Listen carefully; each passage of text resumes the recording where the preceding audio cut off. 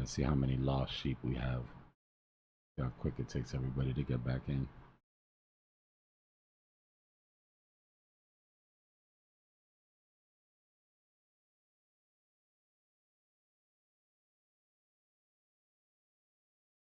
Welcome back. All right, we're pretty well into my trade back into CME close. So far, so good. Asia hasn't come in yet. I'm expecting this to ramp up once Asian session starts. But so far, pretty successful episode of To Catch a Falling Knife.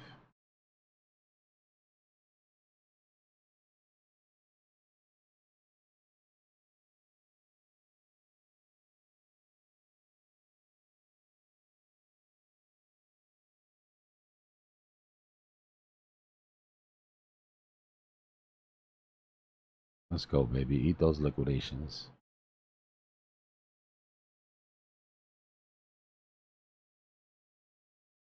Yeah, I bought the dip, Indy.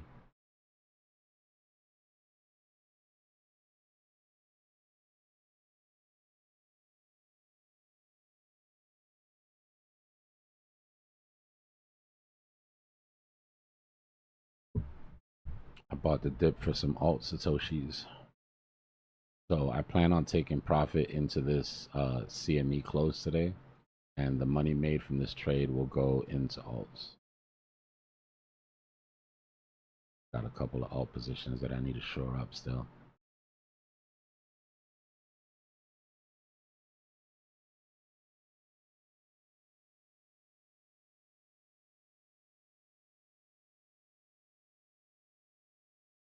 So far, so good. We've been tracking this recovery on the 1 minute. Just babysitting it on the way up like we do.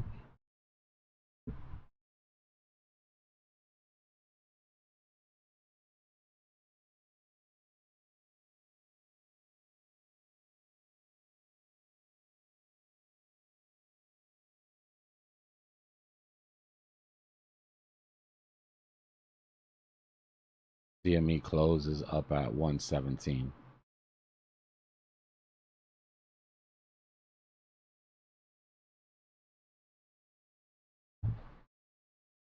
I appreciate it, Christian.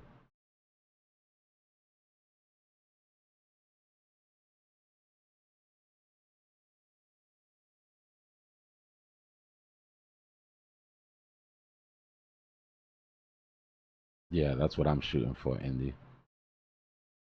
I told you guys that's my favorite trade. Right? A dip before the weekend is over, leaving a CME gap above when Asia hasn't come in yet. That's my favorite trade.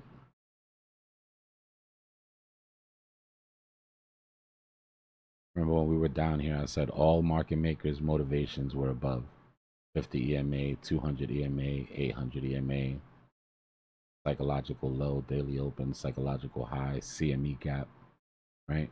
The only question was, were whales still in control, or was market maker algo going to be able to sort of give us a cushion here? Because we had a bit of a time until Asia came in, so we still have an hour left.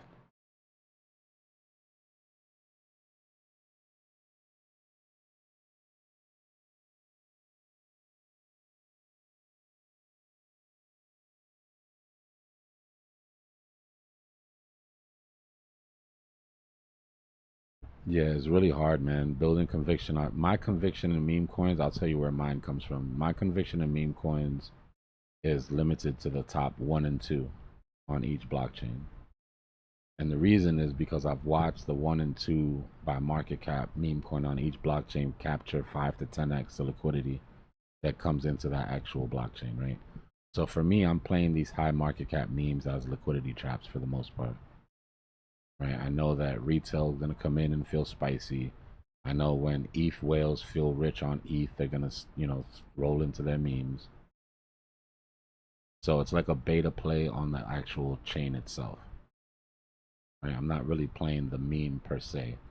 For me, it just has to be something that's popular, that's in the top 1 or 2, and that still, still obviously holds a decent amount of mindshare. What's going on, Darren?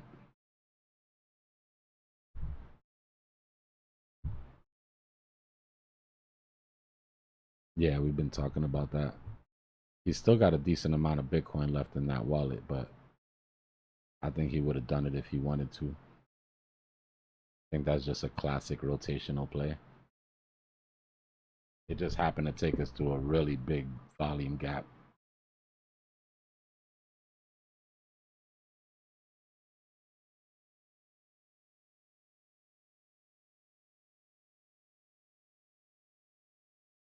Yep. Binance moved a bunch of shit to winter mute.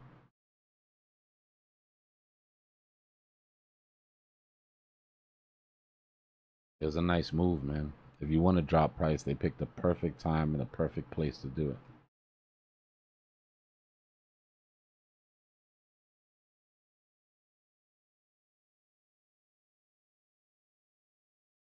I mean, it depends on what you want to do, Christian. Right?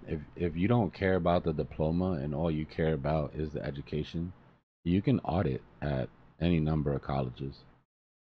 Right? You can go in there, just go to registration and say I want to audit some finance courses. Right? You'll be allowed to sit in the room, you'll get all the curriculum. You're not going to get a degree for it.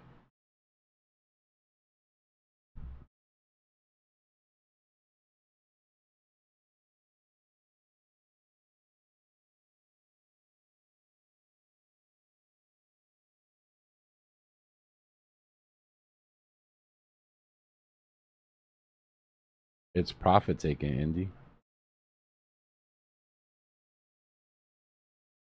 It's just profit taking and it's a rotation.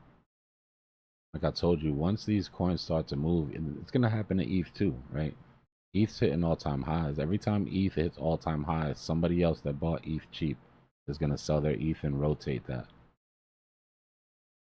right, into something that's lower cap that still has more potential in it.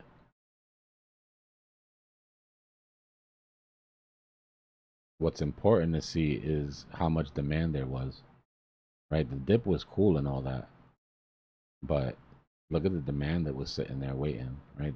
That's what I lean on.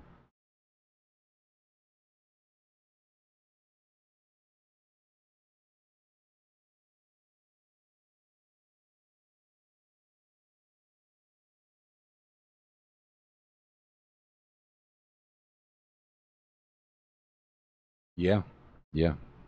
Actually, MIT, I believe, has a lot of blockchain courses right now.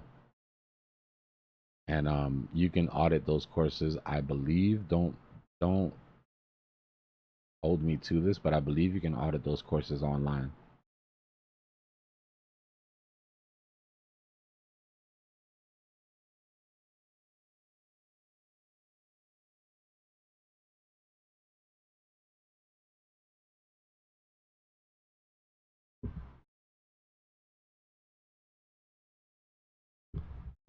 And CZ is gonna do what CZ does.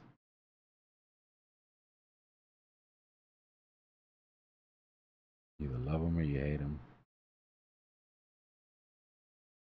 What's going on, Melissa? When it comes to holding trades longer, I think the important thing to remember is momentum, right? Which is why we try to teach the momentum strategy with the 5 and the 13 and the 50 EMA here. Right, getting out of a trade before you've lost bearish momentum just because the price action itself might look bearish is probably one of people's biggest problems.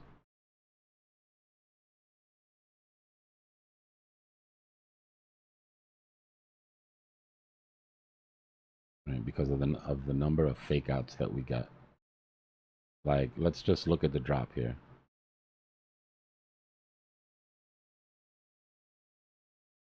Right, if you took a short right here, every single time that prices come above the 50 is a time where people who were in these shorts probably left position. Right, but if you notice that 13 EMA never did.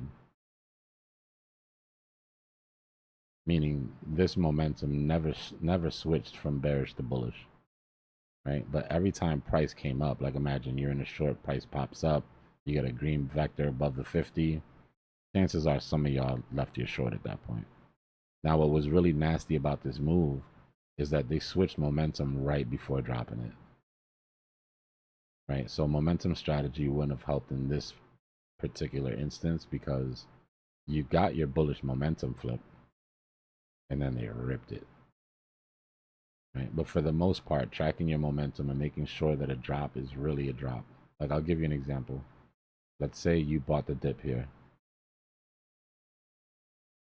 right? And now you're tracking momentum. You see your momentum turn bullish. Your 13 is above the 50, right? So you have bullish momentum. But then you get this drop right here.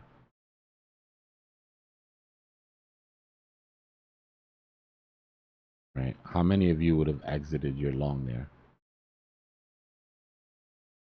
Right? As you broke structure. But that 13 EMA never crossed. Right? So in this case, you never lost bullish momentum. So this fake out here would have been prevented by just watching your EMAs. And then eventually you would have left your position at 115.3.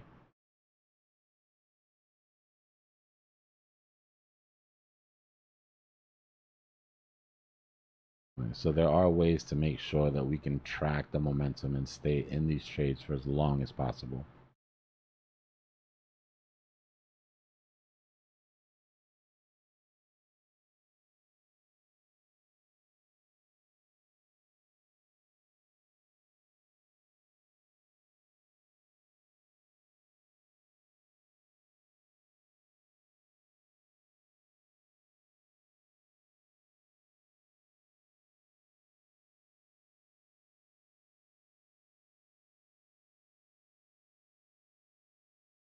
Speaking of momentum, right now we're tracking to see if we're going to keep our bullish momentum on a 1 minute.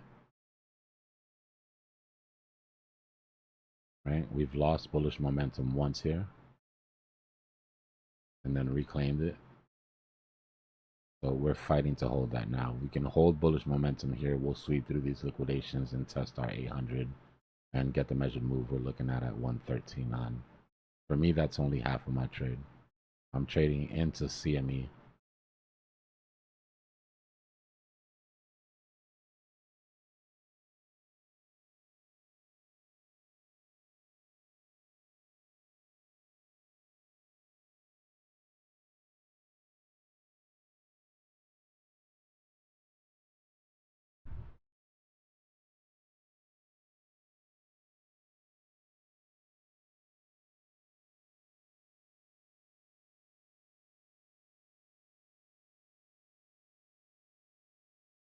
I hope that helped answer your question, Melissa.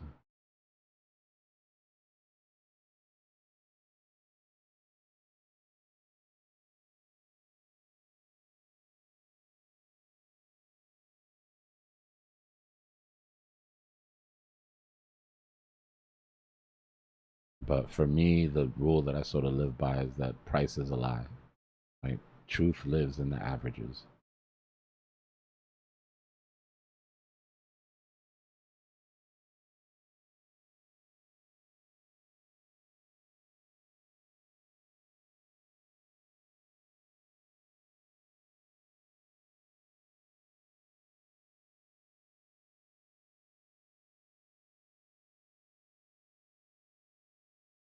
If you're using the 13 and the 50, like I was just talking about, the 5 minute is going to give you the least amount of fake outs. Right? But there's a trade-off. If you're using it for entries and exits, the 5 minute is going to give you a later entry, right? Like, look, this is the 1 minute here. If you were trading, if you weren't catching a falling knife, the way we do it here is we catch falling knives. We use that momentum shift to let us know that we caught a proper falling knife, and then we add to positions, right? But if you entered your position here, it would have got you in at 112.6. But then you would have got an exit signal at 112.9, right? There's choppiness because you're on the 1 minute. If you were playing it on the 5 minute and you were using it strictly for entries, which, like I said, we don't really do here. We switch we hit the fallen knives and then we add to the entries. But our bullish momentum just triggered now on the 5 minute, right? So you would have got in at 13.2 instead of getting in down here, but you would have avoided that fake out. So 5-minute, in my opinion, gives you a nice longer trade. And then once the trade has been alive for a while, then you can switch through time frames, right? Then you go to the 15-minute. We've seen these 5-minute, 1350 EMA strategy trades. I mean, last weeks. The point of it is just to get in as early as possible and have clear invalidation points.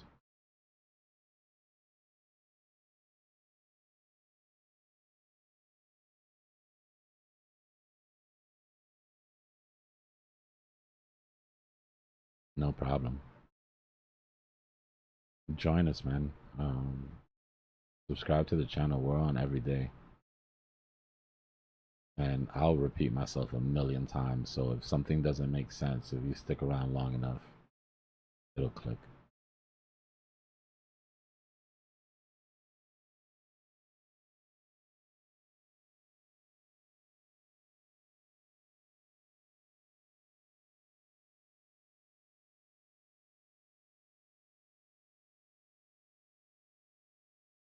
Yeah, I'm going to get into more recorded content during the bear market.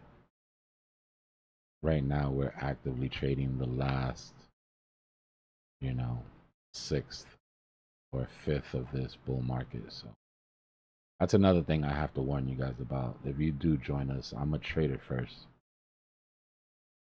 I'm a YouTuber second. So I'm always going to err on the side of trading. But yeah, we'll definitely grow the channel up. I have to start getting into some shorts, making some shorts and making some recorded stuff. Just based off the stuff that I have to answer all the time, right? Commonly asked questions, that sort of thing. But during the bear market, we're gonna have fun because the market's gonna be boring. So we'll definitely get into some more of that type of shit during the bear.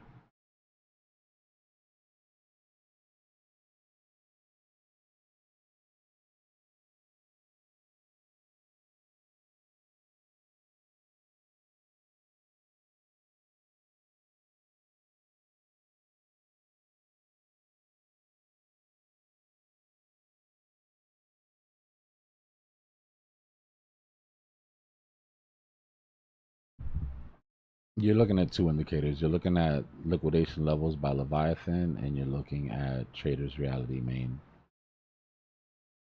In essence, all you really need is a EMA indicator, a PVSRA indicator, and a liquidity indicator. But however you want to, however you want to Swiss Army knife that together, it's on you. But that's what I use.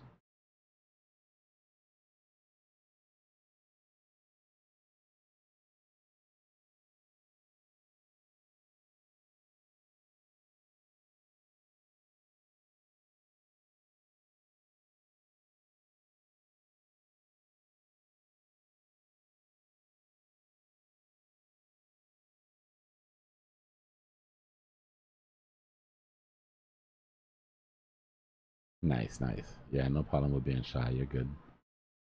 We've had people with us for 5 years who like never speak, but they get into that bag though.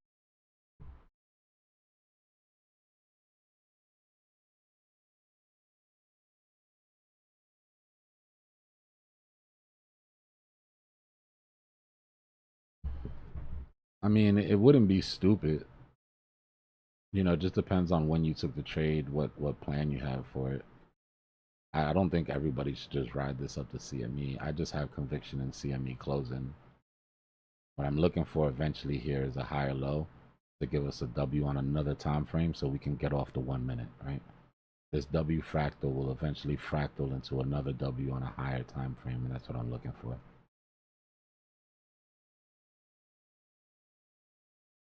But that doesn't mean that there isn't like a compound opportunity. Right? We're looking for some sort of dip that gives us a higher low. Just depends on how actively you want to trade this. For me, these Sunday trades are nice, lazy trades. I catch the fallen knife underneath CME. I add to position as we go clearing, confirmations. And then I'll wait for Asia to come in and pump my bags.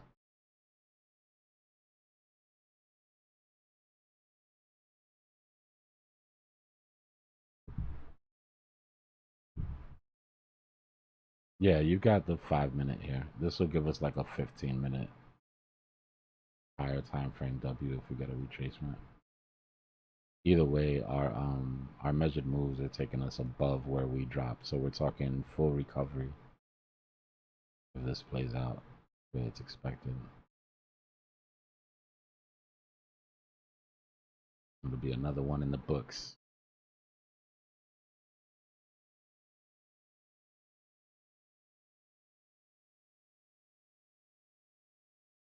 No, Jasmine, plenty of videos have been made on how to use the indicators. The way I use them specifically, I haven't made a video. But we're doing this every day in real time. So it'll start to click. If you have any specific questions though, I got you.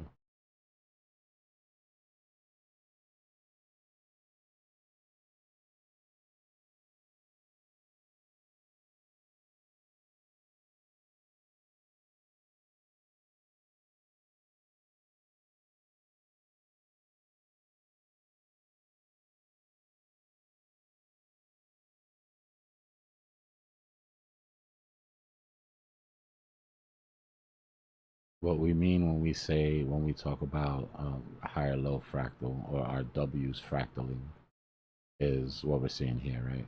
This was our W on the 1 minute. It played out, retraced, popped out. That created the fractal on the 5 minute.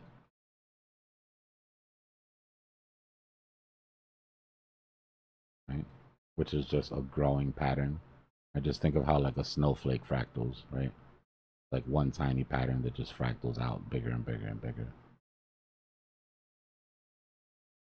So as we retrace, if we retrace here or if we retrace on the 200, then all that'll do is fractal us out even bigger to a bigger time frame.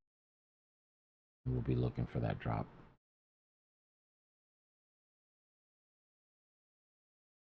Whether it happens here or it happens here. We're just looking for higher lows.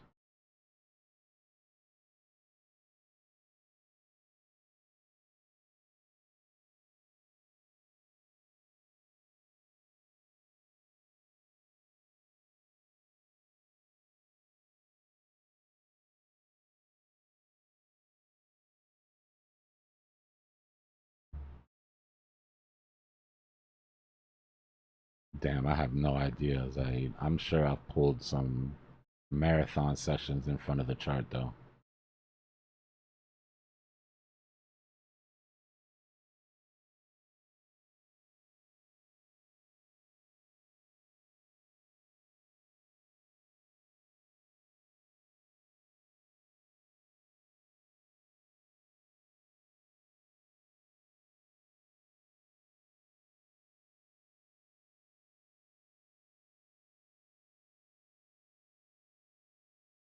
It's consolidation, son. Right? So when you get that move up and then price gets choppy, what you're looking at is either consolidation or distribution, right? Accumulation or distribution. But it's a consolidation range. Right? What happens is the market comes into liquidity. Right? When there's enough money for people to buy and sell, right? Price goes sideways. Right? Everybody that wants to buy Bitcoin can buy Bitcoin. Everybody that wants to sell Bitcoin can sell Bitcoin. Price doesn't have to move on the book. When the book gets thin and there's low liquidity, this guy down here that decides he wants to buy has to buy from a guy up here that says he's not selling it for any less than 113. And that's when you get those expansive moves. And then the order book settles down as liquidity is found again. Right? So these are your fair values. Right? That's where price is transacted at, where the most amount of people have decided Bitcoin's worth this amount. These are your gaps. Right? These are your fair value gaps. When you drop out of a fair value section, right? Somebody decides they want to sell and they can't find anybody to sell it to until they get down here, then you get that sweep. Now, what we do by watching vectors is we watch how many of these fair value gaps also have market maker orders inside of them, which is most of them, right? The reason you won't hear me talk about fair value gaps is because your vector gap is gonna be more. The reason that some fair value gaps fail over others is because there's no vectors in them, right? So if you guys have been trading like SMC or ICT, a lot of this shit is gonna sound familiar, but it is different.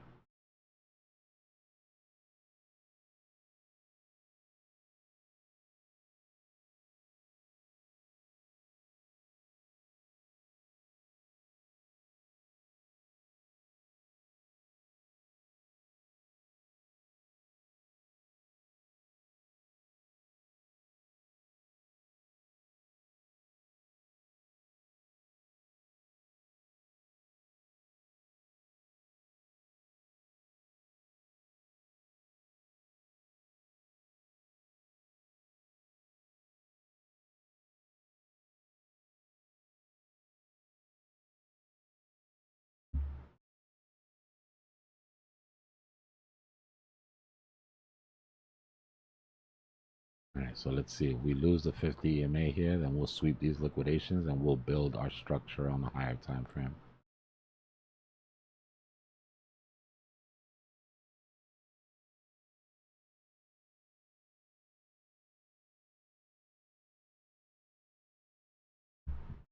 No, it's just live, Tariq. All of the streams are recorded though.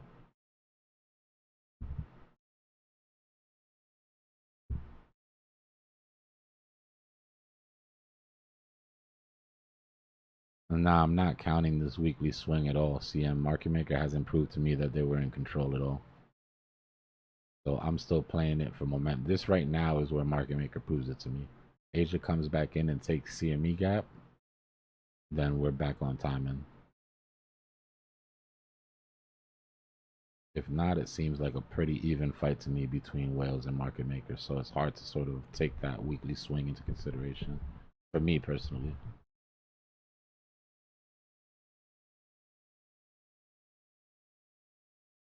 To consider that a false move, it would have had to happen on Friday. Like it literally happened before the weekend even started. So that to me is a failure to hold the price.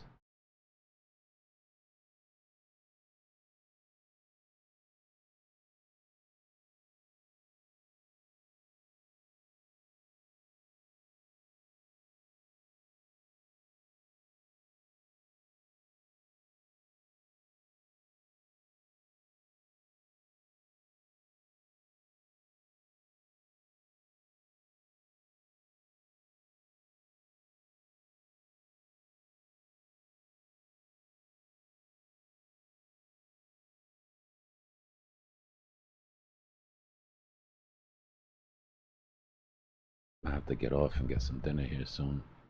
I want to see us pull away from this 50 EMA first though.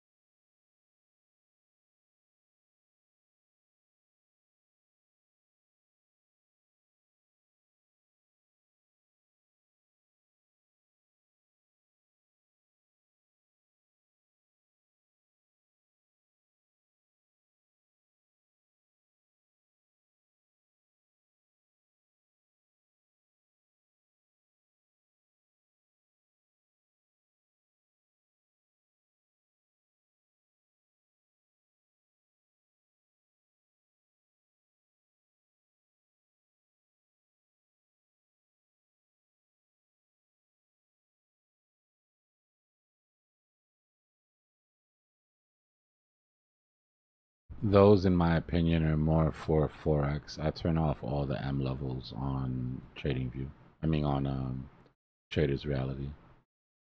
The only thing I use on Traders Reality are the EMAs, the vector candles, your psychological high, low, and your daily open. Everything else I have turned off. I keep track of where the daily open, weekly open is mentally. I just don't like all the lines on the chart. It's definitely useful to have your daily ranges, daily high and low, weekly high and low, monthly high and low. But I keep track of that. I keep track of that in my head. I have a tad bit of OCD that just drives me crazy if there's too much on the chart.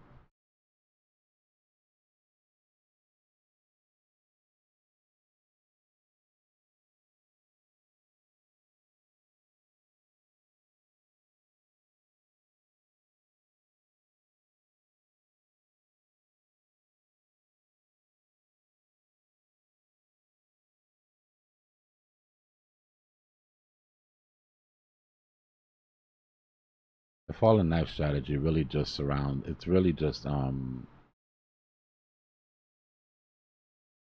it sits on really good risk management, right? So you're looking for liquidity sweeps, you're looking for hits of large buy orders or macro support, right? And then you're deploying into those drops. But what's important is to have really tight stops, right? If you're right, you're right. If you're wrong, you're out. You don't want to fall a knife trade to turn into something that you're hoping plays out. Those go really bad.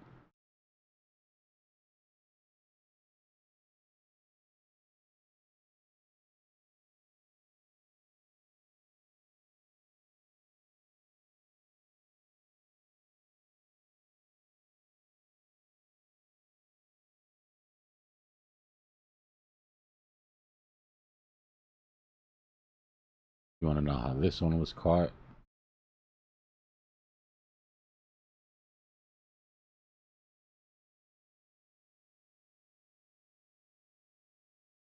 I bought into the reaction, right? Because we had the highest level of volume at that point,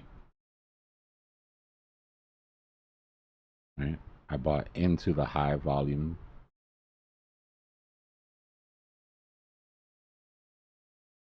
As candle closed, I set my ATR. Candle close. We had a very large ATR at this time because of how far we had moved, right? Our average true range was about 335 bucks at the time. So I caught the fallen knife and then set a 2 ATR drop as my stop loss, right? If price happens to move more than 2 times what it moves on the average candle, then I'm out. That's a real move, right? But by making it 2 ATRs instead of 1 ATR, you leave a little bit of space for retracement into the wick, which is what we got when it first happened. And then as you go setting lower highs, you go deploying more capital, right? So at this point, when we set this lower high, I deployed some more capital, but I left my stop loss exactly where it was, right? It's not until we get above the 50 EMA that I start to move my stop loss. We put in the right side of a W, put in the left side of a W, more capital deployed.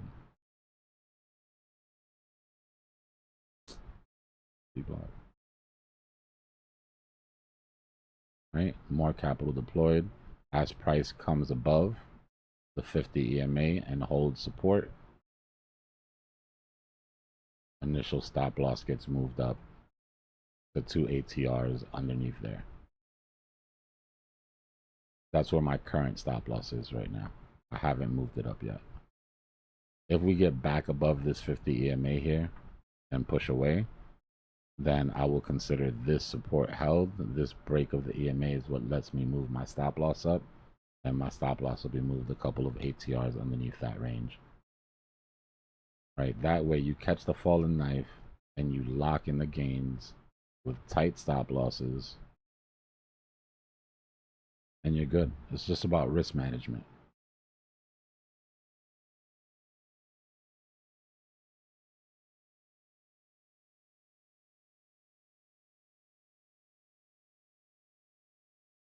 It doesn't become a fair value gap. A fair value gap will create a gap in the VPVR. Right? That single candle up that moves to a new level behind it will leave a big gap in the VPVR if it moves through a range that hasn't been traded before. You're welcome, Ed.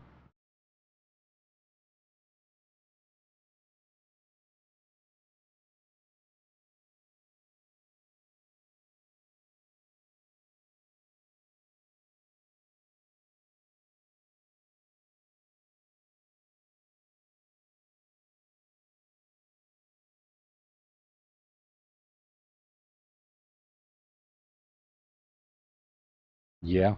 Yeah, I'm still holding on to my guns. I feel better and better every time I see the projects like ALU move and Carrot. Right, we've had a couple of gaming sort of plays pop off, but I haven't been adding to it. I've got a healthy guns position already.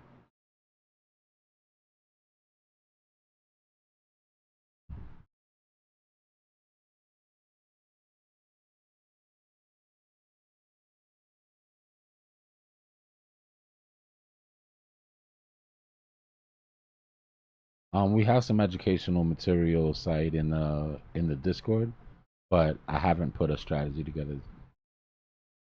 Once I start recording some videos, I'm gonna put a whole strategy together.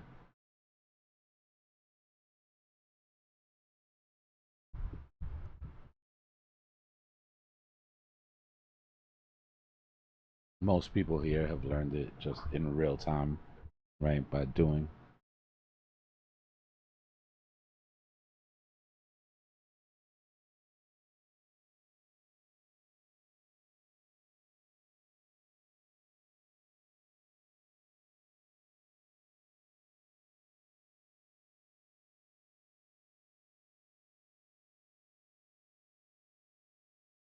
Super chat. Appreciate you, Neve. 1024:_bull_Bitcoin. Party face emoji. YKYK. Damn right.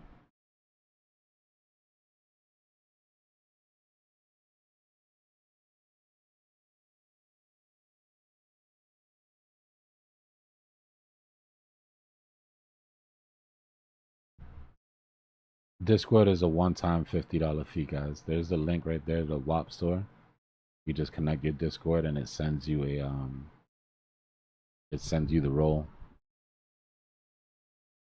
We had to discontinue the free section, unfortunately.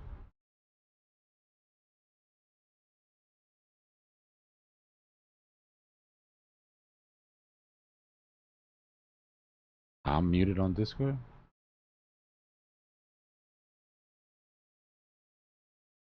Oh shit, Discord.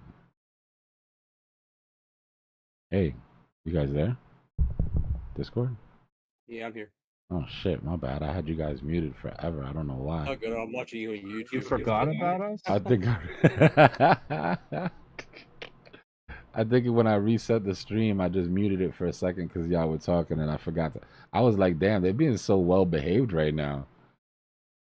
Like they're letting me get through all of my TA. Yeah, we didn't get none of it.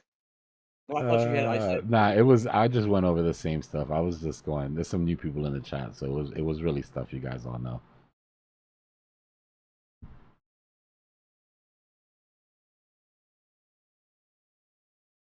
My bad, y'all. Welcome back.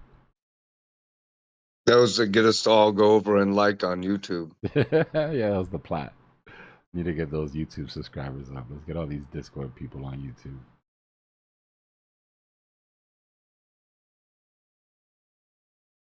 I walked about a mile on the treadmill while you were doing that. Nice. So yeah, basically we're waiting to see, right, if we're gonna put in the right side of a W on a 15-minute now. Right now that we've already gone from 1 to 5 minute. This is our 1 minute W. This is our 5 minute. Right. So now we're looking to see if we're actually making a larger sort of 15-minute W here.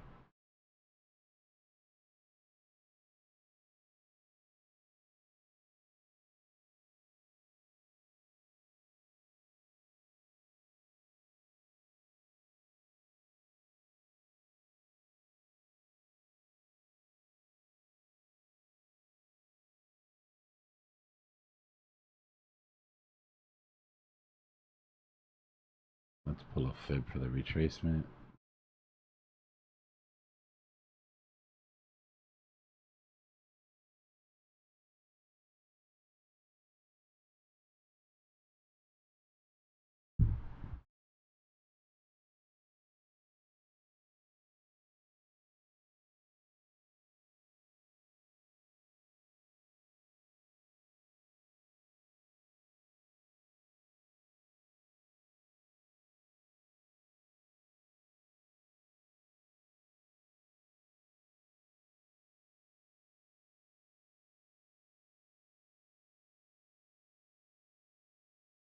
We do have vector gaps down to 129. Right, so we have some market maker motivation to the downside.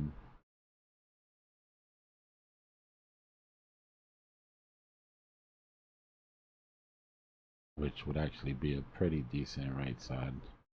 I would like gold. Oh, which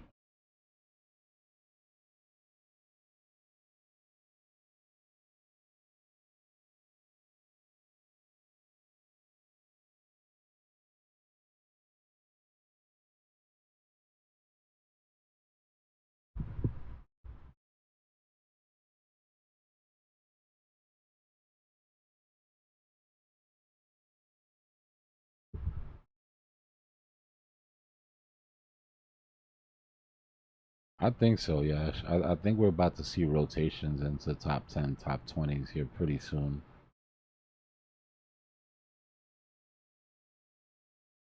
It's really going to come down to how many weeks in September are bullish, right? If we can pump to the end of August and then pump through first week, second week of September, then we're talking.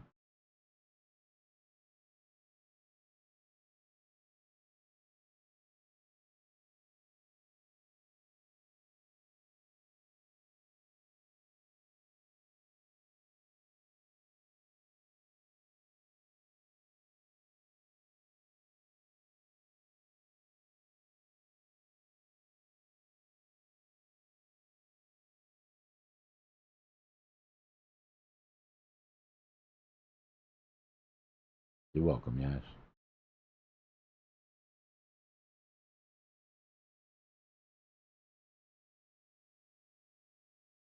My question is,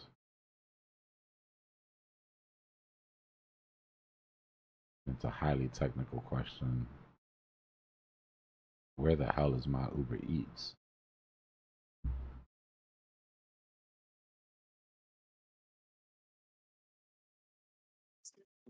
Trying to catch this dip.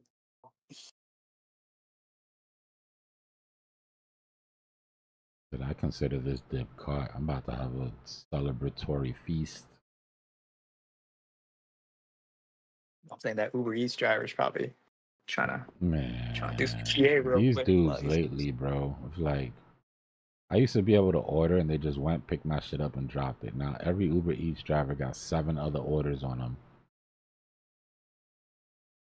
It's like your order is 4 stops away. It's like, what? So my food's just getting cold while everybody else is getting their hot food. I see. you gotta pay that premium, get that priority service on days like this.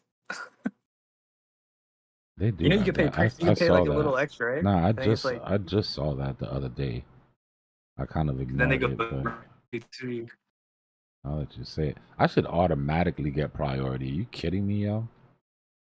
I single-handedly probably put like an annex on that headquarters, Uber Eats headquarters, wherever it is, as a whole wing dedicated to me.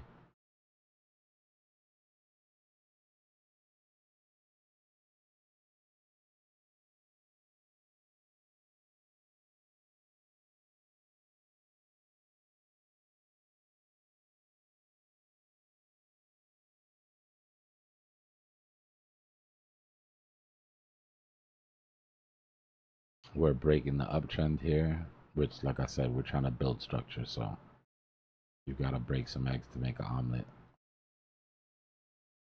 This is the uptrend we're breaking currently.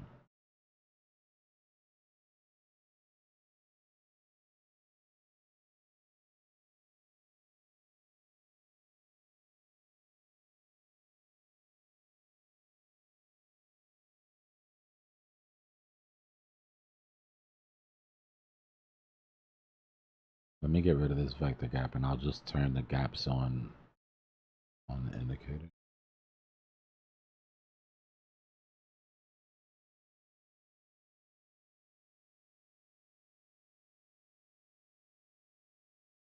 Another thing that drives my OCD crazy is all those gaps.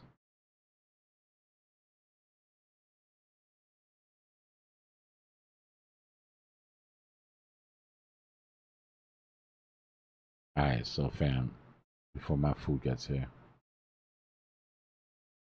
do a little bit of magic wand TA. So this W here, I'm looking for a clearing of this vector or this one to the 0.5. And then for that W to form. That measured move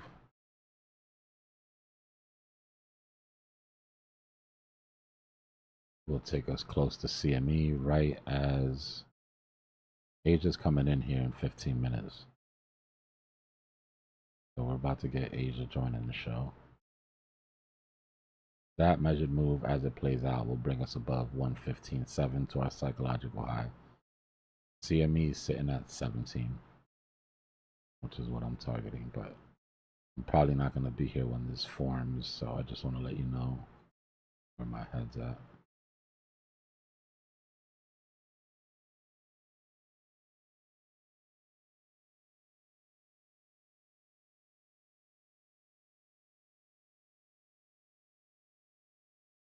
Remember your market maker motivations. 800 EMA, psychological low, psychological high, CME.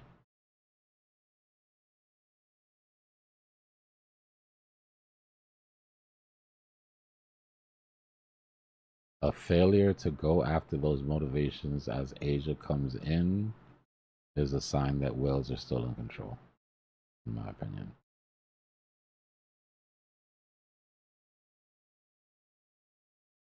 And the Asian market starts about 15 minutes.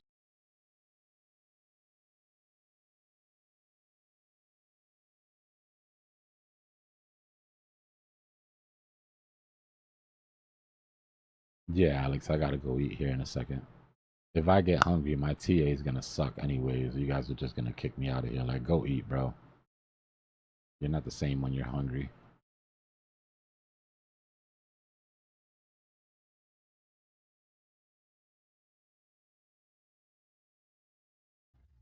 You need to snap into a Snickers.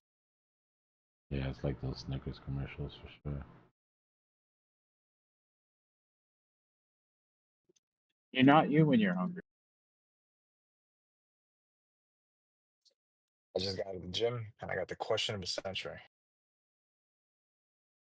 What happened? Popeyes or Taco Bell? Popeyes, bro. What? Yeah, the boneless wings. Oh, yeah.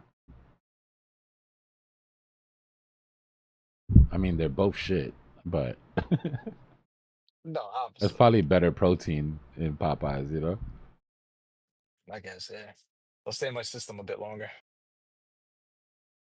Those Popeye chicken sandwiches are just a big chunk of white meat. Knock down 3 or 4 I'm in of those vacation mode, things. so I could really care less right now.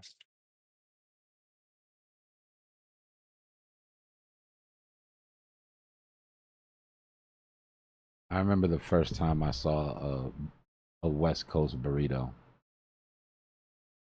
It just made me want to go to the local Taco Bell and just cuss the manager out, bro. I've been eating these little tiny ass burritos my entire life, thinking this is what a burrito is supposed to look like. And then you see somebody drop a log on the table, wrapped in aluminum foil, like, here's your burrito, sir. I'm like, what? Is that what it's actually called though? Like a West Coast burrito, or No, just no. I from the mean, West like Coast? when you go to the West Coast, you know, those are like big burrito. I mean, Chipotle, kind of same sort of deal, right? Big Chipotle burrito. But Yeah, Most that places, sounds it's pretty really sloppy. just a soft taco. It's just a bigger soft taco, and they call it a burrito. Until you get a real burrito, and you're like, yeah, this looks like a donkey. Like, now I understand. Now I get the name.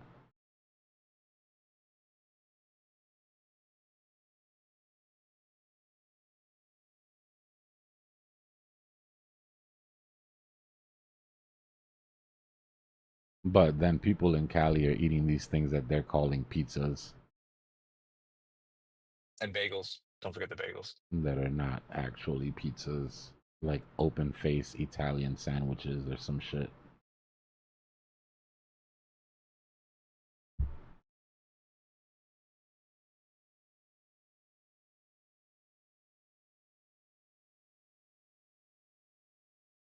Yeah, exactly, Sonny.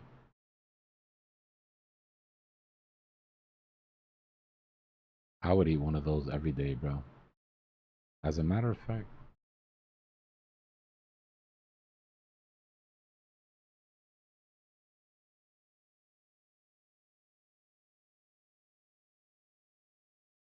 about to be a pig and put an extra order for a burrito. Let me see if I can find an actual burrito on Uber Eats. There's a spot around here that's actually pretty good.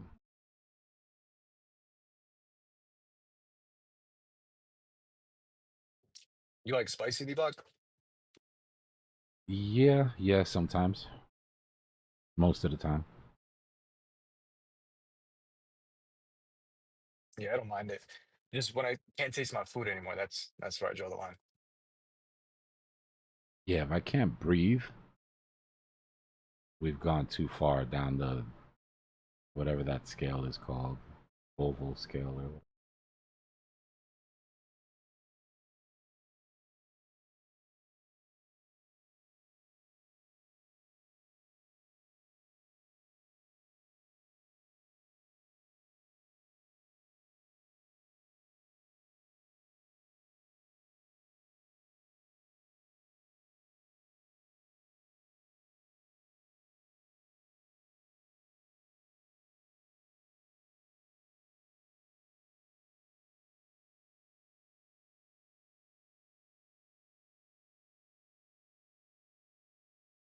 I blame y'all for this, but I'm about to have steak and then a burrito for dessert, and I kind of blame y'all for it. Nah, burrito sounds slapping. It just I'm gonna go sounds really for good right now. Just thinking about it, that shit got me. yeah, but I can't settle for Taco Bell burritos. That's trash. Nah, I can't. I guess bonus wings it is. Nah, I'll order some Chipotle, or maybe I'll find one of these little shops.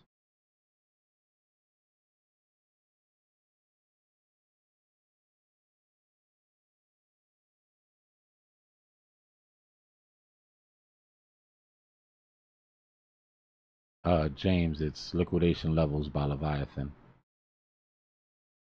It's my fault, man. I own it, monster. I was just trying to be toxic and project on y'all.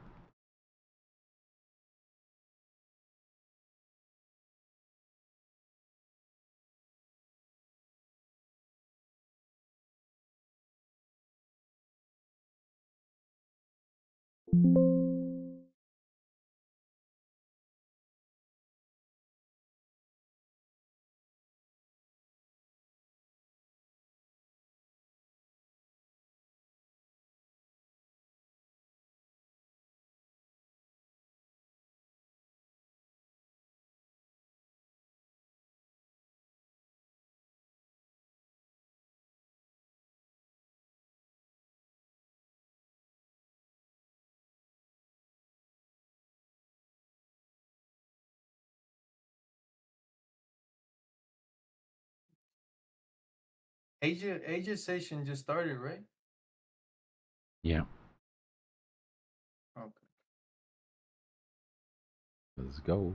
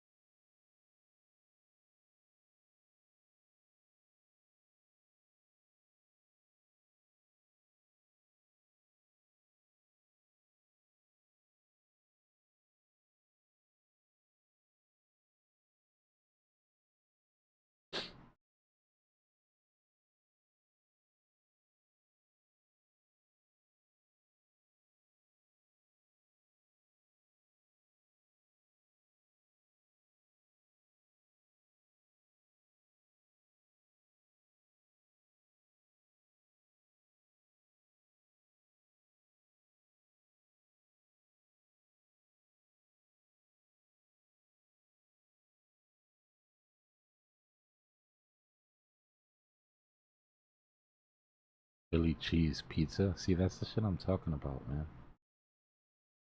You guys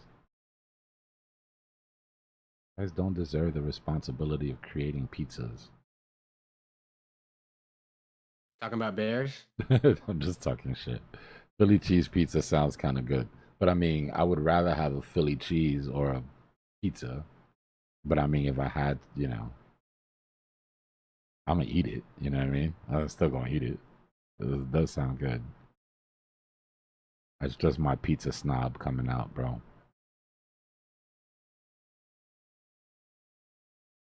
Philly cheese pizza. What's going on? What did I miss?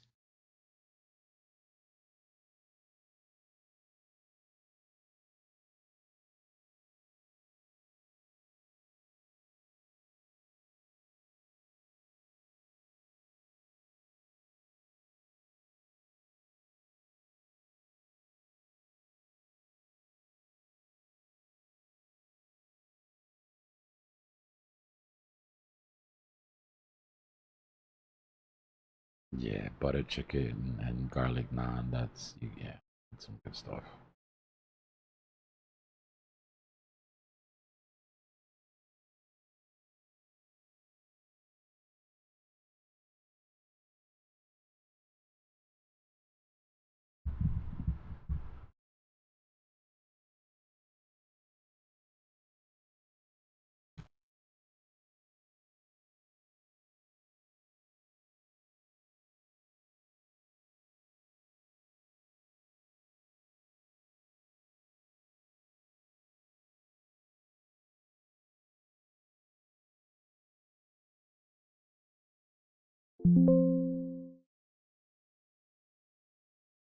Target do I expect? I expect my food to be here within the next 5 minutes. Oh, my bad. You talking about Bitcoin? I'm shooting for, I'm long into CME Gap, bro. 17. I'm with you, D. I'm with you.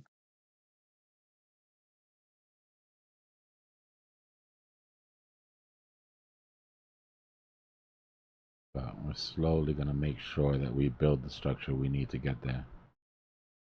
Right? If any of these fractals start to break down, then we'll address it.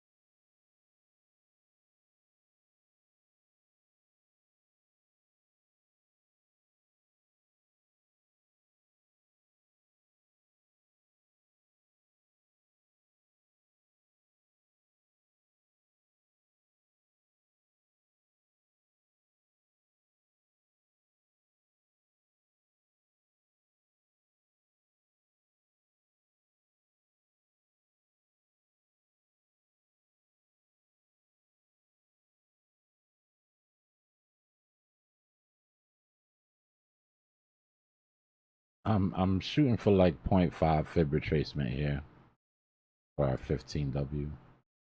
112.6. Golden pocket is sitting at 112.4. If it goes much lower than that, then something's gone wrong.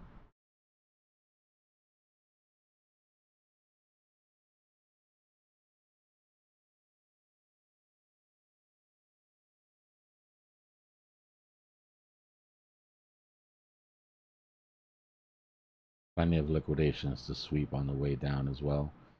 Sort of runs out at about the 0.5.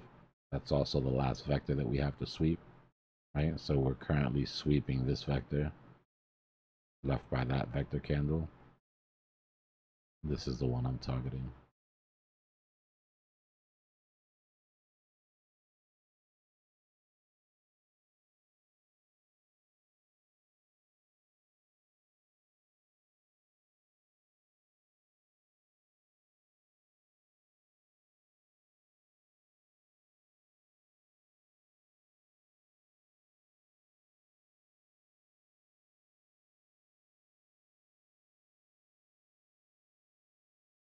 Monster, go to sleep, bro.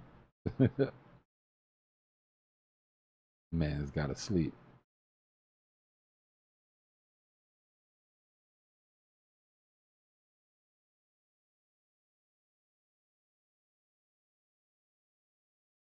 Because I'm looking for a deeper correction, Sat.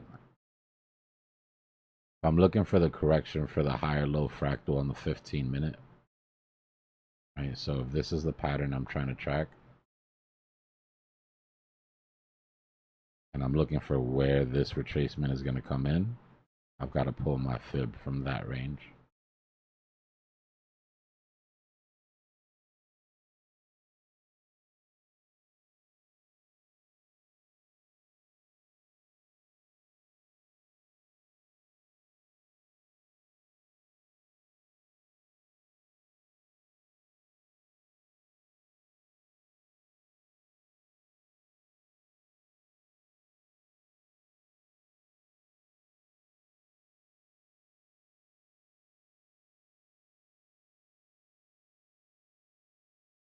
Let me take a look at this visible range before.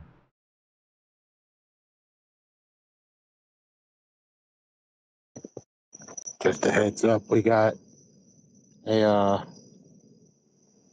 an X on the 1 minute manipulation. So we bounced off point of control, right? Tried to, value area high, couldn't hold it. The price will seek out value area low, but it'll stop at point of control. If point of control holds, then we're good. If you lose point of control, price naturally will seek out that value area low. But our point of control is sitting right around our vector gap, right around that 0.5, right in the gap of those liquidations. So had the same thing happen here, right? Came up, value area high, came back to point of control, popped down a little bit, held it, back to value area high.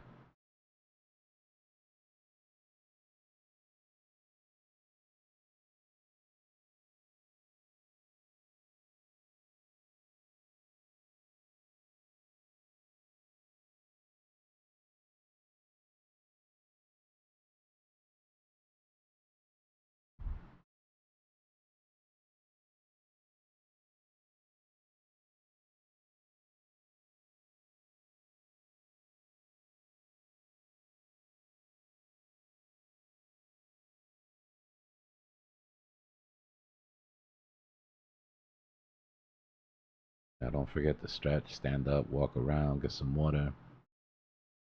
Be stuck in these chairs all day.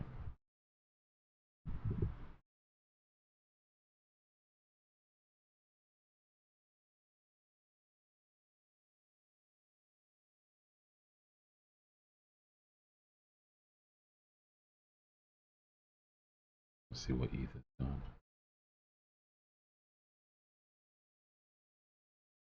Still coming down to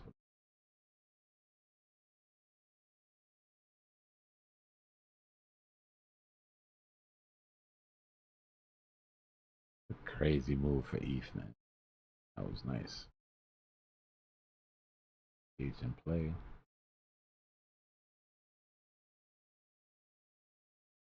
Give me 1 second. Stream is bugging. Good. Stream back. Alright, I think I sniped it. We're fine. So that's what we're looking for on ETH. I'm looking for it to come down into this vector gap.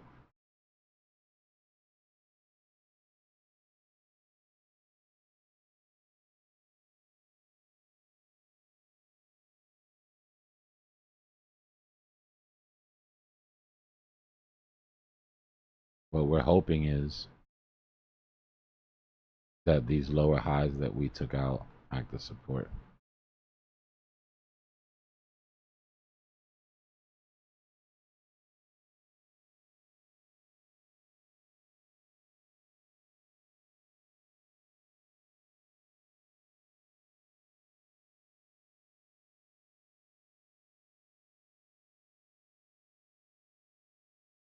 Right, so that's what we're looking for. Try to turn that level into support and push away. Got a nice M forming on ETH on the 5-minute. Yeah, that should be enough to bring us down through talking about. Ba-da-da-da-da.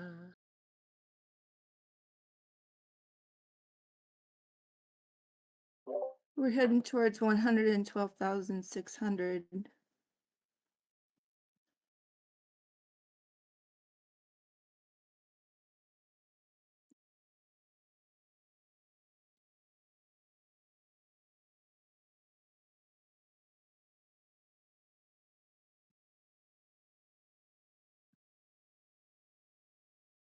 Yeah, there's a lot of liquidations below. It seems like we're just gonna get right through it.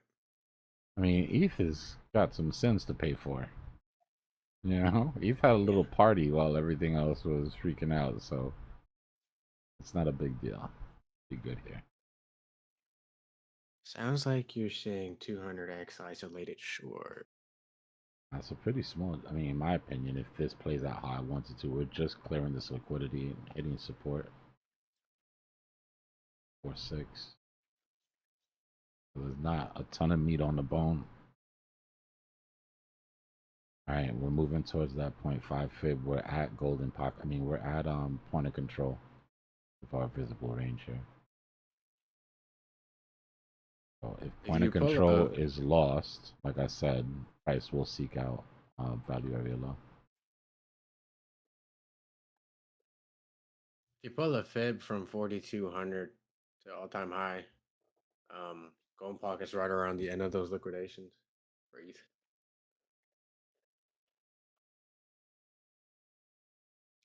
Those liquidations are thick, bro. That's gonna go right down. Good night, H. Take it easy.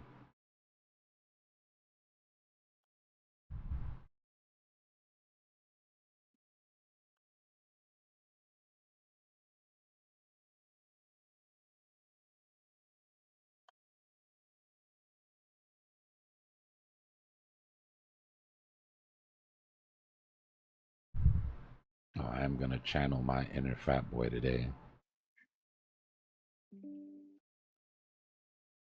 Darvin.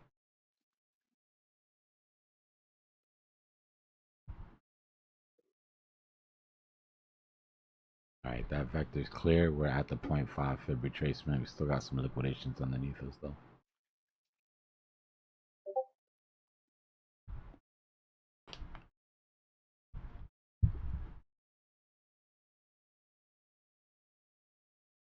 Tape is lighting up.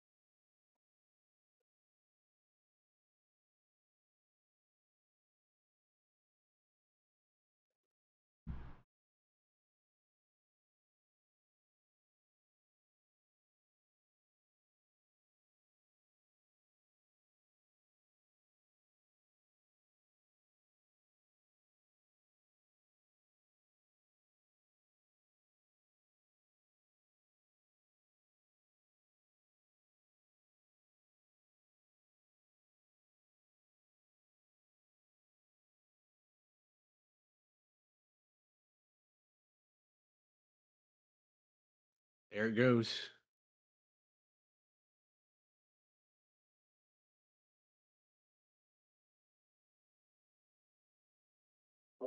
Bitcoin needs to hold 112,246,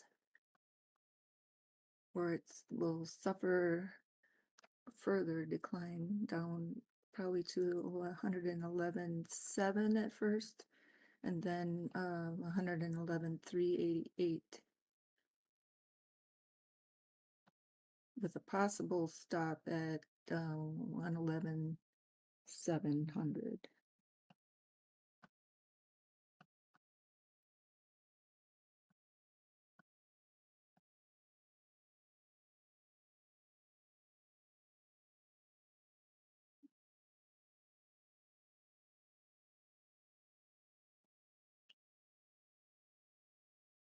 Just a little check on that 15-minute fractal. Got our right side. We've got our vector gaps for recovery. All we need to do now, let me get rid of that fib. We already know where that golden power. All we need to do now is see when the sweep ends. Remember, lose point of control, value area low.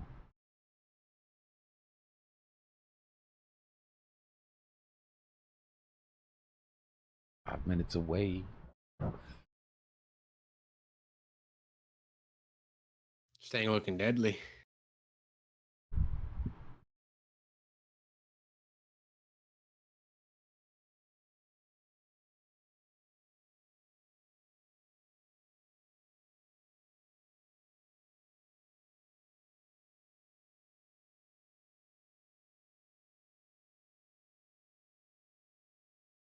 All right, this invalidates our original W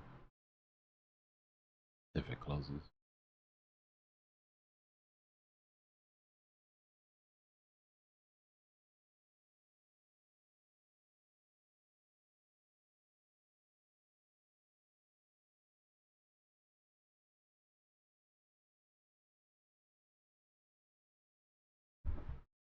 I'm stopped out of the original fallen knife catch.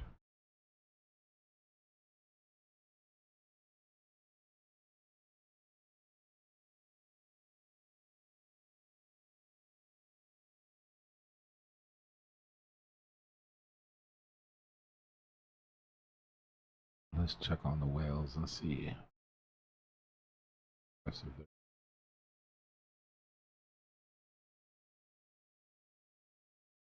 Not as bad as it's been. Two manipulation X's on the Doge 1 one. minute.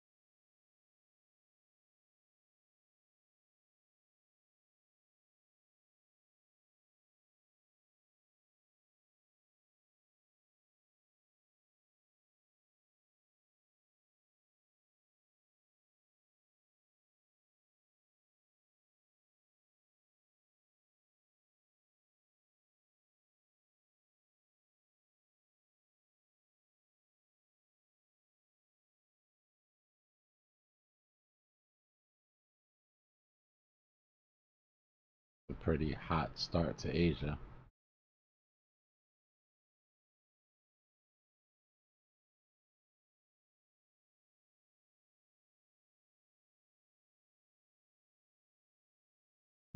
Let's go, market makers, set it up.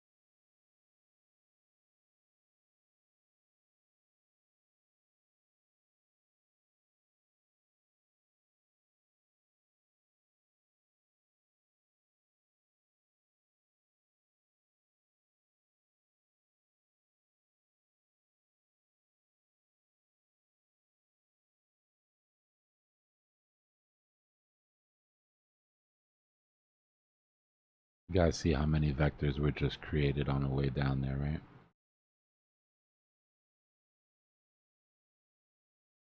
Now this entire thing, for the most part, is just one large unreclaimed vector now.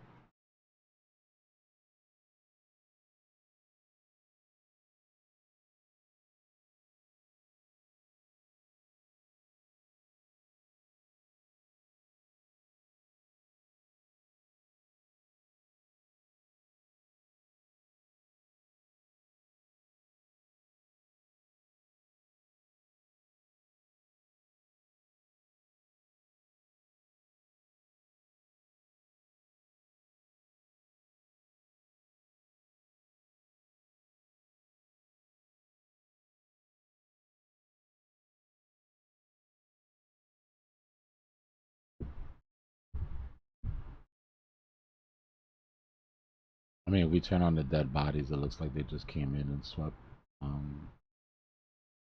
liquidity.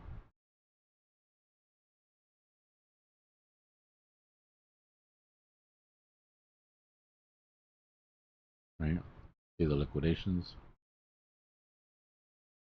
Asia steps into the office right here.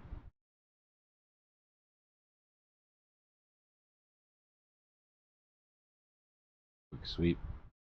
Leave some vectors behind for some gas.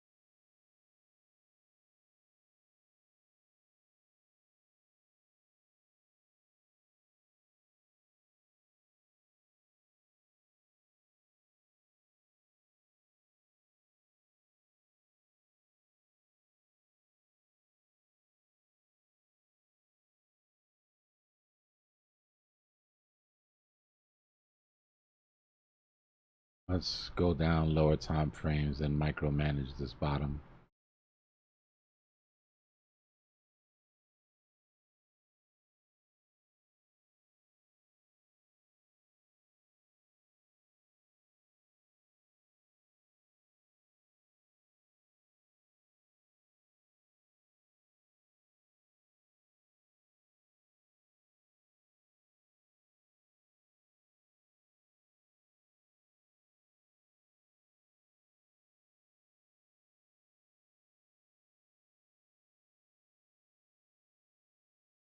Already played out. Trying to crawl over the 50 and get bullish momentum on the 15-second. This is the 15-second chart, y'all. Just be aware.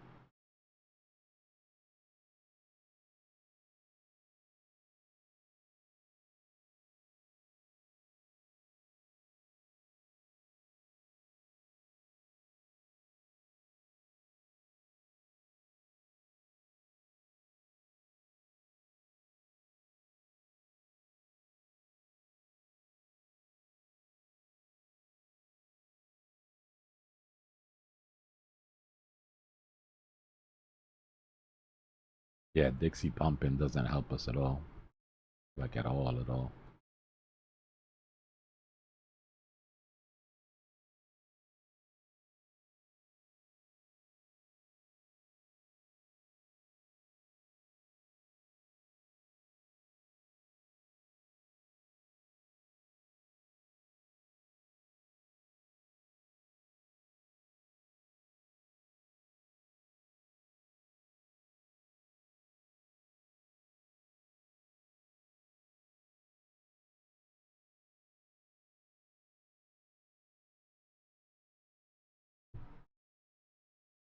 I haven't even started eating yet, Side.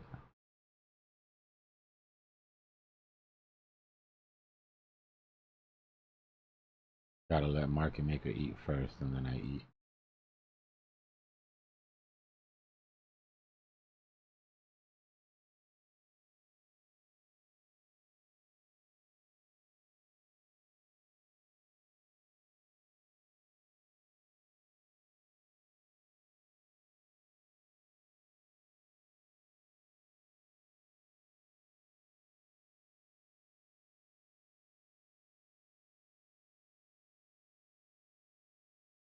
Yeah, I'm gonna get off when I go eat. I'm not eating on camera. You guys don't get a free mukbang out of me.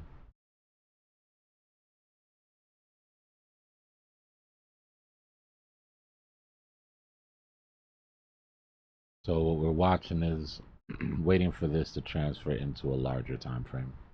Right, W on the 15-second, cool, but we need to see that on the minute. We need to see it on the 5-minute. And then we can decide whether we're really digging out of this.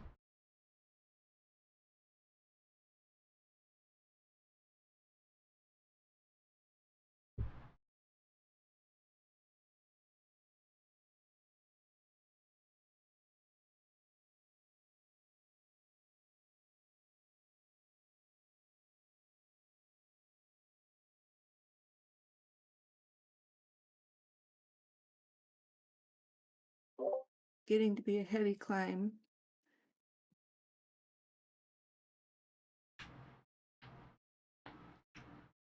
Overhead resistance is now 112,600 and then 112,665 after that.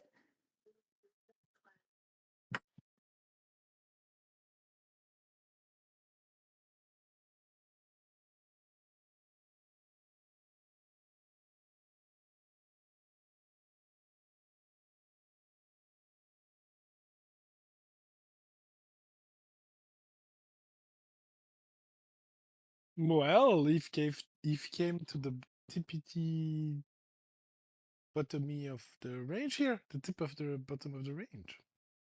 It didn't take out the whole vector though, but it did drop. I really wanted to come down to like 4.6, 4.6, 4.5 would be great. I sold a bit at 4,800. Just put it back in here. Trying to scalp a bit, I guess. Guys, when something hits all-time highs, we can't call it a bull trap. What it is profit taking at all-time highs, which is normal. We'll call it a bull trap if we come back down to 4,200. I think the real bull trap is when bulls trap themselves into thinking that just because something hits all-time highs, it's gonna moon. That is the moon. You just hit the moon.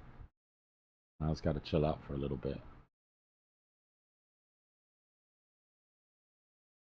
Well, time to reaccumulate what you sold. Yeah, basically. That's great because you don't gotta be too greedy, right? Just made a great play, just TP'd off all-time high. Price retraces. Every time you buy an Ethereum, you're buying it cheaper. You know? It just depends on Yeah, how you greedy just have you to are. sell. Well, that's You an have to important sell part the of it, yeah. bounces. No. Well, I don't mean during the up move. I mean during the down move. It's a bit the same on Bitcoin, right?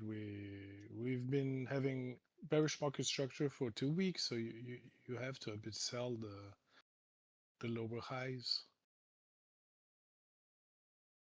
which I didn't on Bitcoin. I only sold the higher high above 122. I expect this attempt to Haven't 50 sold. EMA on the 1 minute to reject and give us the W on the 1 minute. Now that the 15-second one's played out already.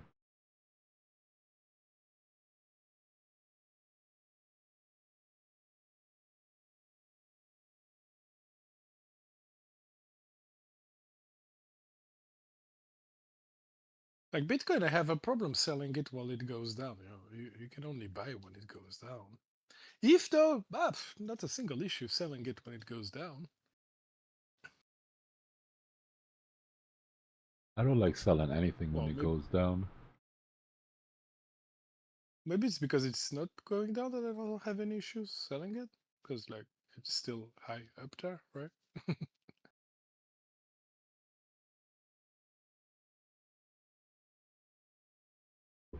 But you know that that pump back up on ETH after Bitcoin's down move found resistance at the previous high, the one from 2 weeks ago.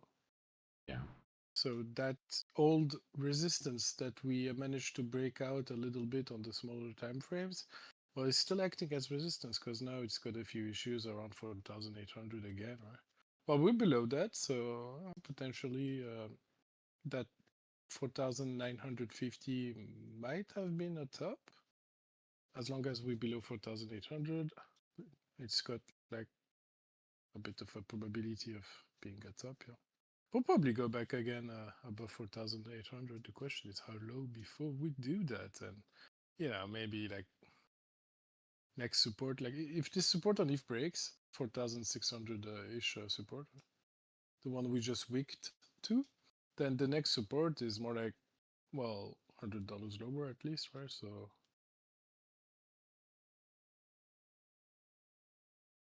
yeah, it's more like 4,500 the next one. So we go there, at which point that trade from 4,800 is making like 5%.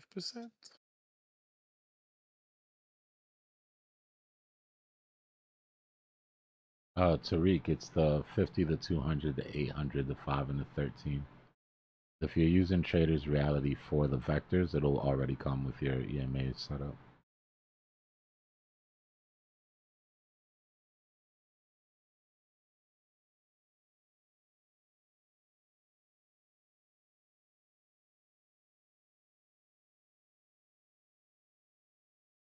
You guys are lucky in America. You're allowed to use 6 gigahertz band outside, outdoors.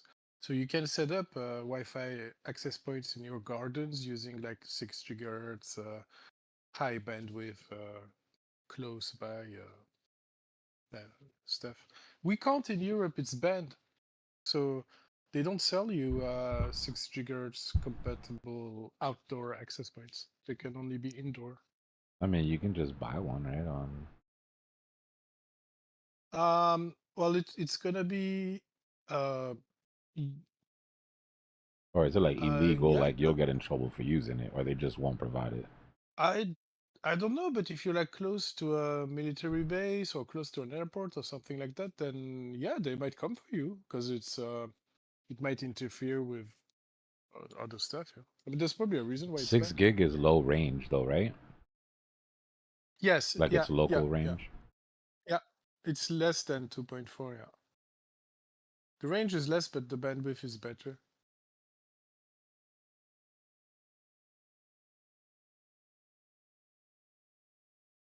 I don't know, man, I'm going deep into this networking stuff. Like, I just hate hearing about shit being banned, bro. My brain always goes to like, well, I mean, we just order it off eBay and, you know. yeah, Look but it it up. would be illegal until they allow it, and they're probably gonna allow it. But for now, it's not allowed. So the manufacturer is not gonna sell it to you. Like they won't sell it to me because I order from France. Now I could get it on eBay. Yeah, I could get Yeah, it I'm pretty from sure. someone in America And there's plausible selling it. deniability, right? You don't But know. even I then, don't. I You think just be like, I don't know anything about this shit. I ordered a router off of eBay. That's what came. I hooked it up. yeah, but You know. yeah, of course. But the firmware will probably block it because it will Oh. notice it's not in America, right? Like that, it might work like that, you know. Yeah. Because this multi-band stuff is very complex. Like you have um what they call I forgot the name now. One second. You know, you have different bands available in even in like if you just look at 5 gigahertz, you have different bands available to broadcast, and some of them are shared with well, military stuff. And the way it works is the firmware has a shut off where if it hears a signal on that wavelength, it will shut off that band. So it's like if an aircraft is coming and uses 5 gigahertz band number 3, then all the consumer emitters will just shut off that band and move to another one. So the security is baked in the firmware. So I don't know if buying a 6 GHz American one, using it in France, I'm not sure it would work. Like there's probably something there to block it from emitting. Guys, real quick, take a look at visible range we were talking about. Remember when we were up here and I said if we don't hold the point of control, price will seek out value area low. If value area low holds, price will seek out the point of control. The point of control breaks, price will go through these vectors and seek out our visible range at the top. And this is what we were talking about on the way down. And so far, if we hold here, we do have the right side of our larger W on the 15-minute. The top of it would be right there. Right side of your W would start here. Right there. The bottom of it would be the new bottom we just put in. Your neckline would be back at those highs. Okay. Following? Our new measured move be substantially.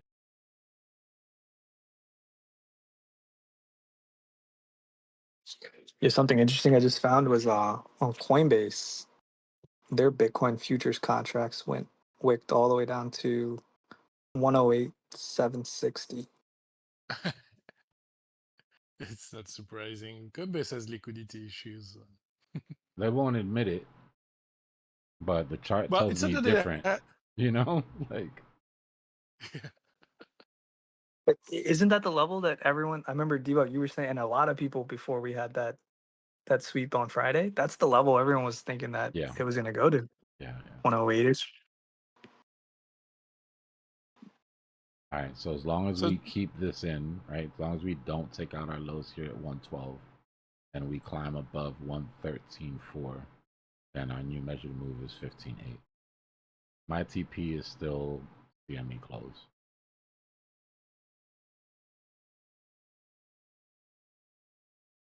New position, still CME close. Is it the probability, wouldn't the probability of closing that CME gap soon go lower if BTC on the 5-minute reverses upward, right? Like if the flow of money exiting Bitcoin to enter ETH, if that continues, then it's going to be harder for Bitcoin to close CME while New York is closed, right? Until the real session starts, where we might see some big inflows from ETFs and stuff like that. But they're still closed, right? Like you can't buy ETFs right now, and I mean you can, but the ETF won't rebalance its holdings before the real session, right? Or I don't know how it works, but so if BTC is currently dropping, so I think Bitcoin has a good chance at outperforming ETH, as long as that's true. But it reached 200 EMA, so maybe it'll climb back up again. And if it does that, then we could see Bitcoin underperform. You see the difference in angles between the two, like one is still going down while the other is just still climbing. Yeah. I mean, it's dropping now, but overall, How you know how like in crypto, like in most exchanges, we swept the low, but in CME it didn't sweep the low. Like, do you think that's important for it to sweep that low also? Sweeping lows is usually to take out liquidity, so you're going to see it more on perps than anything, which is why I always look at the perps chart. Yeah. That's where it really stands out. The whole thing was already lower than August, that 2nd of August. So they're like compare it to 5th of August. I'm talking about that Friday low. Like, it seems like everything, or at least Bitcoin took that Friday low out, but on CME it hasn't taken it out yet. No, but the whole structure is below 5th of August, which is not on our charts. You see what I mean? Like, there's also a divergence there, right? CME oversold, the premium disappeared. CME had a premium where everything was $1,000 more expensive than our exchanges. that premium disappeared. They became more bearish than us on this drop. Like this double top at 124, crypto traders sold, but they didn't oversell as much as CME guys did. Those institutions, they sold more than us because their price went lower sooner. And it looks like now they're not selling as much as us, and so their price didn't put on lower because they're not flipping to ETH. Like they're just trading Bitcoin, right? Chad, you got to open mic. Makes sense. Holy But shit.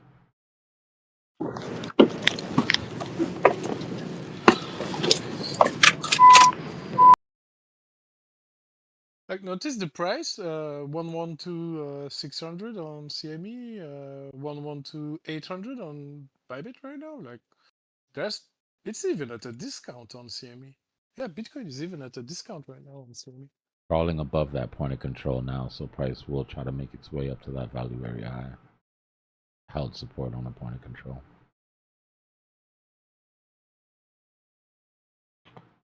That Chicago market maker has too much Bitcoin on his hands.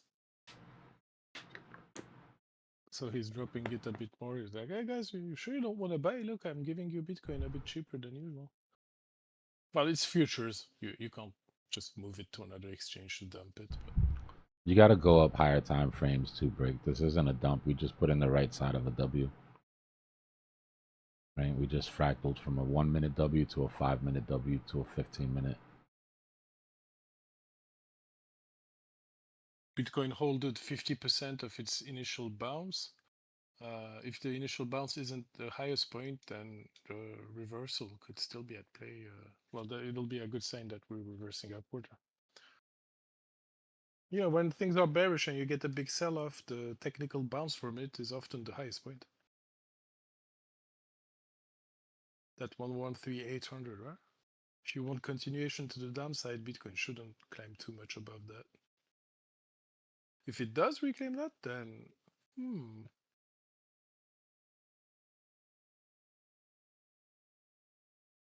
My food's here. Hold on, let me go it's check. on its way.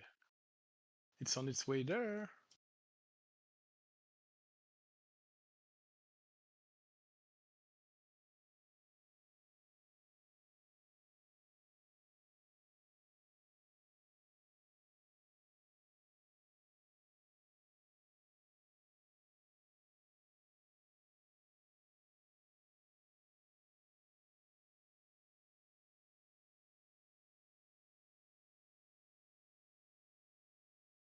So yeah, it's called DFS, Dynamic Frequency Selection, and it's the firmware who handles that.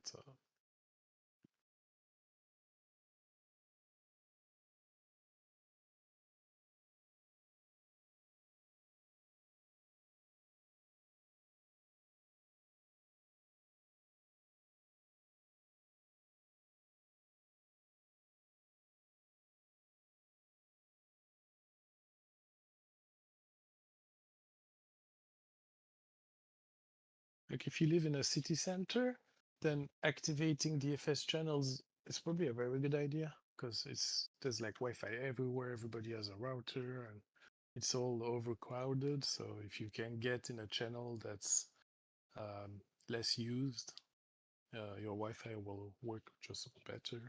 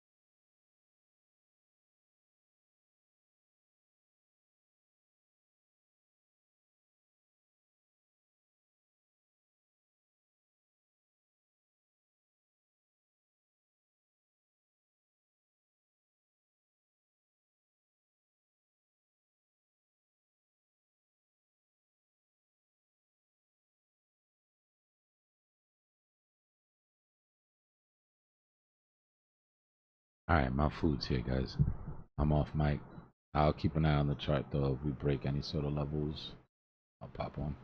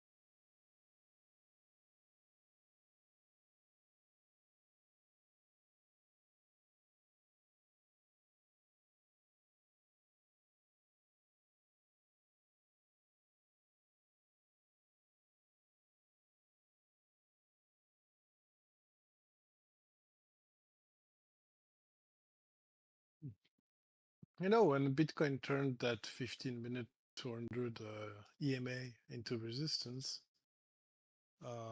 it couldn't reclaim it and it dropped like 4%. If it's there now, it's still trying to hold it as support, but eventually if it loses it and then comes back up to it, a bit like it did this last hour, but maybe on a bigger scale, right? Like we haven't really lost it. Like if you go on the hourly, it's a different. Well, yeah, we wicked below, I guess. But yeah, eventually, if it turns it into resistance, maybe something similar to Bitcoin could just happen too on ETH, right? But instead of being 5% down, could be like bigger.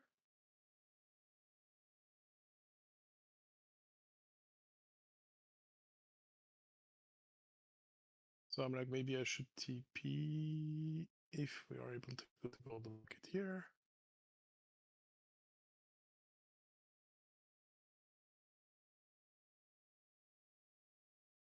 Expecting something like Bitcoin, 4 or 5% down. But in the meantime, there's a downward ABC on like the 5-minute. So I guess we can bounce as long as we're above 4,700.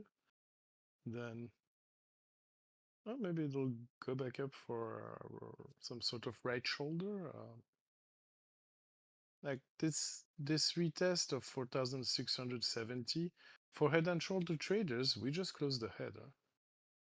You have a left shoulder, weekend long head, and failure around 4,800, and then coming back down again here to this low would create a head and shoulder. So that's when everybody will go, it's over, there's a head and shoulder. I guess we might get a bit of attempt at going lower that will probably be bought by some whales laughing at us retail trading head and shoulders. Be like, you thought it was gonna go down, but I'm there to buy it up. Look at Solana. Solana's pushing pretty strong right here. Solana will get low. Off that initial low, at least.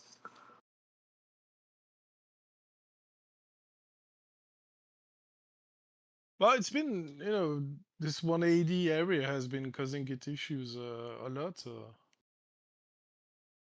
How many times have we done that 120, 180 area? It's trying to exit upward, but same stuff. Hey, if we come back down to 110 on Sol, that's a head and shoulder-ish, complex head and shoulder with like double left shoulder, head, and double right shoulder around the 120 neckline. There's already one right shoulder, right? But it failed to break down. It's going for a high. Yeah, well, let's go, Sol. We're now closer to that all-time high at 300 than to the low at 96, right? Just eyeballing, we're roughly around golden. No, where's that golden pocket? Oh yeah, we're a little above it actually. Yeah.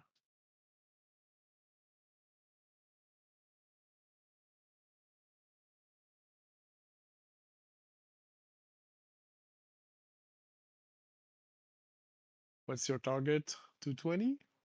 230? Yeah, it's got some resistance at 220, 230, but long term, at least 260? yeah, like The previous 270. all-time high? 270. Yeah, at least the previous all-time high from 2021. Yeah, that would be nice. If it's there, Bitcoin is like sitting at 600 right now, finding support at 600. That's what Bitcoin is doing. But Bitcoin never fell this much anyway.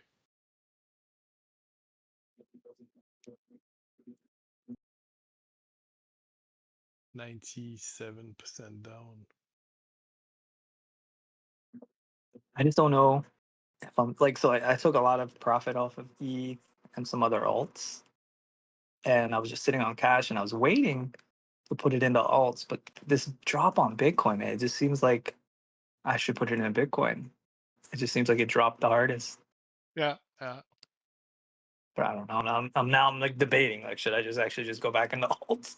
Because they're just gonna start outperforming Bitcoin. But I don't know.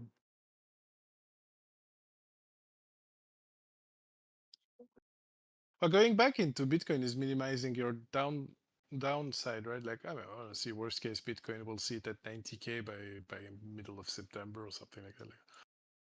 That's only like 20-30% down, right? Well, not even from the all-time high. So it's the safety that's cool. Or even if this was bull market, well, yeah, okay, you'll lose 50%. If you end up stuck on Solana from 210 and it goes to $8, that's well, we'll have time to unstuck ourselves, I guess, but it's a different story. It's what happened last time.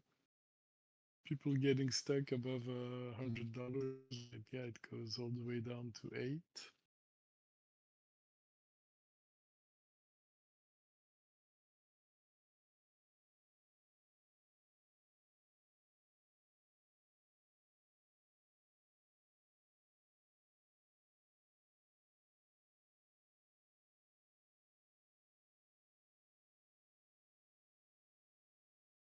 But you're right, man. Bitcoin is looking cheap compared to these also when you zoom in, right? You just don't zoom out because then yeah. It's very different. Yeah. The only problem is it keeps making these lower lows. And that Coinbase price kind of scares me. Like, when it got to 108, I feel like it might actually go there. But that week probably left an imbalance, right? So there's probably incentive to explore it on other exchanges. So that market maker lost money there when his price wasn't synced with other market makers' price, right? So I mean, right now he had to put money in to bring it back up, right? Compared to other exchanges. Or I mean, maybe they don't care because I mean, it's futures, right? You can't contract depegging can happen on a single exchange. It doesn't mean they lose money. It's just that their price is not the same as somebody else's price. Huh? But still, he probably had to put some money on the table to bring it back to where other market makers are advertising their price. Huh? Well, just not to lose customers, because I mean, why would you trade there if it's not doing, you know, if it's like, I mean, if you look for volatility, I guess it's a good thing. But if you don't look for volatility, then why would you trade there? If their contract depegs and they can't repeg it, then it's dying. Coinbase is just dying. Huh? It would die. While other exchanges manage that correctly.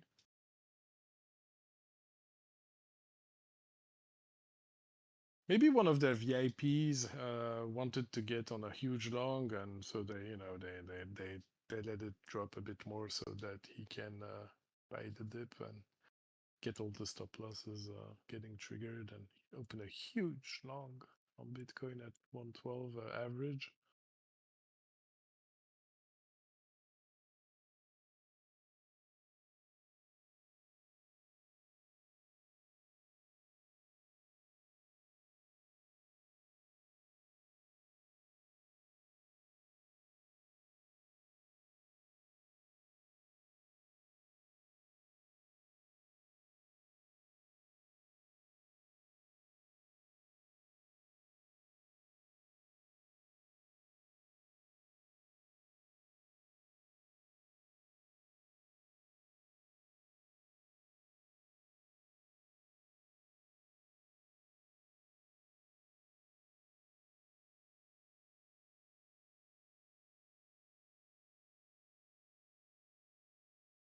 Alright, de-risking a bit, I guess, on ETH.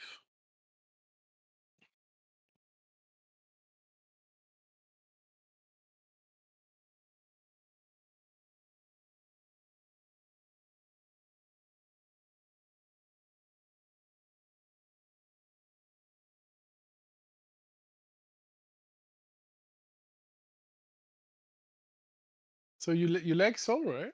To go in that. It's the third most traded coin right now. ETH being the first, Bitcoin second, Solana third.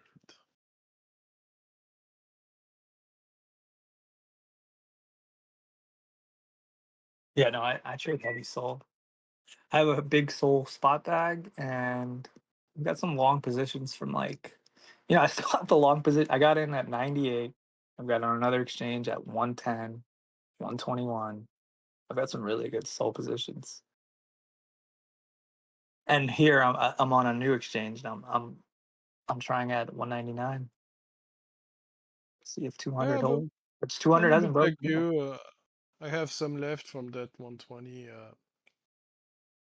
support building, but overall I sold most of my Sol at $80, and it's just continuing to climb. But finding resistance at the previous all-time high. So.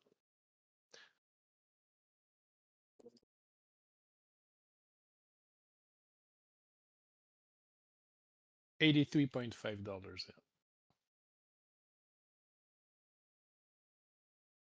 I mean, it was a 10x. When you see 1,000%. So, all right, enough. And then that money actually went into ETH mostly. But ETH also dropped a lot.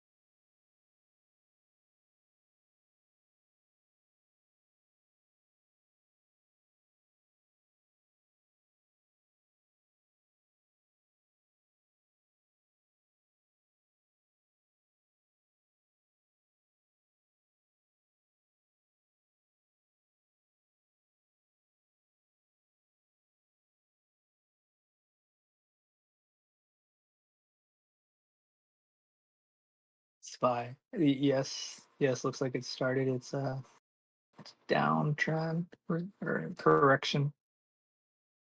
Yes, looks like a Bart Simpson. There's no Simpsoning yet, right? Oh, because you need a high, right? It's still in the Bart part. Yeah. While Bitcoin Simpsoned, it's just that the whole thing was downward slanted, right? If you just turn your head like 30 degrees to the right and you look at it, it's like pop, sideways downward, dump to put the low. That's some sort of Bart Simpson. And even before the dump, we tried a bit to go up, right, to break that downward angle where we touched it. But so yeah, on Bitcoin, it's really downward slanted Bart Simpson, I guess. But that played out, it's all over already, and we're back above 112, well, 1118.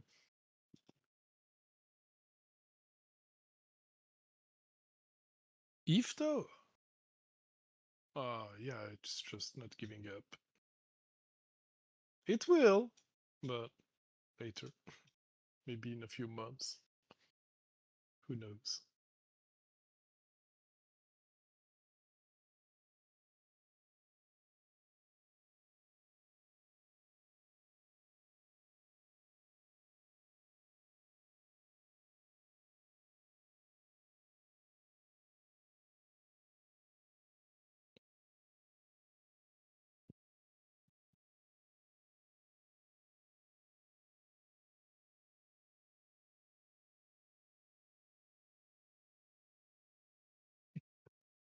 Why not a 1-to-1 risk to reward short here?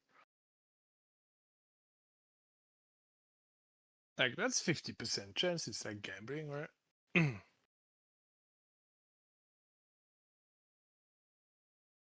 Goes up 1%, you lose. Goes down 1%, you win.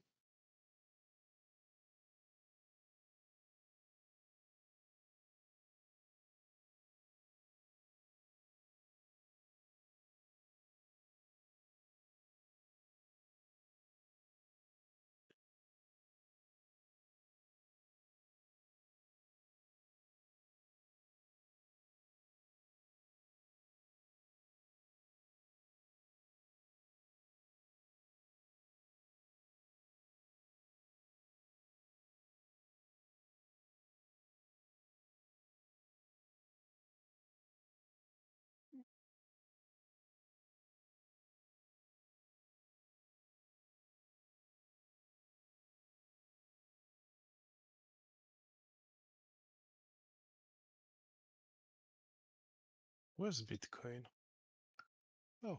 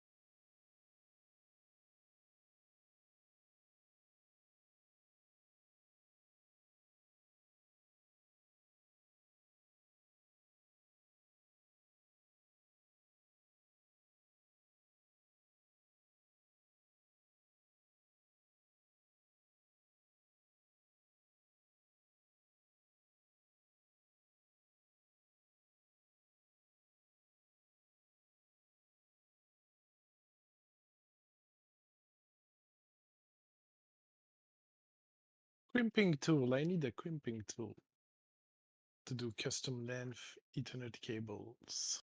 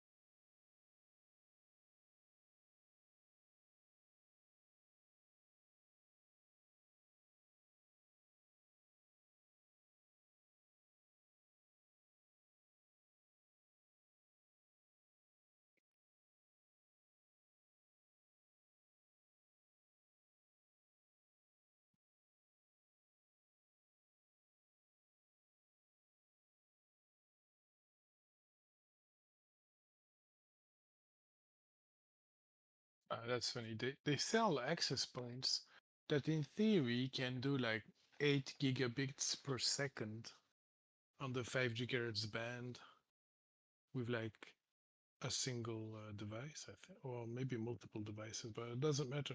The problem is the uplink is 2.5 gigabit. Like the Ethernet port used to power that to your network is 2.5 gigabit.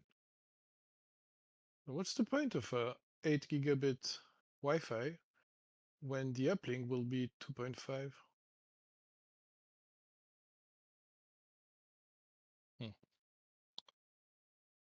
Well, I'll go for the cheaper one on this one.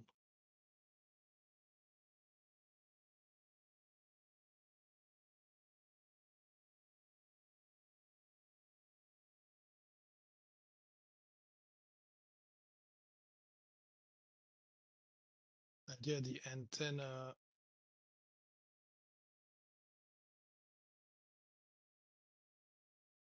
directional antenna is the same, but the external Omni one is better on the Pro. Oh.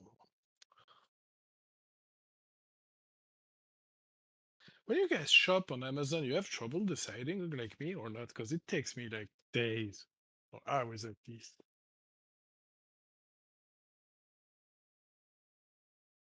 Or do you just trust the indicator that tells you this is the best choice?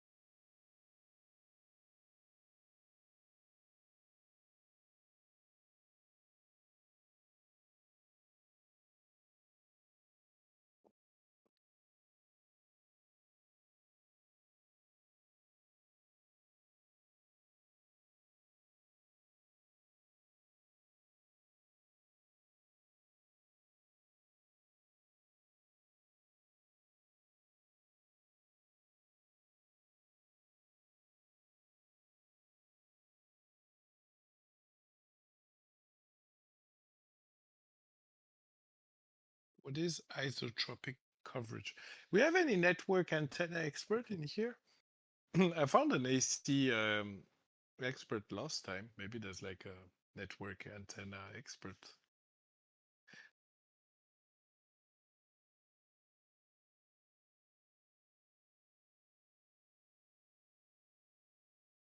Yeah, the the goal is to like have Wi-Fi about 300 feet away from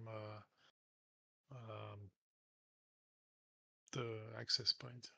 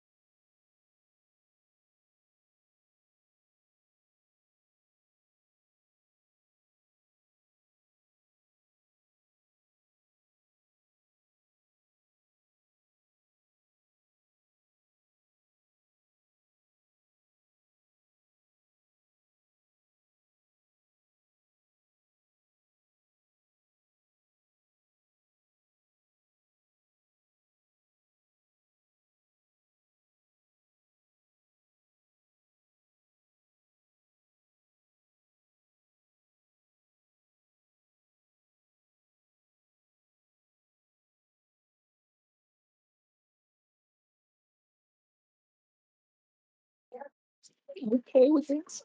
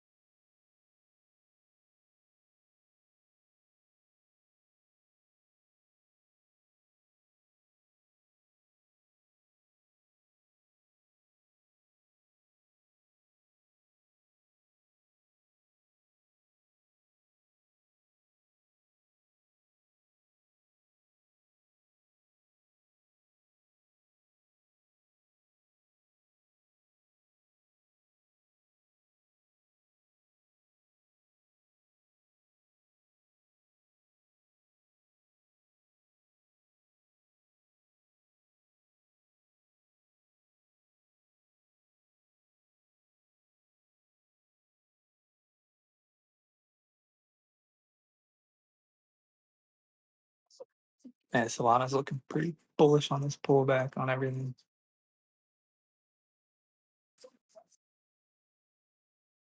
You say that all the time. It's in the charts. It's in the charts. Look.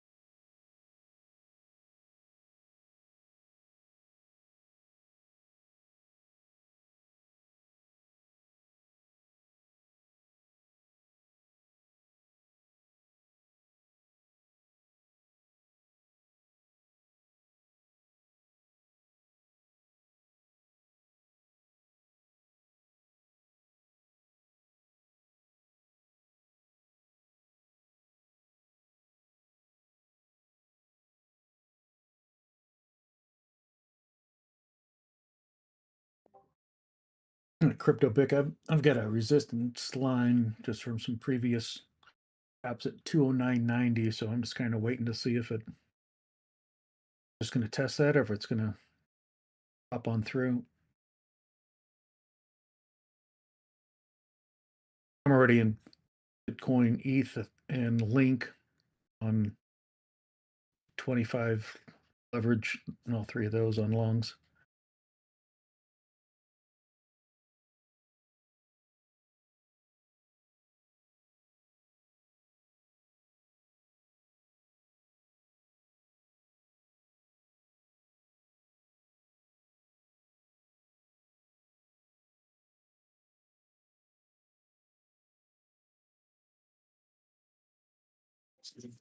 Yeah, the next like main resistance area is like 219, 225 for me.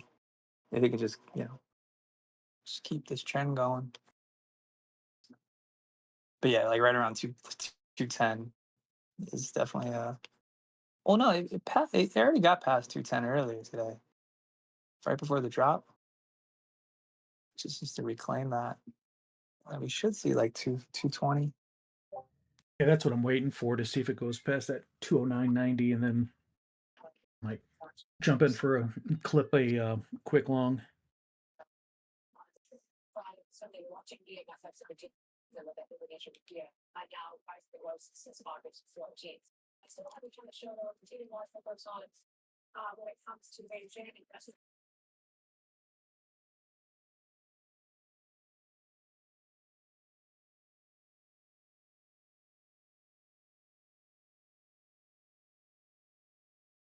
That 220 area is going to be pretty big resistance, I think.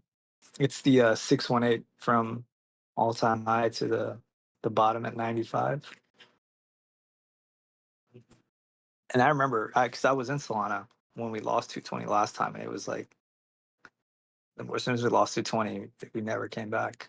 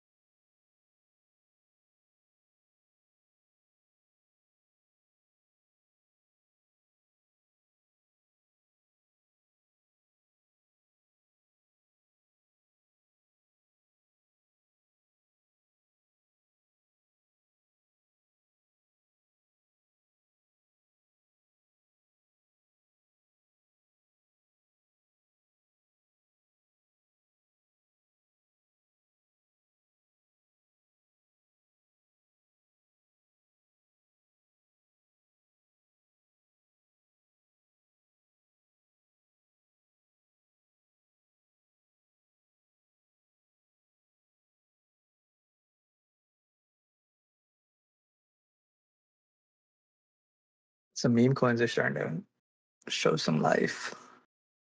Like Pepe with Farcoin.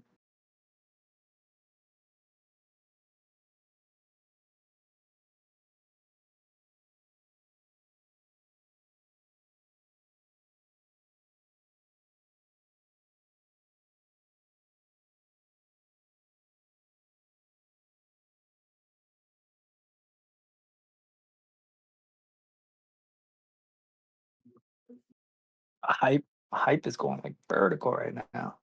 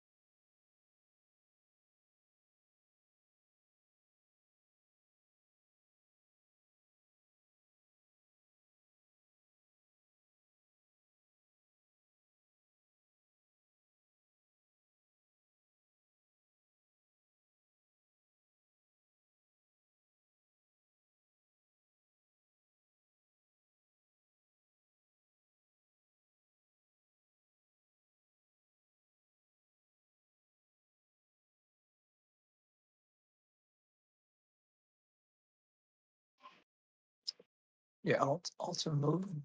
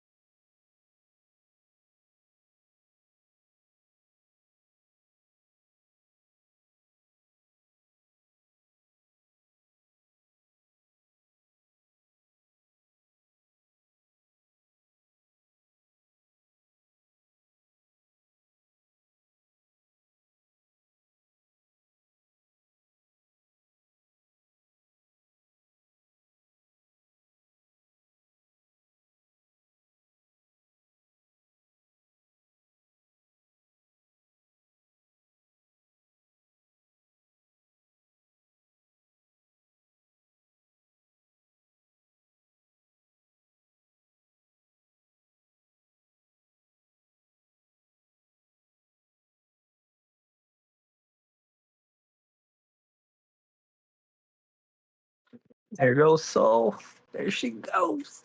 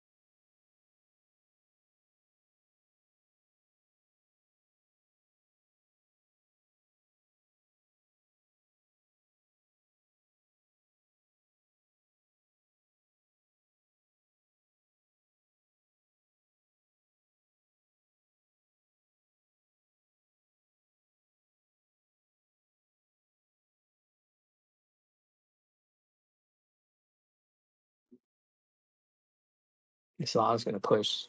Solana's gonna push. Everything's pushing though.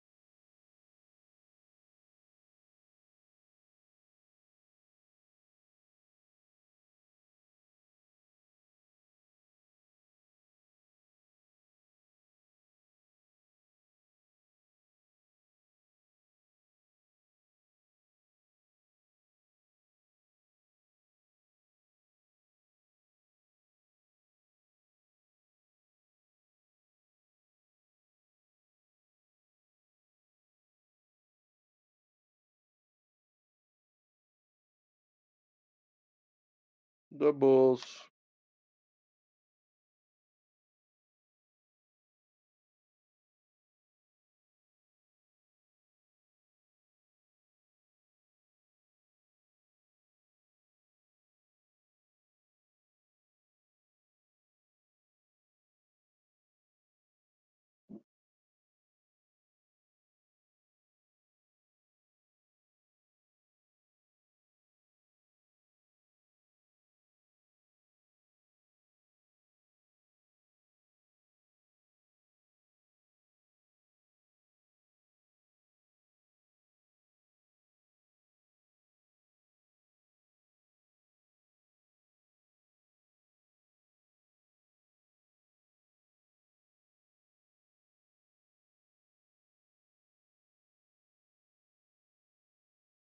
I just like how the 13's really tried to cross the 50. After that, I'm going to focus on the 200, and after that, we'll go check out the 800.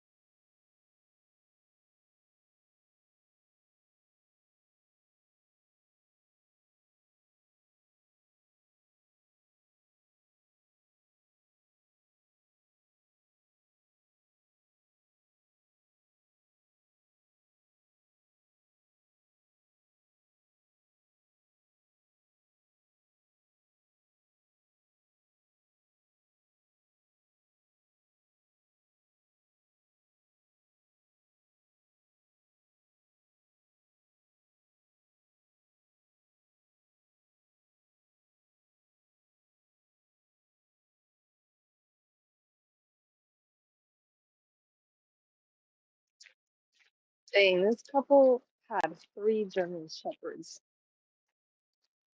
walking into an apartment. I would die. Take one.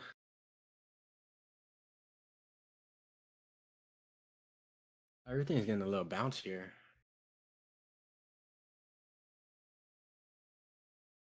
Little bitty bounce.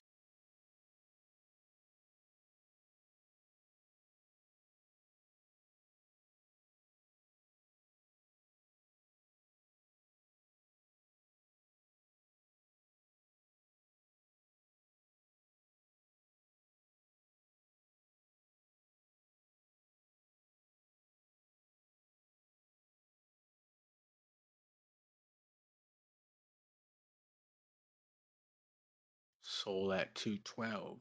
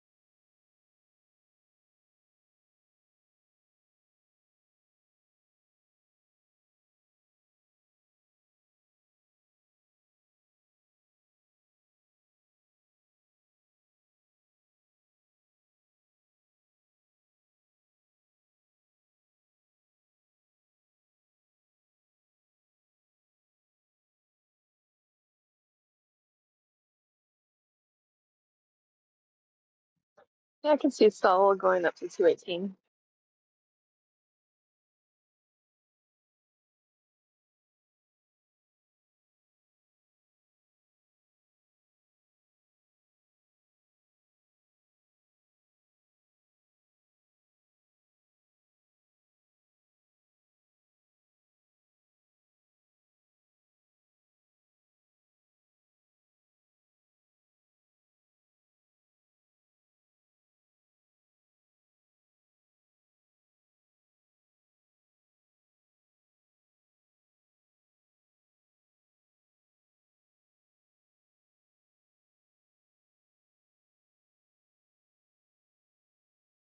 This is a possible rejection point here. We have to be careful at 113,572.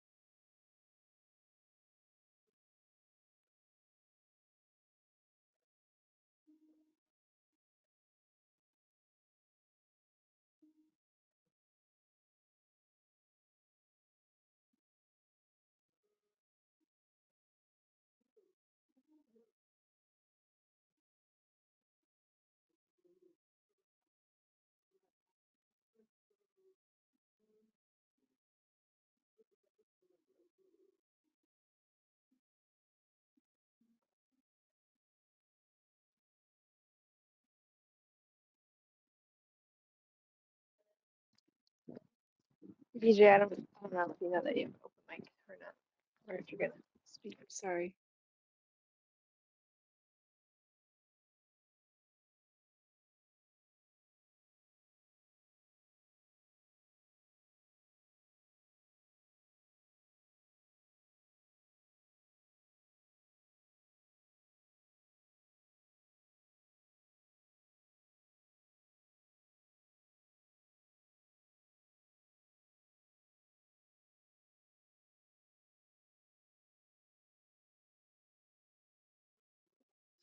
We'll want this to be a short retest down here to about 113, 330 area. We don't want to be coming under that pivot point. So that underneath there would be about 113,223. If we fail the 113,350 area. 350. Let's see, we got to hold above 113,385.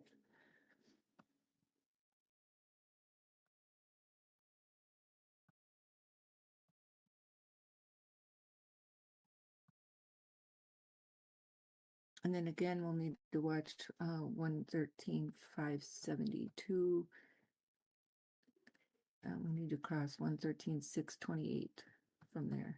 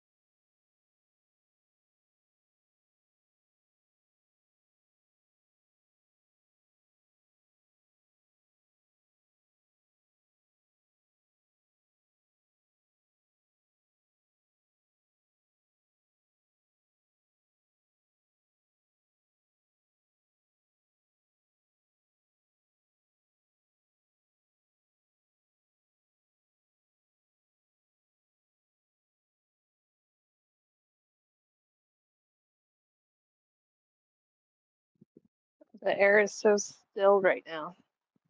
So weird.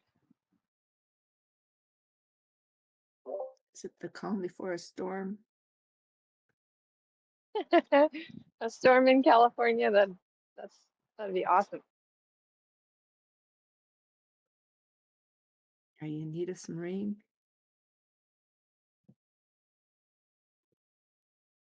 Always.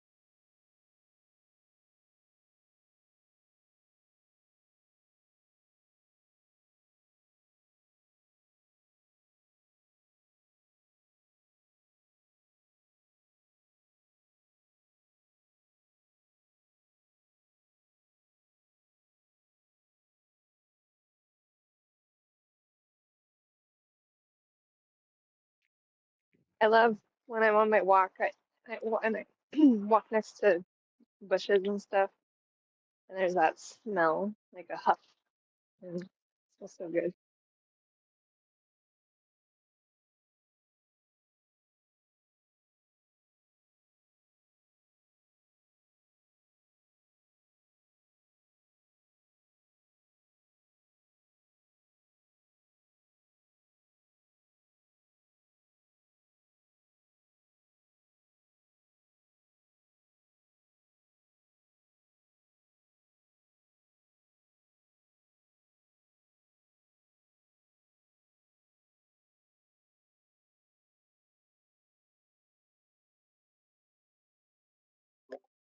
So that reminded me of the Leonard Skinner song when you said that.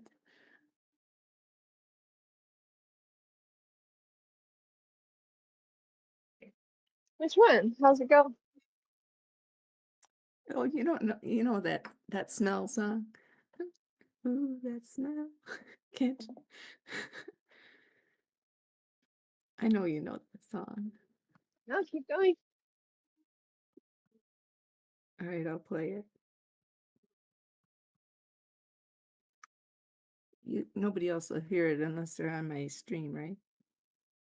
I don't think so.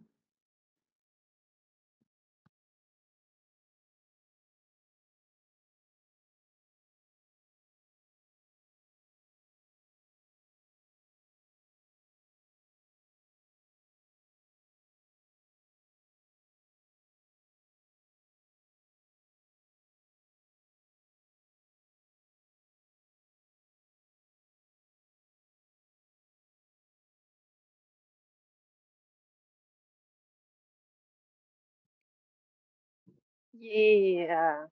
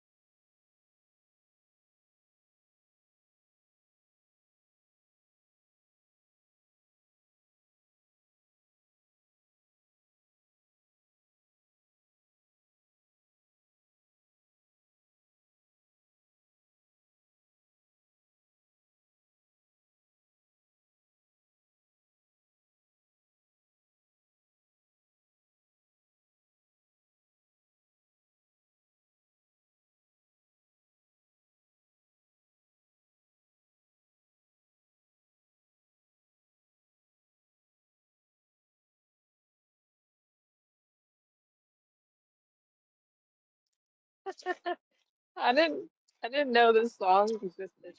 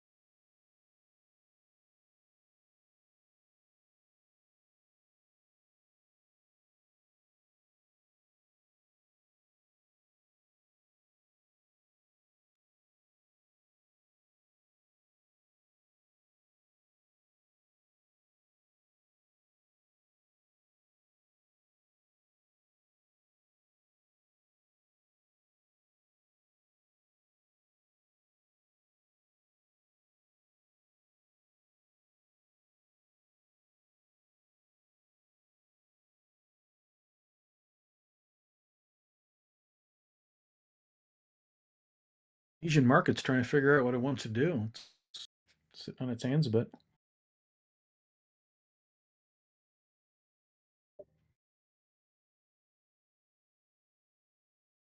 Mark's about to pump.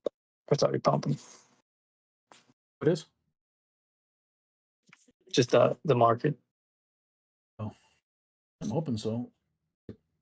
Sitting on a rocket, waiting for blast off and scrubbing the countdown because of winds or something. This move on Solana is really good in terms of just overall market. I feel like obviously ETH's been performing, but Solana has a lot of money in it, and it's been trapped. A lot of that money got trapped because that fall was pretty quick from all-time high all the way down to 90. A lot of retail money got trapped in Solana. Keep playing that song, Yeah, BJ. We're bound to pump.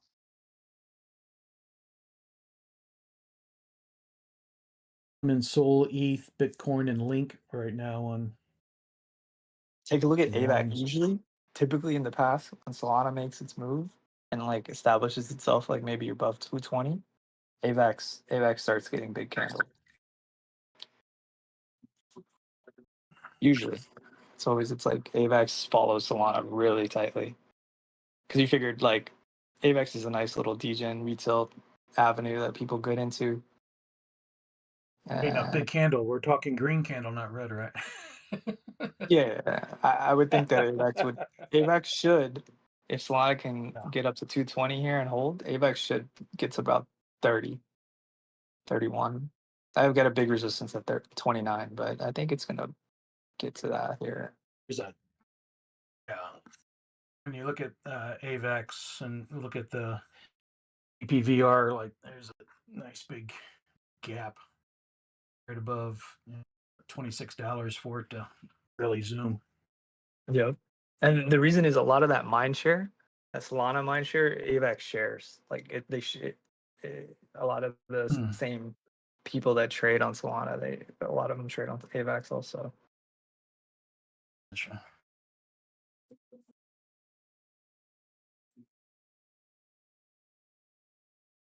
As if Solana can make this move though. It needs to get back above 220. Which Whiff is acting like it's gonna do it in somewhat Farcoin, but Whiff is starting to move pretty quick.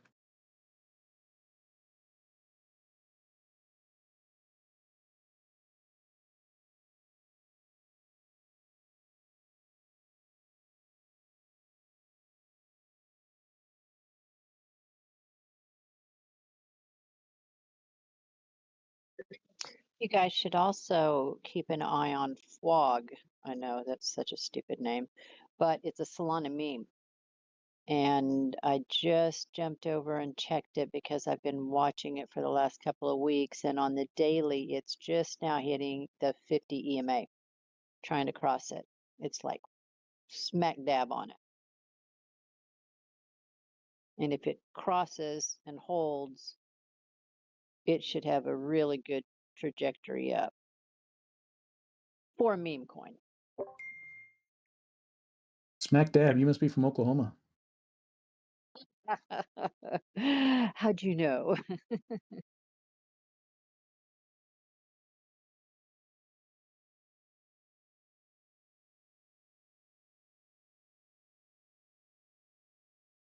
Seriously, I didn't baby. know that one. I Smack was dab gonna in say, Oklahoma. I was gonna say, please tell me that doesn't mean that, because I say that all the time, and My I had sister no. lives in Oklahoma.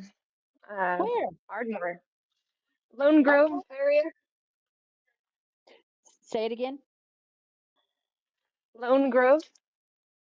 Lone Grove. I've heard of it. Now, did you say Ardmore? Yeah. Yeah, that's down south. I'm I'm Tulsa. I'm up in the southwest, or kind of the. Okay. Well, I literally just got back from the panhandle of Oklahoma, and I'm thinking in my mind I'm still there. But They call a couch a divan. I'm sorry, you cut out. Say that again. I said where they call a couch a divan. Oh God. Yeah, unfortunately. Thank God we don't drink sweet tea. I can say that. That's surprising. You're in the South. I know. It's kind of I mean, technically we're the South, but it's kind of Midwesty South. We don't have all the really Southern things. My son and daughter-in-law lived in New Orleans for, gosh, almost 10 years. And that's the South when you go down and visit. Oh my gosh. Oh yeah.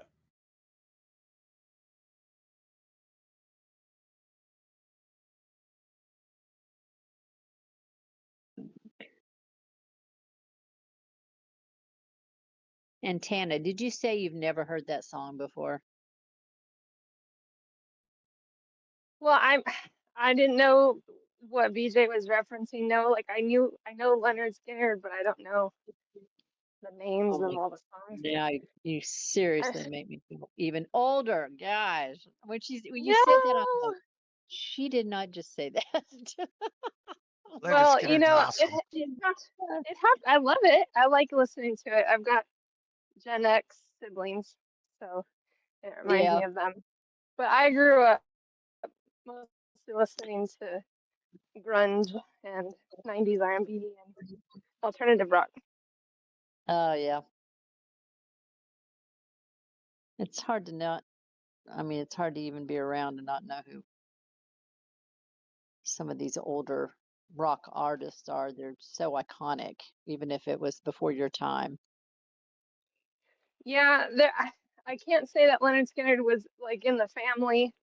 More You probably heard Leonard Metallica. Skinner's "Sweet Home Alabama." That's probably their most played song. Oh yeah. Oh, I mean, then yeah, we have like a classic rock station, radio station over here, and they're always playing the top 100 type. I'm sure I've heard it, but their voices, I couldn't tell you that it's this band. I couldn't go, oh, this is Leonard Skinner. Oh yeah. It sucks when songs that we used to listen to and grew up with now are called the quote unquote classics. That happened to me the other day, man. It was hurtful. Oh, Man, they're that's saying the same thing about Alanis Morissette. That's on that's her a Yeah, I good had one. no oldie idea. classic radio station now. I And watched a I video walked with out. her I on went, it the what other is day. she? She looked old. I hope I don't look that damn old. God dang it. Who is that girl that you and Rick were talking about the other day? Kate Um, Bush.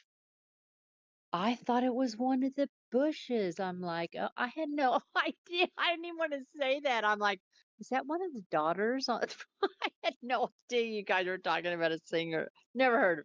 You said I only Kate, know because Kate I had to Bush? look her up and I was alive then.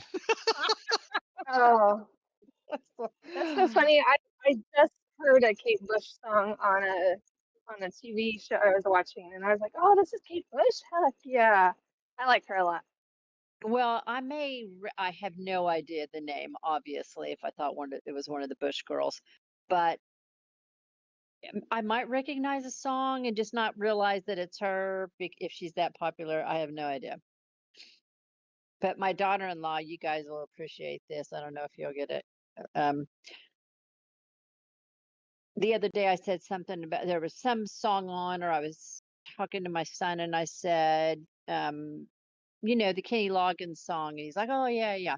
And my daughter-in-law looked at me and she goes, who? And I said, did you just say who when I said Kenny Loggins? And she had no idea who he was. I thought, oh crap, now I really fell in love too. Uh-oh. Hey, listen, you definitely heard a Kate Bush song, right? You got Wuthering Heights, you got Babushka, you got Running Up That Hill, right? No. Right? Yeah, There's I classic- think she's heard Running Up That Hill for sure.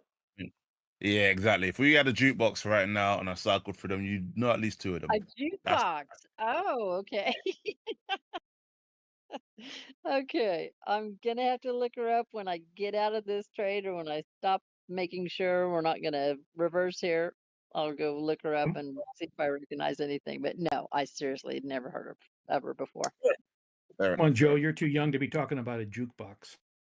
I know. Jukebox. Listen, we like our retro stuff, man. We like Now our I retro know stuff. what you're talking about. I'm going down to the Hoot Nanny. You know what I mean? Throwing a dime in the jukebox. All right?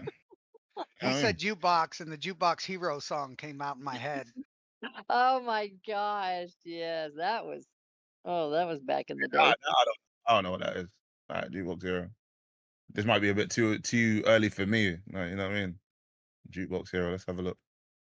Who sang that? I can't even remember now. Jukebox hero. I remember. I mean, Isn't that Foreigner? The Police? Just Google. No. Yeah, Foreigner. Was it That's Born? No. We start Yep, that's Foreigner. There you go. Jukebox hero was Foreigner. Dang, I would have not guessed that one. We saying we are Tears for Fears fans in there or no? Oh man, I love Tears for Fears. Tears for Fears. Gosh, thought of them in years. I won't lie, I got a strong affinity for Peter Gabriel as well. I know a lot of people were. Yeah, I like Peter Gabriel. Peter Gabriel, I always thought he was the more superior to Phil Collins. But obviously, Phil Collins I didn't hear tonight, so that's it. Oh no, Phil Collins. He's one of my first concerts. You just once you have one of those first concert kind of things, it's like Okay. he's always a favorite. I think it's just because the whole Genesis thing and how Gabriel was there first and then he left, and I was His like, voice is just awesome. Oh Phil guys, Collins? yeah, Peter Gabriel. both of them are. I Yeah, I mean, suppose. undeniably, both of them are incredible Yeah. vocalists.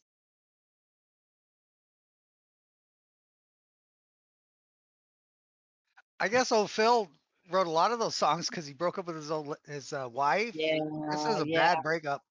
Yeah, that's in the air tonight, right? For sure. It was like the yeah. God, I listened to that the other day. Did you ever watch Emily in Paris? You guys probably don't. But that's his Ooh. daughter. Okay. Oh, really? I liked that Oh, show. oh my gosh, I've watched every episode and then probably had to rewind it. I never watch television, but when I go visit my parents and kind of take care of them, my mom watches TV 24/7, so I catch up on everything that I ever want to watch there. And I've gone through the last of it, and I was just there, like I said, about a week ago, and I'm like, okay, is there any new ones that have come out yet? And I was so bummed because, of course, the clothes, you can't get around um, those clothes, as stunning as some are and as absolutely crazy as some of them are. They're just entertaining to watch, even watching them wearing them. But I think she is just absolutely gorgeous. Do you know she was in The Daughter? She was the daughter in The Blind Side. Oh, that's who that is? The dark hair Yeah. girl? The girl? Yep. Really? Yep. That's his daughter? Yep. Wow. Yeah, The she is show where beautiful. the girl has all the tattoos? No, The Blind Side. Not the maybe water boy. No. I mean, I think I'm thinking of the Blind Spot or something. Oh no. There's a blind side with the offensive lineman that ended up playing Yeah, in the the true NFL. It's a story. football. It's kind of a football Yeah. movie, sort of. Not roundabout Yeah. way. True story. I can't even think the people's name now. I'm sitting here watching this trade and I can't think straight. Oh girl, what's her name? Sandra Bullock played it, and then Yeah. the country singer guy played the lead Mhm. male or the Yeah. dad. Yep. Married to the other country music singer. Yeah. I Faith forget their Hill. names. Yeah. Faith Hill. Yeah, Hill is, Tim McGraw. Tim McGraw. That's it. Yep. Wait, Tim McGraw can act. I didn't know that. Yeah, You know he's what? the He did dad in that movie. amazing. I was shocked at how well Was he it Friday did. Night Lights? He was the dad too. He did a good job there too. Oh, One of those other football movies. Yeah. Where he I don't throws know. his ring. He's like the drunk dad. He's kind of an asshole in the movie, but he's really good. He plays a good part in it. interesting. Okay. Let's see what else he's been in. He's been in a bunch of films actually. Oh, he was in The Kingdom as well. Interesting. Okay, all right. Yeah, he really started acting after he stopped singing. Or you don't hear from his singing as much, I guess. Yeah. Oh, Hey, Tim BJ, McGraw had are you still on here? Yeah, I'm here. Hey, girl, what is it that you said that we need to make sure that we are securing here on Bitcoin? I'm in the long, and I know on the 5-minute we're getting ready to hit a little resistance there as I'm watching this. But what levels did you say that we needed to make sure that we secured? Okay. 113,572. Hang on a second. Let me make sure. 5. We're coming up on that.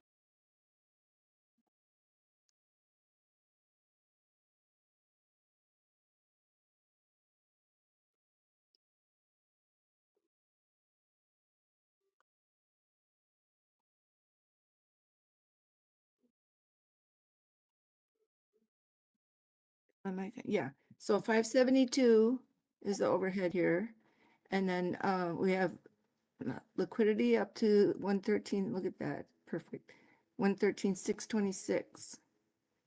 All right. And then that paves the way for this overhead angular resistance. And the target there, it would be 113.7s. Okay, good. EMA on the is descending from above, currently above 114,000. So this sets our way to being under to 114.2. We'll probably have a little bit of rejection right there at the 114,371. So that would risk, pulling back to 113.5s and then 113.3 on a return from from this 800 if we don't, close up over it, over 114.469. That'd be the target there. Of course, it's 69. Why not? Stuff.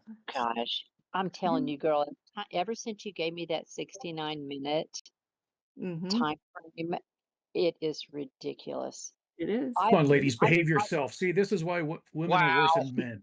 Wow. So we know you're worse than men. Humiliating. It's just we're in the embarrassing. 420.69 Good playground, guys. That's how it Yeah. works. God, jeez. I mean, you got a FART coin. I refuse to say that word because it's so It's ridiculous. I won't even There's some give it horrible names for these dignity. coins. Oh, it's completely obscene. Some of them are. And FART is probably like the least worst of them all. No, you're right. These Leonard Skinner trends, yes, I told yes. you what. It was a You should woman see that created the Solana. fart coin too. Pardon me?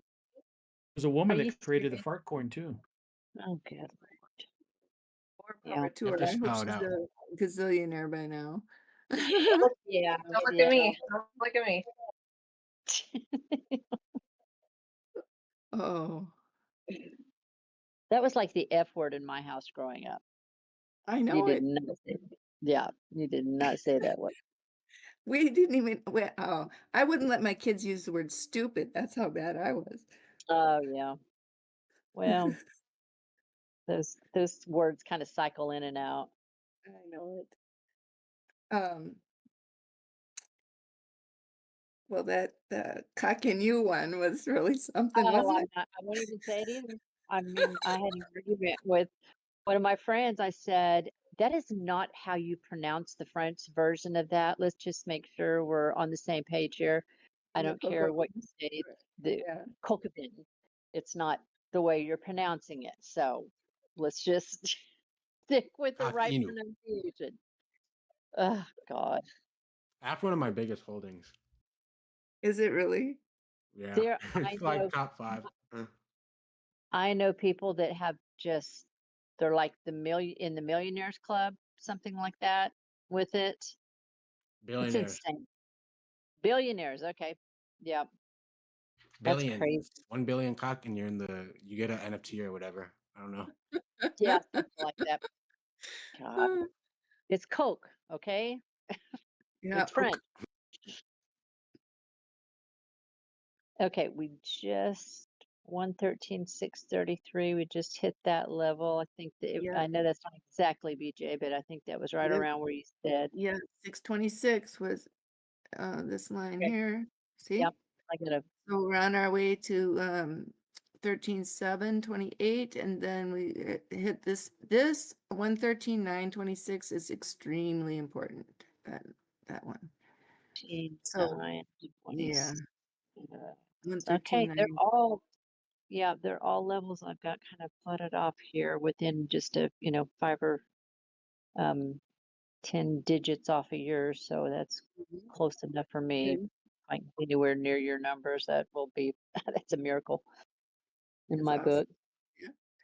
114,280 is the next overhead spot. 114,280. 280. That's in the underside of this band here. See, right there's where the 280. We fell from the 280 right there, just a teeny bit. But so today, that's what I had said on the TA was if we lose 114,286, we're going down, down, down. Oh. You see? Oh, earlier today? Yes. Oh, the big drop? Oh, really? Yeah. When we were Oh, hanging, yeah. yeah. So you cannot lose 114,286. So blame it on BJ. Yeah, it was my fault. So, remember I had these fans up, the arcs. I had it on in the background. I was cooking. So I had it on the background. I wasn't paying attention. Then I heard everybody just going crazy. And I walked over to my phone and was like, oh my gosh, you can't be serious here. Just that, straight drop. But Yep. I wasn't really paying Yeah. close attention because I had a lot of things on I the thought stove. there's nuclear missiles in the air or something. Like, what the hell? Yeah, that's what it sounded like. Trust me. Going from kind of calm to absolute chaos to everybody on the channel. Good Lord, what is going on here? I had to stop what I was doing and go over and I wasn't in here at the time, so otherwise I would have come on, but I was in another yeah, that's room. right. I didn't hear you panicking or not panicking, but commenting at that time. That's No, right. You were on I did before that. before. Yeah, I Yep. did just before it happened. I came on.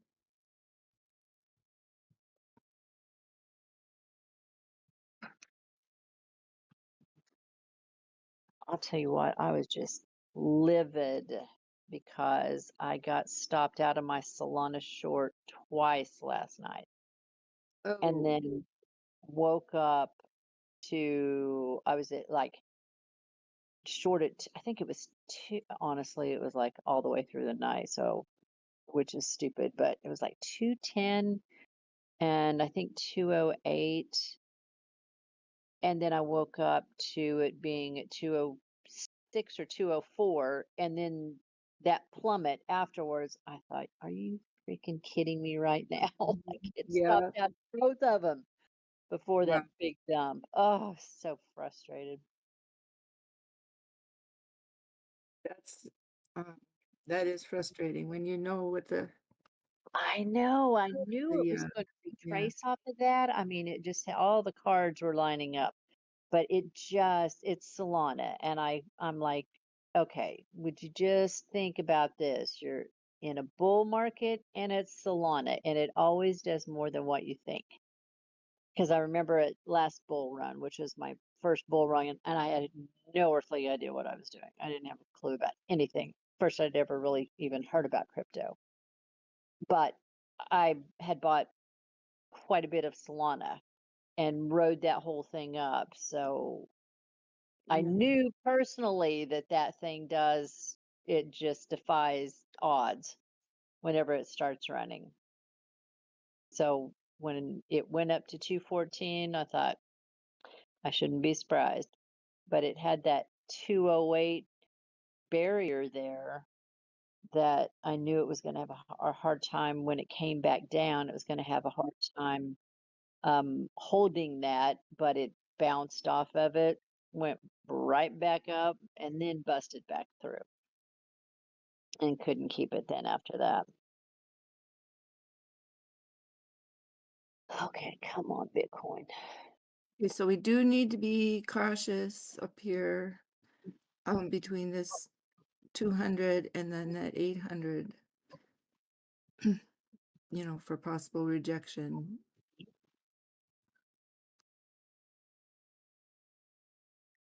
What time frame do you look at that on, BJ?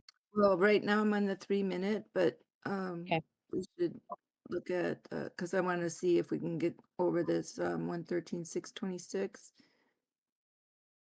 See where this this angular is ascending, and then this is our horizontal resistance here, and then the top, right? See how here's the 200 along here, and then it pivoted down underneath. So right now we need to get back up again above this point, right? And that is 113,705, because this 200 EMA, if we turn down here, then that is likely to roll us over back over and testing the 50 EMA on the 3-minute, right? So we got a whole structure up here.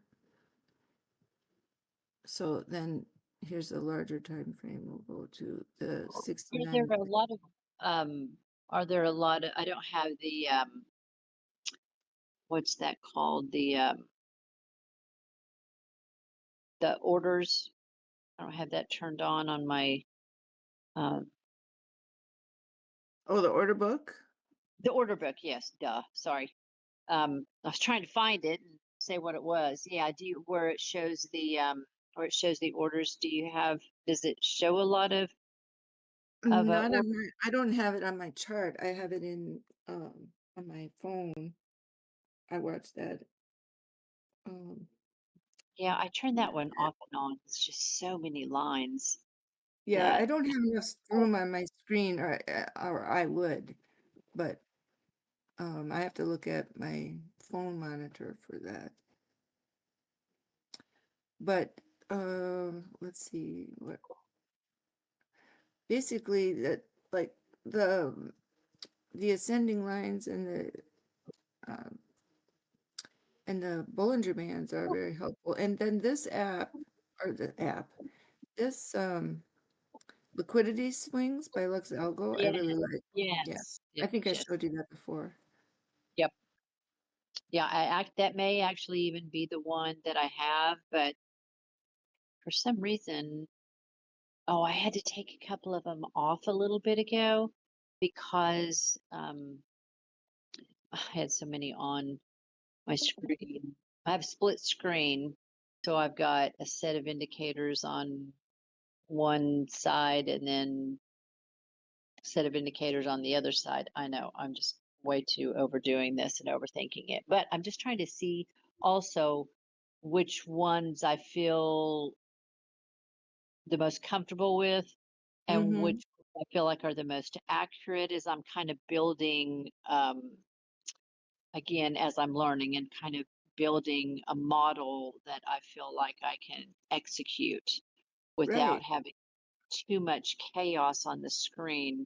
And I had so many on there, a couple of different ones that I was trying that somebody suggested that I really like. I really like these new indicators, but I had to take those off now. And Yeah. it was the Lux Algo one. I had to. There's a lot of different Lux Algo. That's one. Yeah, there are. Where they have plenty, or that person, I don't know if it's a group of or one person or whatever, but they're pretty decent indicators.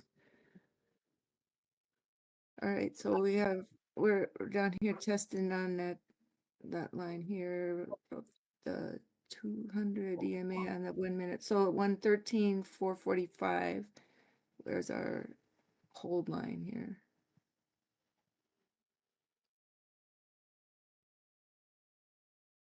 So there is a lot of that down at 112.9. And so if we fall under these angles here, that would be a primary to look. And up to 113,045. So if we get rejection here, this is a place to start looking down here at 113, 139. That would be under the pivot point. Okay. And what's the pivot point at 113? Was that 113,982 that just popped up? No, that's today's pivot is here. Let me just make sure. I think I have it right there. 113, 179. I think that's it. Okay. Let me make sure. Sometimes I move my 113, 217.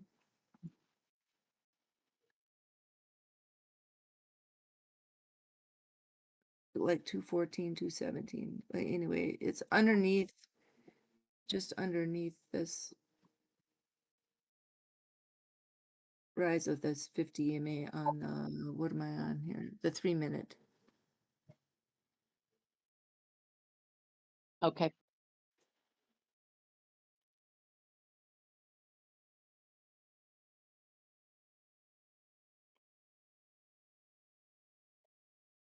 So you break out of this structure on the 3 minute at 113.820.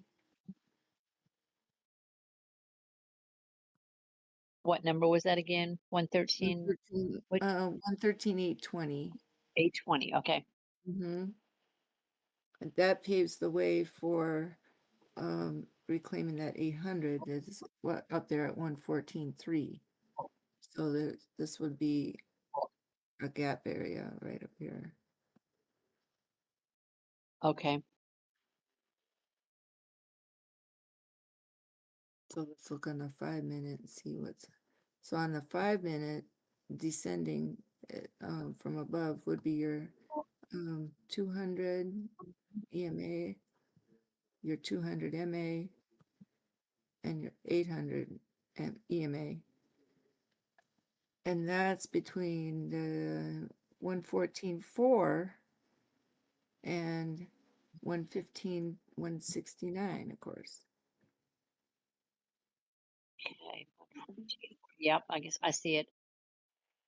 So, and so this area is going to be heavily contested. Would be the 114.4 between there and 113.5. Did I say 114? I hope I said the numbers right.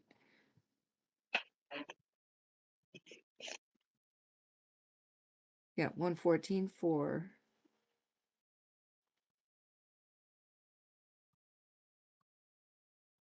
So we still have a lot of descending pressure.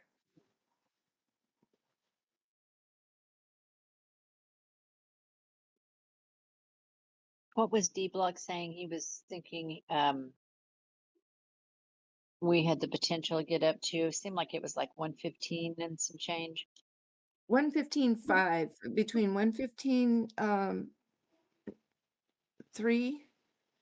and 115.5. Okay. But if we start failing here, that becomes less likely, and we might get stuck underneath the 114.3.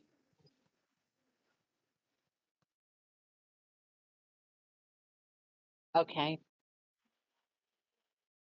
Okay, underneath the 114.280 or 114.3, or are you talking about the same range? Same area. So We're kind of okay. taking a little dump here. Yeah. See, we have the potential to come back down underneath 112.286. That would be the break line for me. That's the say sorry. We're gonna go visit the 111s and possibly 110.8. So Yeah. we cannot break under 112.246. But the first indication would be that we cannot break up over that 113.6, right? And because 113.5 right there, right through there, this would become, stronger overhead resistance. And then we would be descending under this angle and possibly back under 113.1. But you do that, and then this slide brings you back down to test the 112.7s, between 112.7 and 112.9. Now we can handle a little bit of decline to that point, but really do need to hold above 112.7, and then you want to make sure 112.5 doesn't get lost, because then that risking that breakdown underneath the that 286 or 246, sorry. So see how that brings you under this curve? Oh, yeah. Yeah. Yeah. So reaching over that pivot point and over this shelf up here means that we're getting towards the over those 800s on the early time frames, and it's Gotcha. reversing direction. Gotcha. That makes sense. Mm-hmm.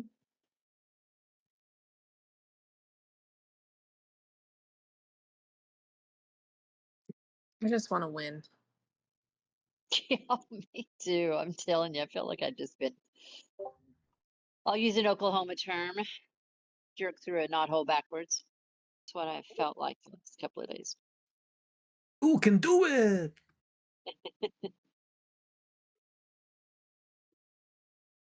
Well, I want a fun saying. Oh God, I sure try you not have to one. say the bad sayings. I've got so many. It Have you becomes ever heard I'm as fine as a frog here split 4 ways? No. I've always just said it finer than frog hair. I haven't heard it. Now say that again. It's fine as a frog hair split 4 ways. You Oh can't get my much God. finer than that. No, we just say finer than frog hair. I seriously only say that when I'm fishing with my sister, so I don't sound like I literally just fell off the turnip truck, which is another one. Which one? Just fell off a turnip truck. Yeah. That's what I was telling the guys from Louisiana when I was down on the trading floor, which I've got to get back down there now that I'm back home and getting set up here and getting back trading. I thought, oh, I was going to go on there tonight with them, and then I kind of got distracted again, and got into this trade. But I had planned on getting back down in there with you all. Have you been down there quite a bit with the guys, BJ? Today I was there in the morning and then I went up here and then so I haven't been back since this drop. I've been back up here. But I talked to Shark for a while. Yeah. Everybody doing good? Yeah, I think so. Yeah. Guts came on last night. I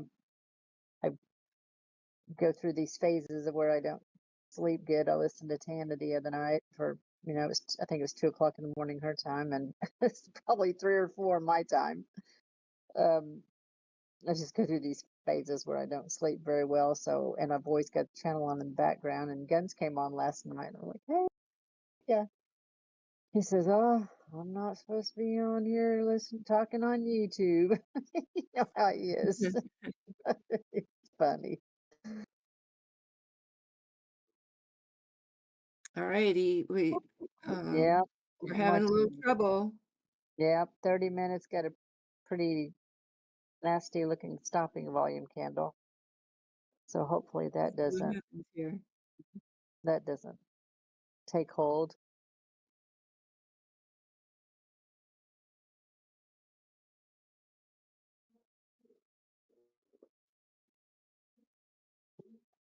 This could just be the, little swing test here.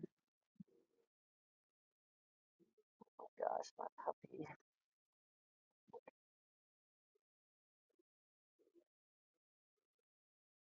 I'm gonna make some sort of saying now, so that you guys could be like, "Oh, she's from Southern California." Yeah. And it's not gonna be like or totally. It cannot be one of those two. How about, yeah, totally. Or Gag me with a pitchfork. Well, go to Costco and get me a chicken. Where did hang 10 come from? That's an old one. Oh gosh, yeah. It's a surfing term. Hanging your Yeah, I know it's 10 a surf toes over the term, edge but of the it was surfboard. big, like in the Valley Girls time. You remember the Valley Girls? Yeah. Oh gosh, yeah. Kenny, you're in Southern California. My little sister is in Orange County. Oh, okay. Yeah, Coto de Casa. They have quite the reputation in Orange County, down in the Yeah. OC. Yeah. They do. She lives in that area where the housewives were the original housewives. Yeah. Yeah, I was gonna say, Yeah. it's like The housewives. OG. Yeah. She's the normal one in the OC. whole community. Yeah. Some of them were actually pretty entertaining. Oh, God, they're a hot mess.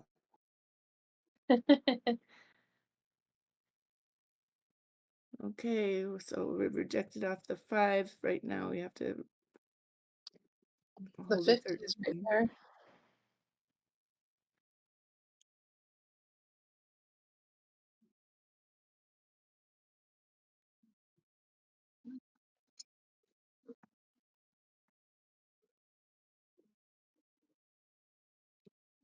My niece was mowing my brother's lawn. Well, I guess it's her lawn. And they're over in Virginia, West Virginia. And I said, "Dang, man, I've never even mowed a lawn." BJ knows this. Yes, I do. You were gonna come and ride my tractor. I was. So then you moved. Yeah. You have one little palm tree. No, you had several. Yeah. And BJ never did let me mow her lawn. No, well, you didn't come soon enough. I sold that house.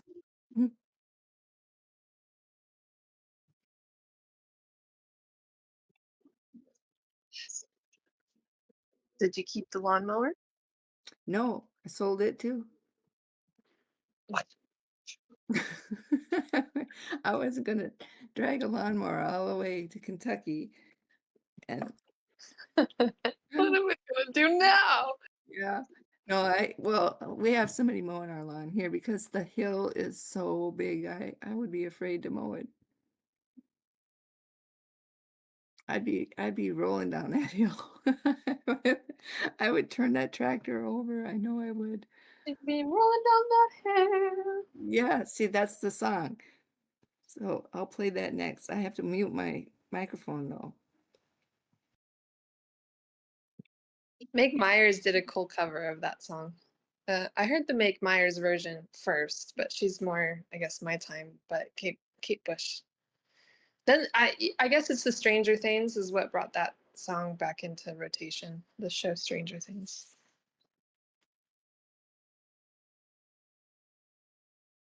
But I just added one to my Spotify yesterday. It's by her.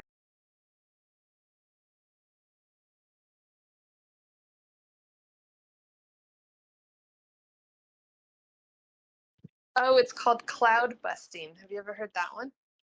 By Kate Bush?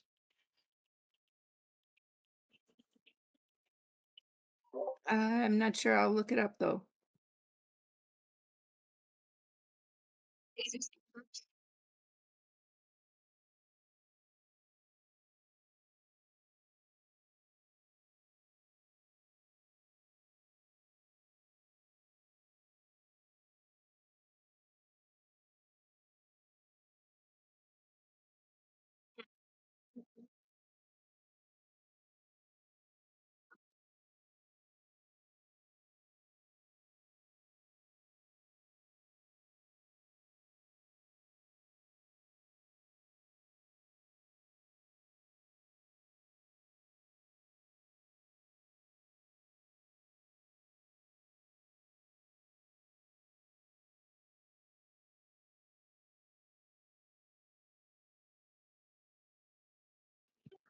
Coco, can you hear BJ's song?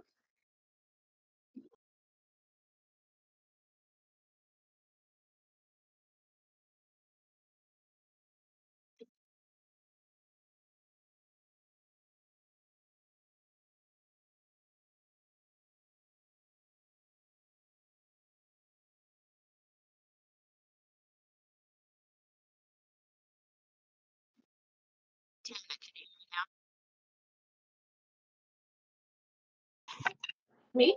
It seemed like it was fuzzy. I'll get a different one, a different version. To BJ's channel, I was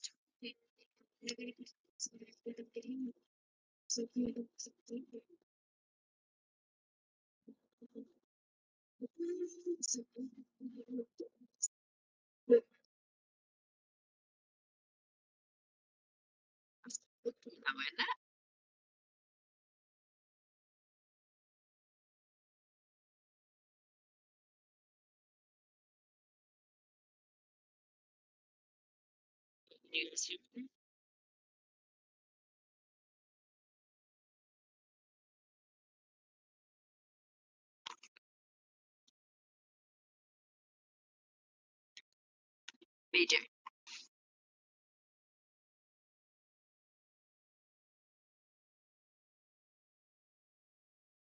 Yeah, Okay, can you hear me? I can, but you're very fuzzy now. So crazy.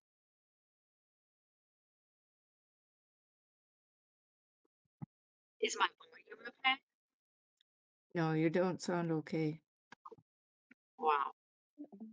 Yeah, something happened. You used to be very clear.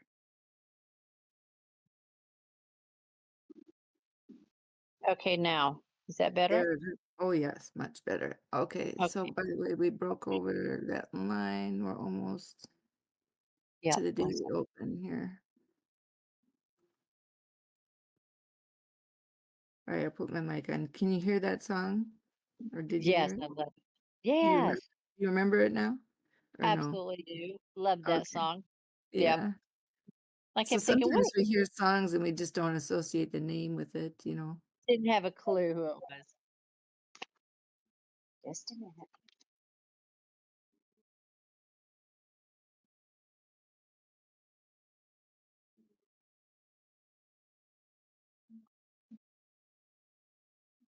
Okay, so I'm on the, am I mic on? Yeah, yeah.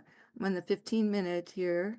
And so here's our descending angular that we're trying to move past, right? And then the 50 EMA on the 15-minute is right there at 113,542.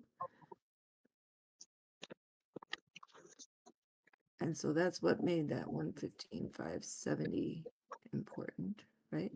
And then what you have descending is the 50 MA. So I'll show you that. Well, I'm afraid to jump back over to your channel because that's when my microphone messed up. But I think I hit a button or something. But I want to see your screen, so let me jump back over there now. See if Come on, it Coco, does. sober up. Gosh, easy now. I think we should allot this time every Sunday night for Women's Hour. It's to hear all the women talking for a change instead of all of us monkeys. Well, Well, I don't know if you'd want to hear what we have to say. Let me tell you, because Oh, don't be so sure.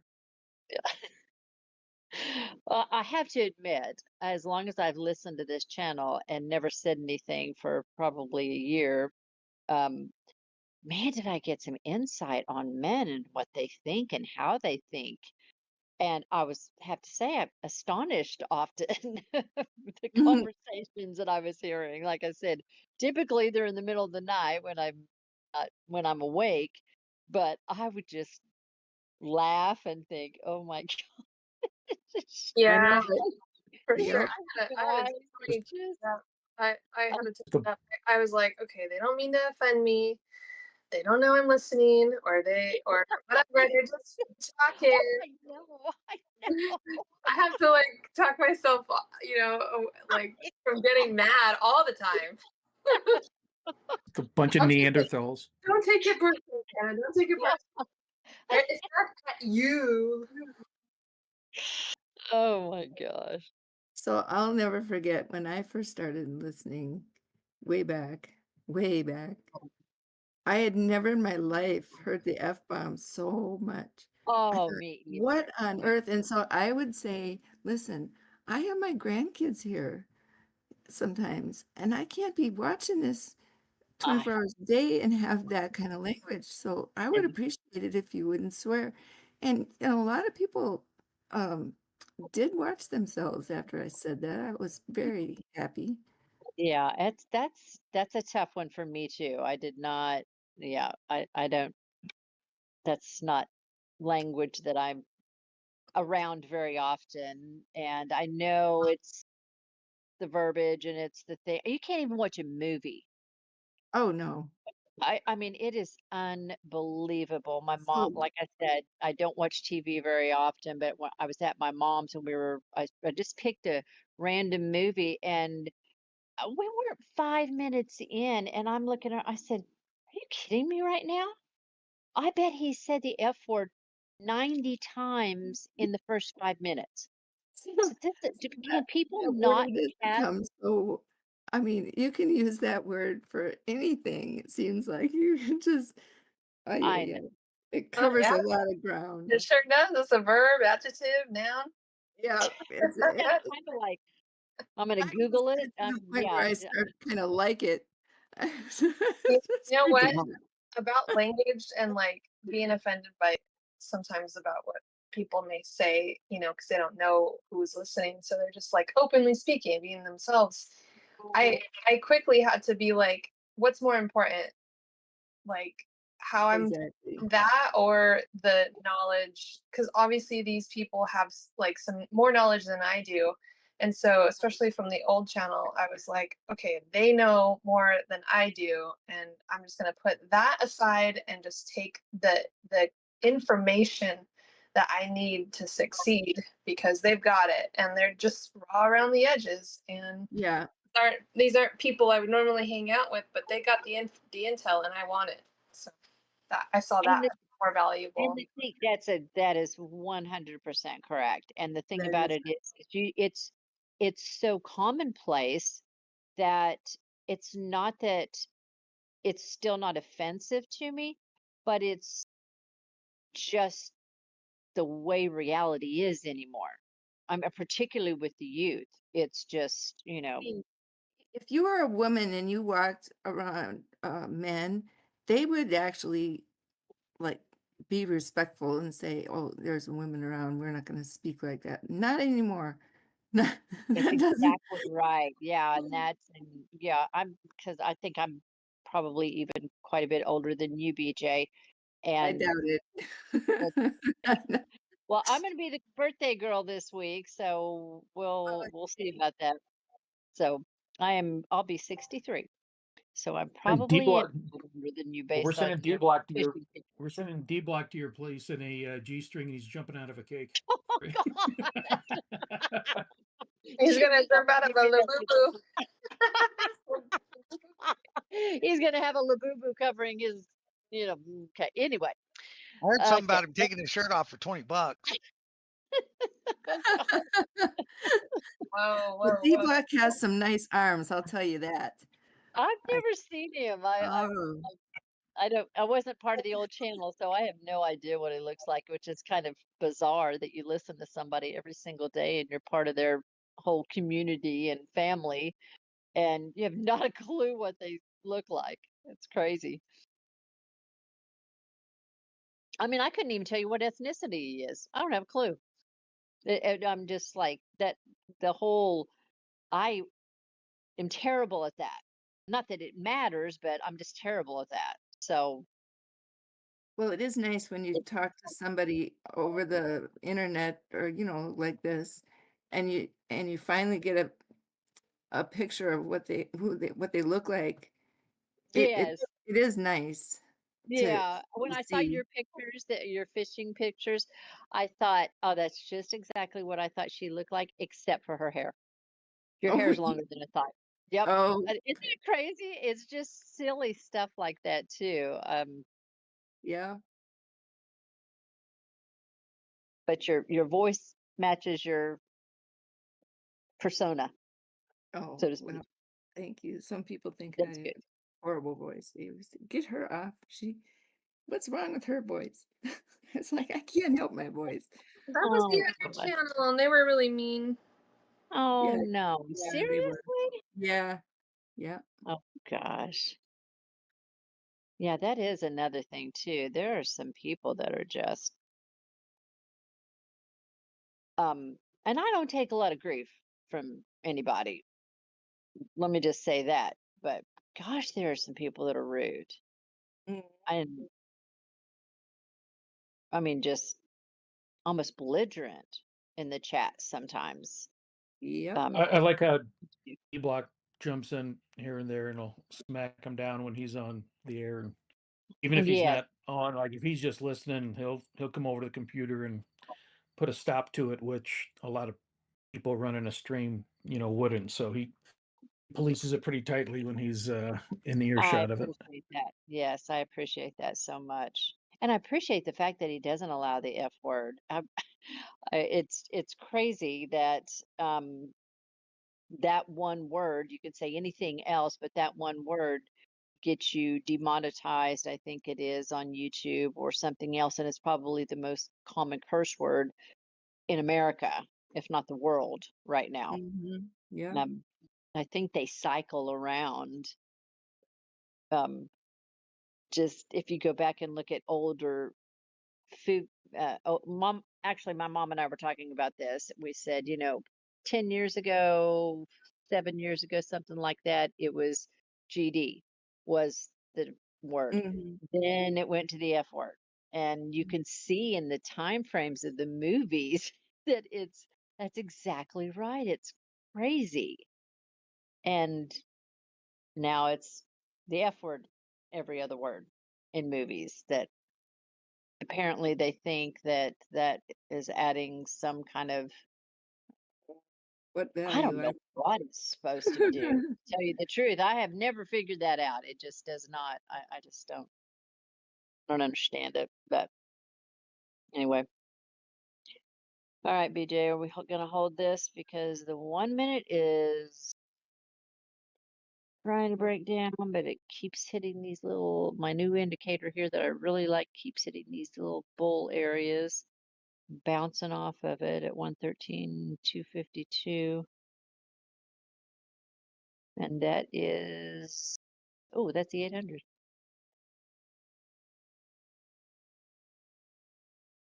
I think I must have moved this line because it's out of order. Sometimes I was saying that happens to me. It said 113.9 and 113.9 is way up here. Let's see. Yeah, see, look at I moved that somehow. Oh, yeah.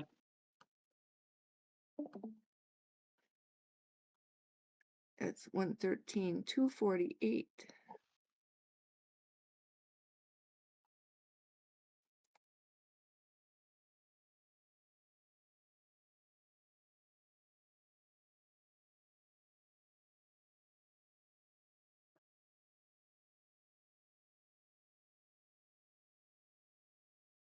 Well, that's the 200, not the 800. Did I say the 200 that it's bouncing off of on the 1 minute? Let's see. Oh, just lost it. Crap. Yeah, so this is the between the 5 and the 13 on the 15-minute. But we're still above the pivot. We just need to move this way. But there's that pressure I was telling you about. See, now if this 50 MA comes and closes underneath that 50 EMA, that'll put more pressure downward. Because up yonder, Okay, now say that again. see this 50 MA is the blue, is the orange. Okay. Right here. See where Right. the 50 and the 200 crossed, right? Yes. Yeah. So now if this 50 MA comes down through the 50 EMA, right? That's going to Right. put pressure down and the whole time frame. Oh, yeah. 'Cause you got both of them. Yeah. Well, Gotcha. but that's a death cross, Then you have what happened up here. See what happened up here? The 200 MA crossed over the top of the 800, right? So Yeah. that caused this as well. So, and then right now Is it any particular EMAs? Are there specific ones that are the death cross? The 200 and the 800, or is it? Well, I a don't know. death I'm just cross hoping that- means when the one that's larger crosses Okay.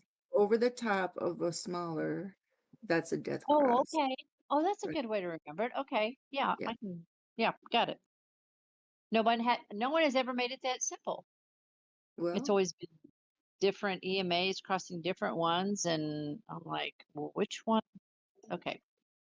A larger crossing, smaller. Oh gosh. Come on, hang on here. so if you think of it this way, that a moving average that has been an averaging for 200 candles worth has more influence than a moving average that's only been calculating for the past 10 candles, right? Sure. Like Sure. 10 EMA, right? So just Right. think of it that way. That Yeah, the, it makes the total bigger, sense. yeah, it's been averaging longer. But like a short time frame, fast EMA, you know, you use for trading purposes, but for trends, you want to use your longer moving averages, right? Or Oh your gosh, slower. that's I'm gonna have to put that on the memory list because I won't remember that, and that's valuable information, I'm sure, but that's not something I can. I'm just gonna remember right now. Dang Yeah. it, we're losing this. Shoot. Well, just let's see here, 3 minute. Okay, so on the 3 minute, the 50 and the 200 are very close to each other.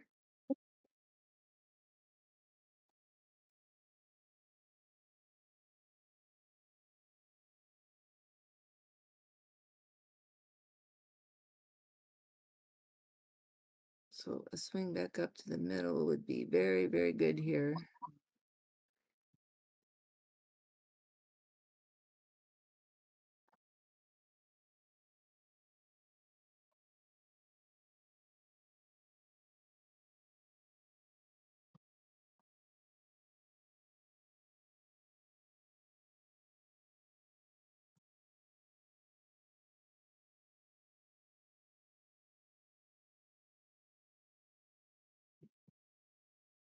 So 112.6, I believe I had 112.6 right here.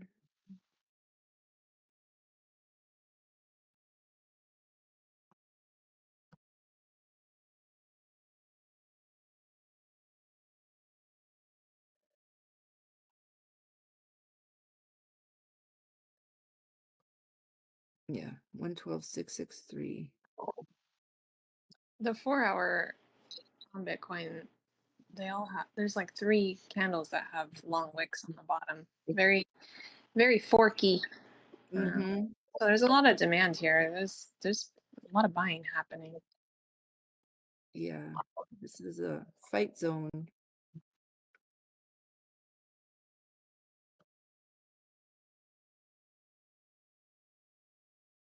Hi, BJ. Good morning. Hi, good morning. How are you today? Just woke up. We're still here. Yeah, thank goodness, right? Yeah, at least we're still here. Another 4 hour candle opens in 4 minutes. Okay, so that makes That's big. sense. Okay. Too. Let's see.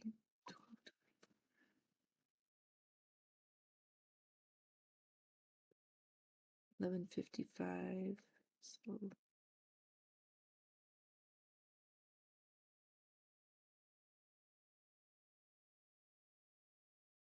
yeah, we want to break 113,344 at least. Break above, swing above, and hold this line. 113, 149. Oh, but there's a lot down here to come and get.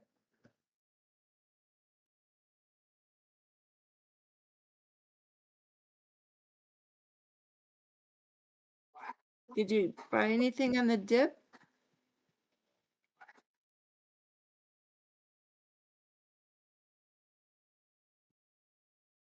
Yeah, well, just Bitcoin because like the alts didn't really get smacked that bad, right? So I still have, Yeah. yeah. So I'm just like I see the 200 and a lot of the big caps just underneath. So I'm not in a hurry Okay. to fill up the bags just yet. I want to make sure like Bitcoin can range. Well, we're testing this pretty hard at the moment. Let's see. We don't want to come underneath that curve right there. This line. 113,008. And then you lose the bottom of here at 112.9.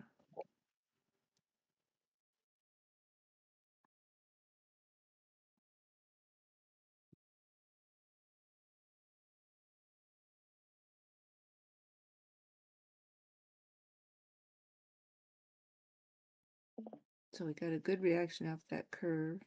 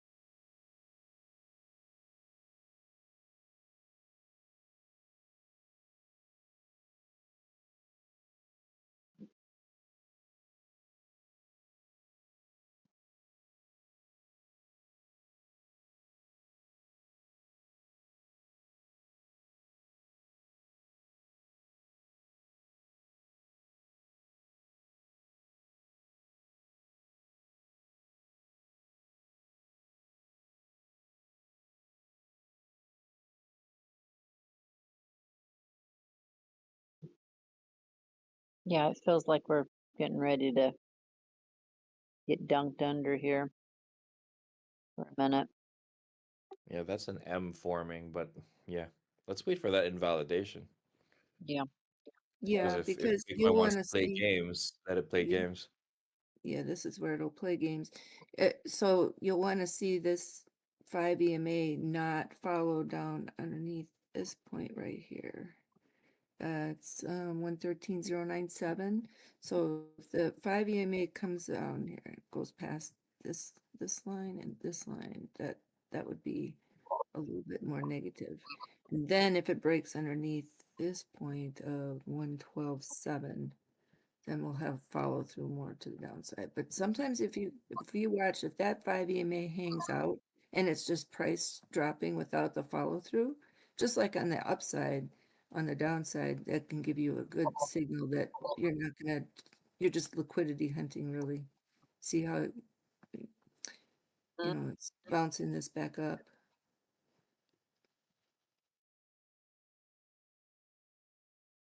It's kind of hard to see that line because I got this orange here.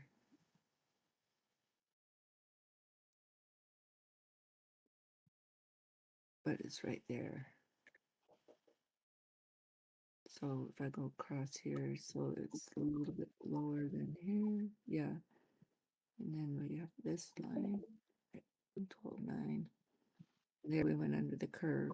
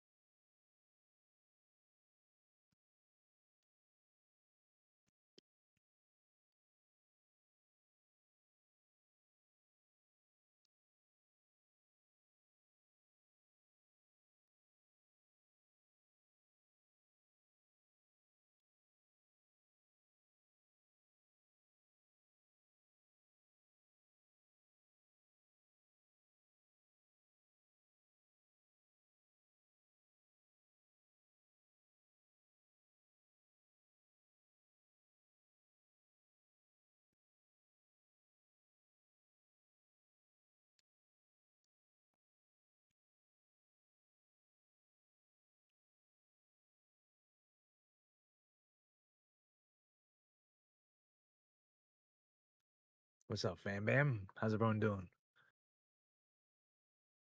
All good. Price is just just being itself, huh? Yes, sir. You know how it is. It's not bad. It could have been worse, right? Could have just kept on going down, right? Yeah. All right, let's see. Dbloc, I like the M2 he was showing on us at the gym, bro. That M2 looked real nice for this week. So about freaking time.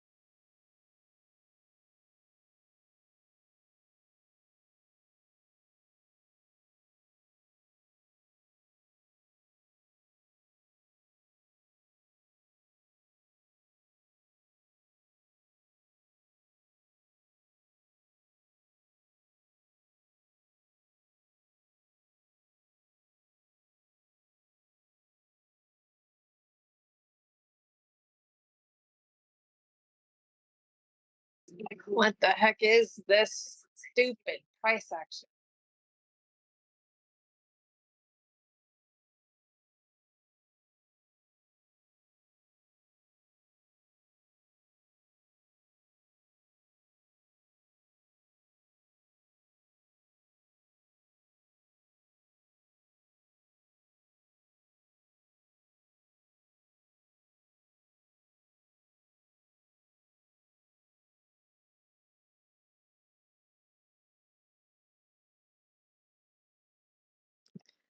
I mean, not cool price actions. It's not cool.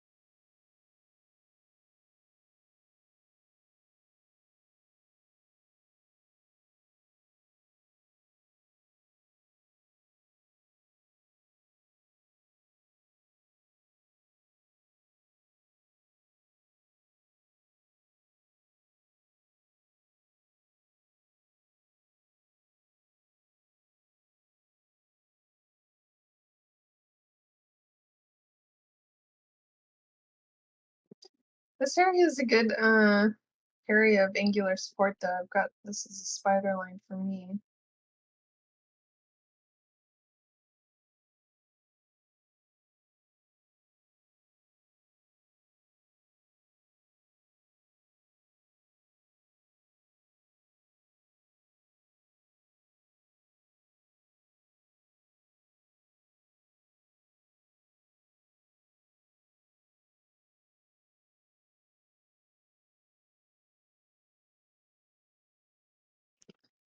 It's not too long, it's only from August 8th.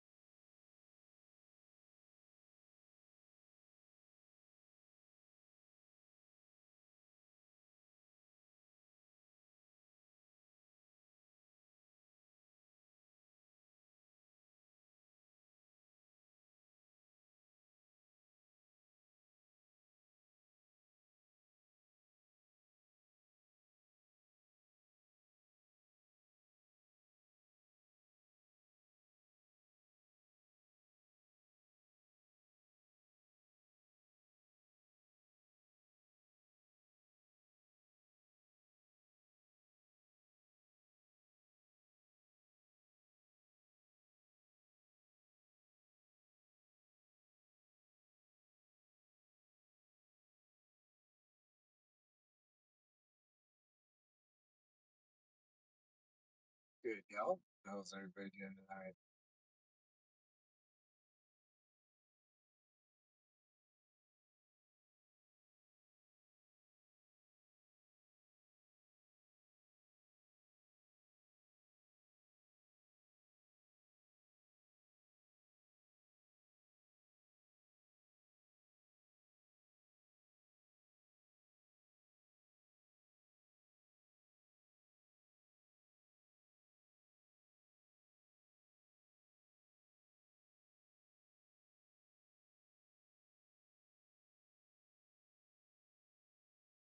Just hear me?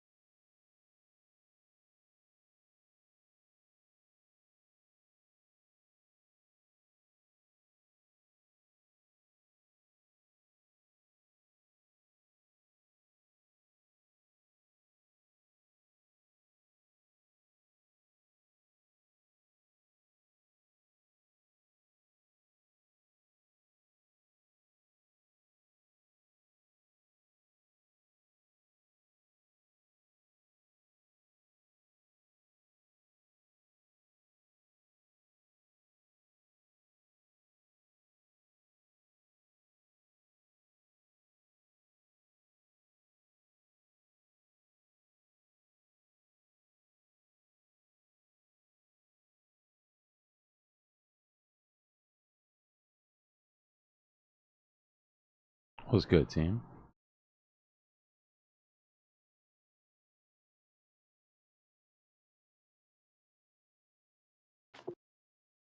Just came out of my burrito coma. Is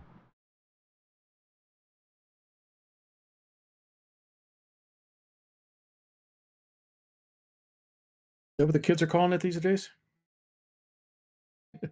Man, sit out. Shit was so good. I was trying to figure out the crazy mark.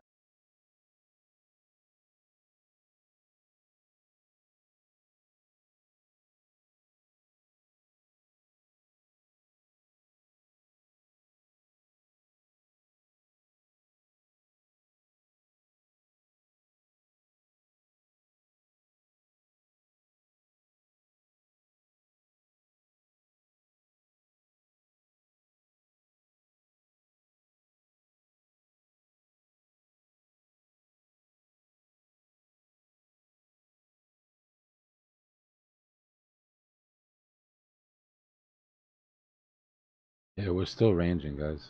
Before we left, we said this point at this visible range, right? When you get to the top, if it doesn't hold, you got price of control, point of control. Point of control doesn't hold, you got value area low. Right?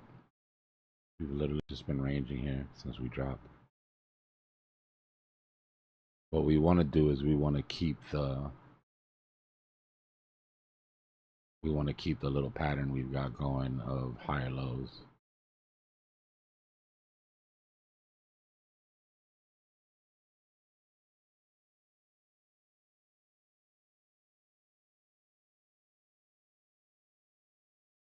Yeah, fear and greed should get a negative tick tomorrow. It only ticks once a day, so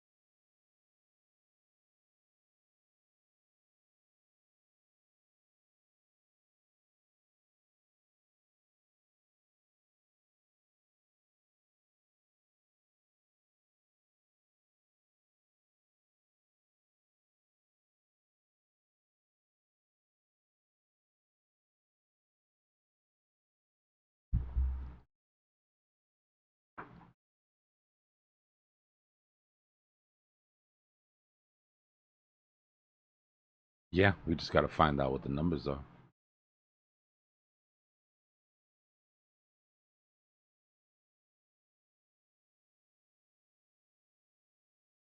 GDP down, unemployment up. If I can wave a magic wand, that's what I would want to see.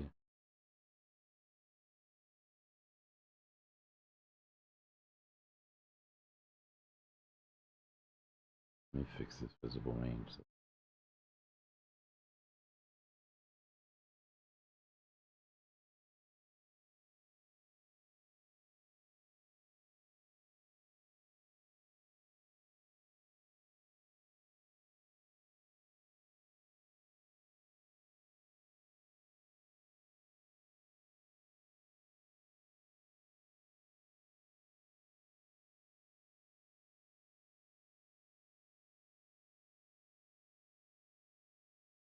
Do this.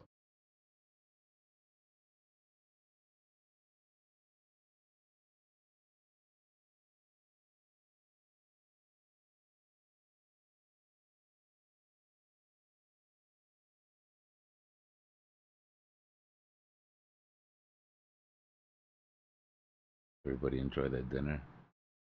All that good stuff. Fix our uptrend.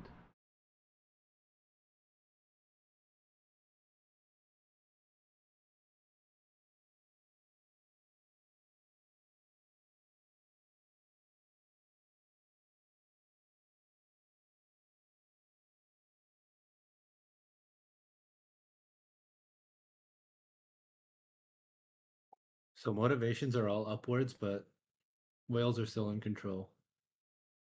Well, there's a fight. There's a fight. They haven't continued to drop, so I wouldn't say they're in control. But market makers doing a lot of staging to make this move.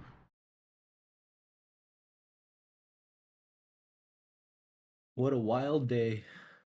Yeah, it's been one for the books, man, that's for sure.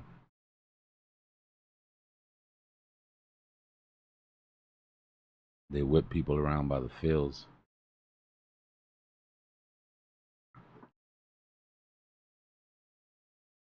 Ethereum all-time high, and then bam, little flash crash.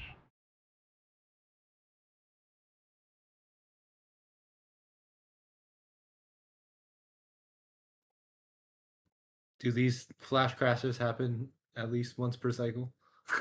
Oh, you see, yeah, you see the shit all the time. Every once in a while, the right sort of conditions line up.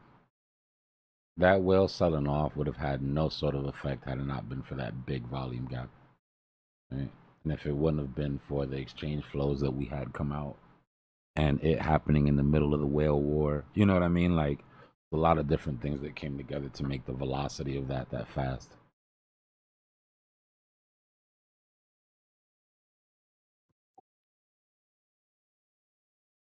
It was definitely planned. Criminal activity.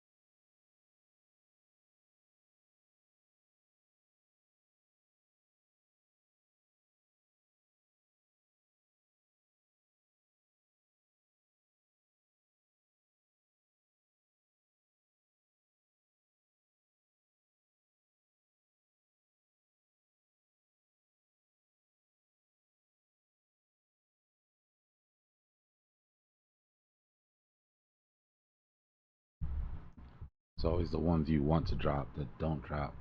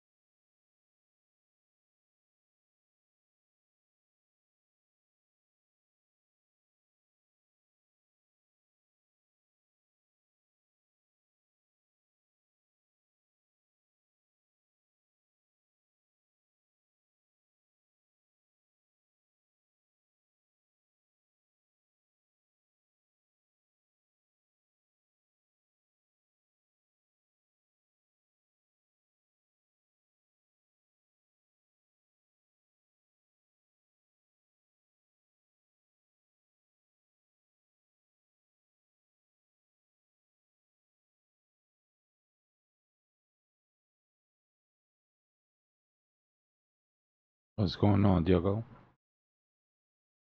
Nah, it's still early for me. Like 1:30.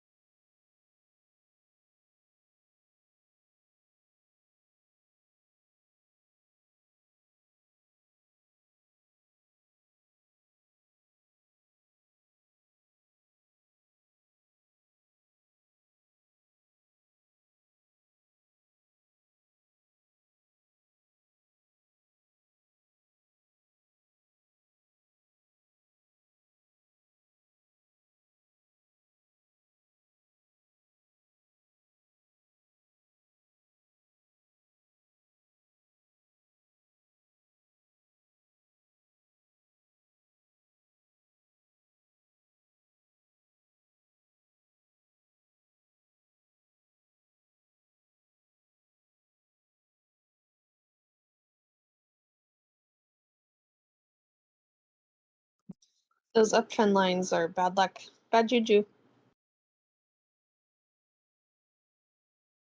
They're not supposed to be support. They're supposed to let you know when the trend is changing.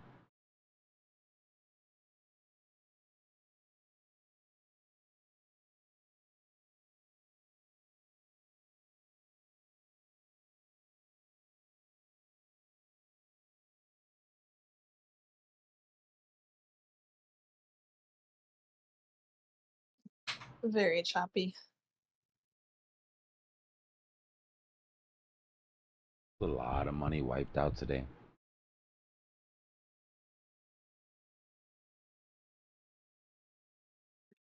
From one person, and then the volume profile gap, but it's just one person. It wasn't just one person. Like I said, it was a perfect storm.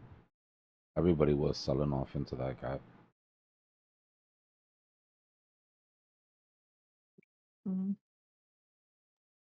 I wouldn't have thought of that.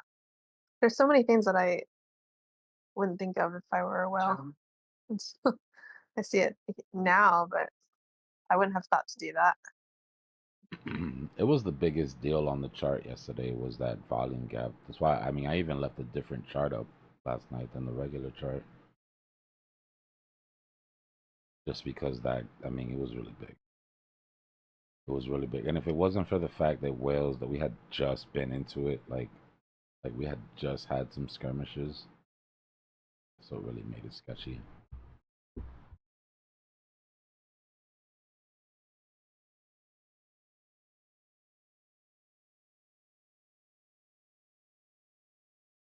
Man, a lot of alts have the same gap though. Yeah. Hmm.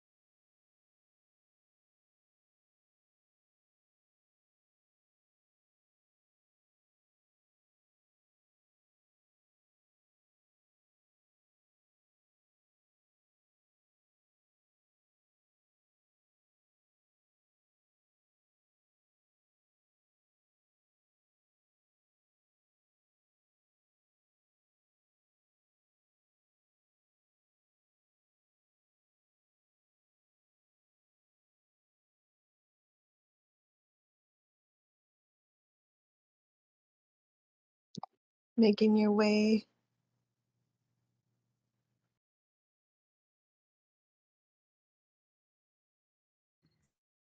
In the world today.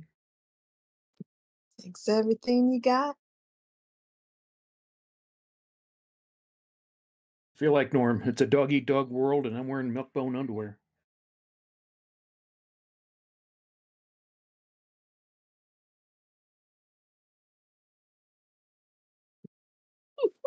You know, I wasn't sure who was going to complete my sentence. It could have gone two ways, and you went the way that I wanted it to go. So thank you. I know that jingle all too well.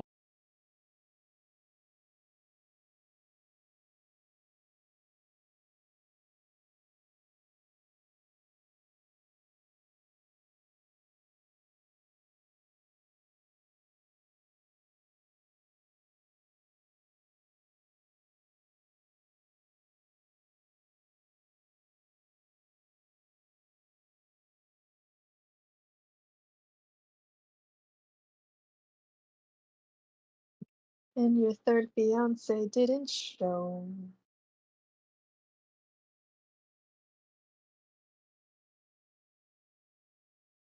I have way too horrible of a singing voice to continue. Sometimes you wanna go. That's not stopping her, Eddie. She's better than I am. The dogs will be howling in everybody's background if I start.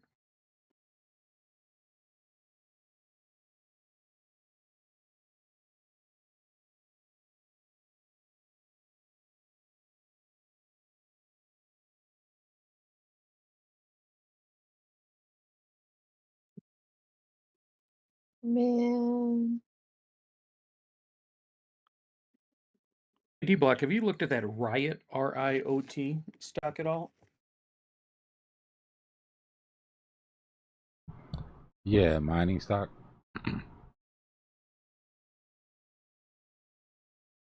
Yeah. Mara's little brother, her little sister, whatever. Mhm. I haven't actually looked at the chart for a long time, though. No.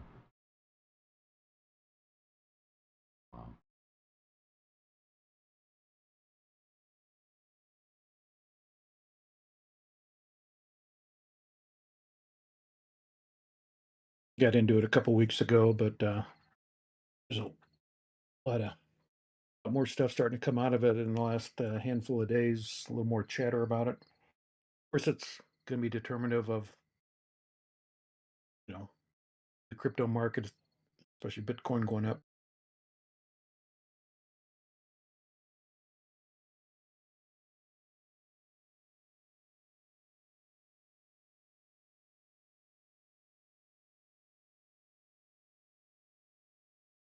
I don't know what's going on with TradingView, though. It's not letting me pull up the ticker.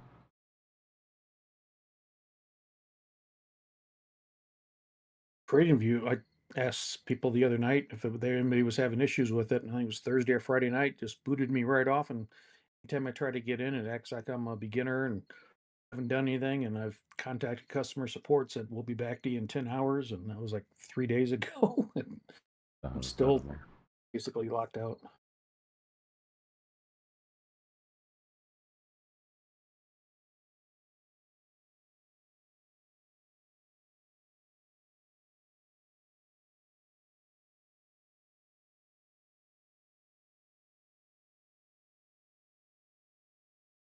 I'm holding some of that right in BMNR right now.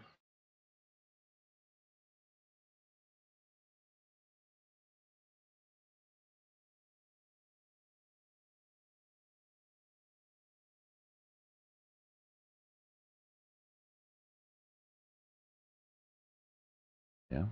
I came for that gap. That was a really nice gap play. I would have definitely took that gap play if I was still playing options. Those are my bread and butter. Gaps like Friday was a good this, day for it. all over that shit. Really? Because AMC has a ton of gaps to the upside. Came right up and got it. Yeah, there's a reason for that, Tom.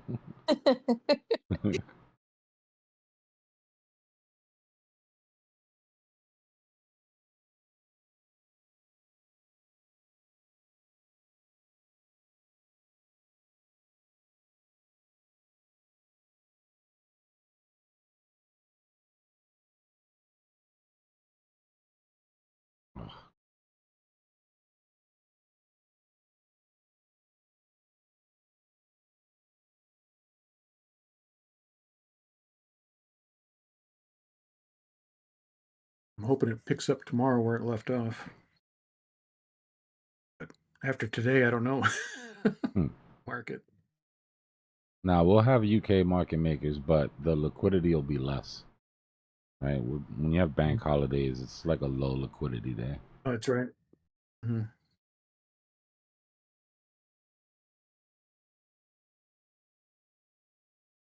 I'm in a couple. I'm in circle.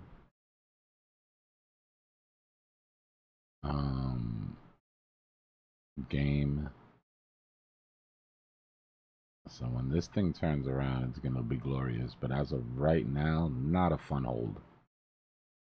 Yeah, I finally had to get out of it. I just couldn't keep bleeding. I'm like, I want to put my money where I can make something because this is just it was bleeding me dry.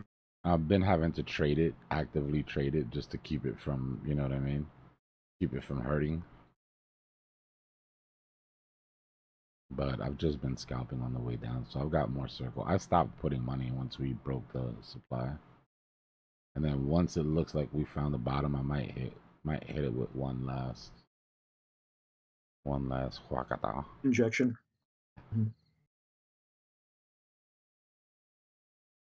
Only thing that bothers me about Circle is their business model.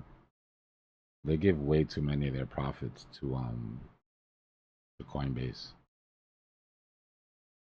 You know they run a 50% profit share model with Coinbase. Wow, 50%. Yeah. Holy smokes. Yeah.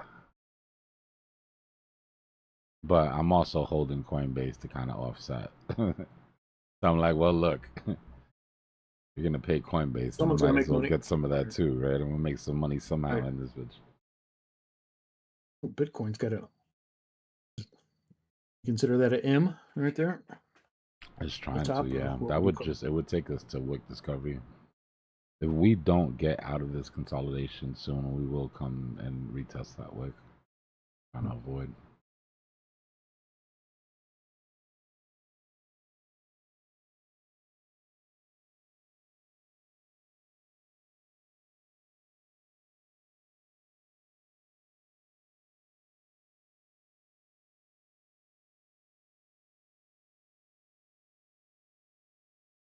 Even though we were looking at it last night, I really did hate to see it this morning when I got up.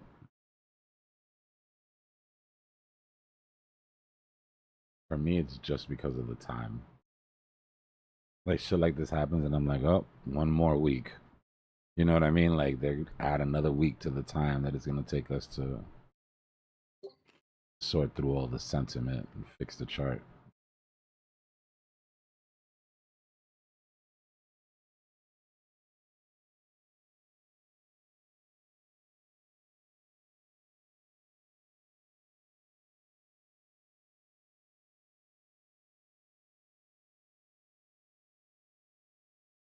This just looks like a sentence, but because of the letters, it is an arrow.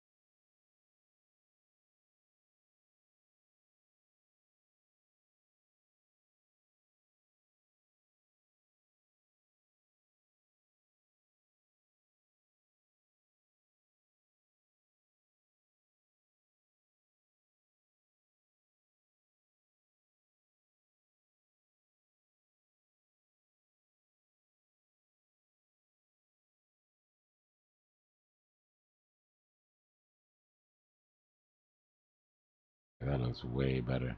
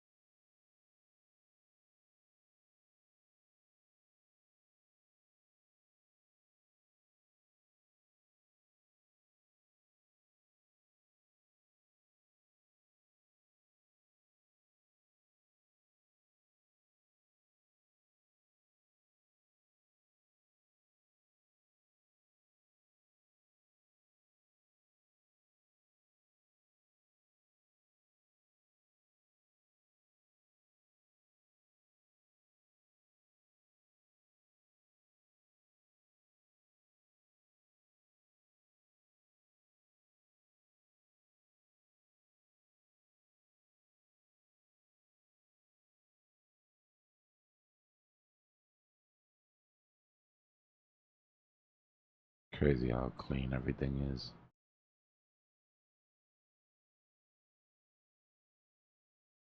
That big storm came in and just washed everything clear and just starting out from scratch.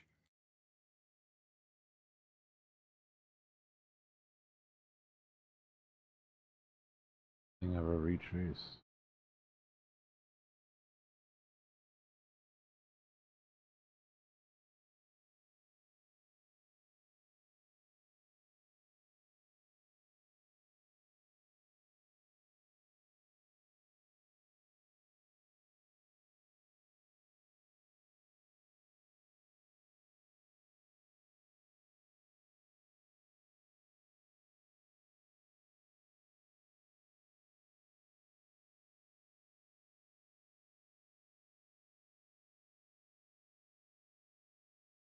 Not bad.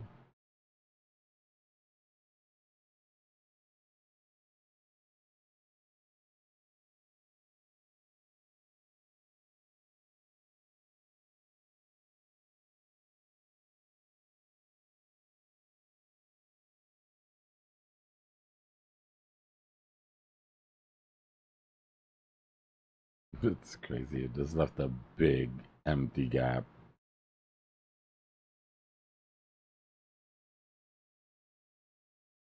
Tsunami came in and cleared it out.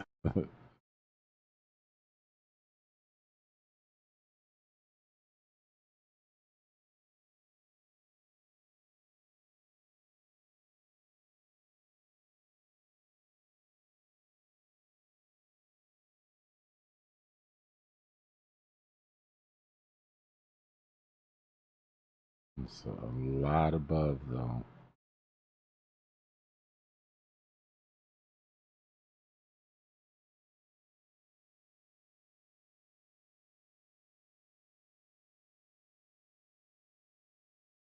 Yeah. Let's see. I'm telling you, all the motivation is up. Only motivation down is greed. And the only one motivated by greed right now are whales.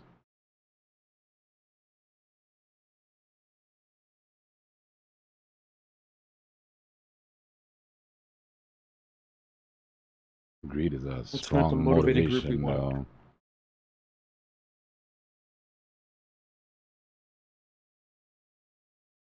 What happened? I was just saying that's not the group that we want motivated. Yeah, I know. I mean, apparently not, because they're not satisfied yet.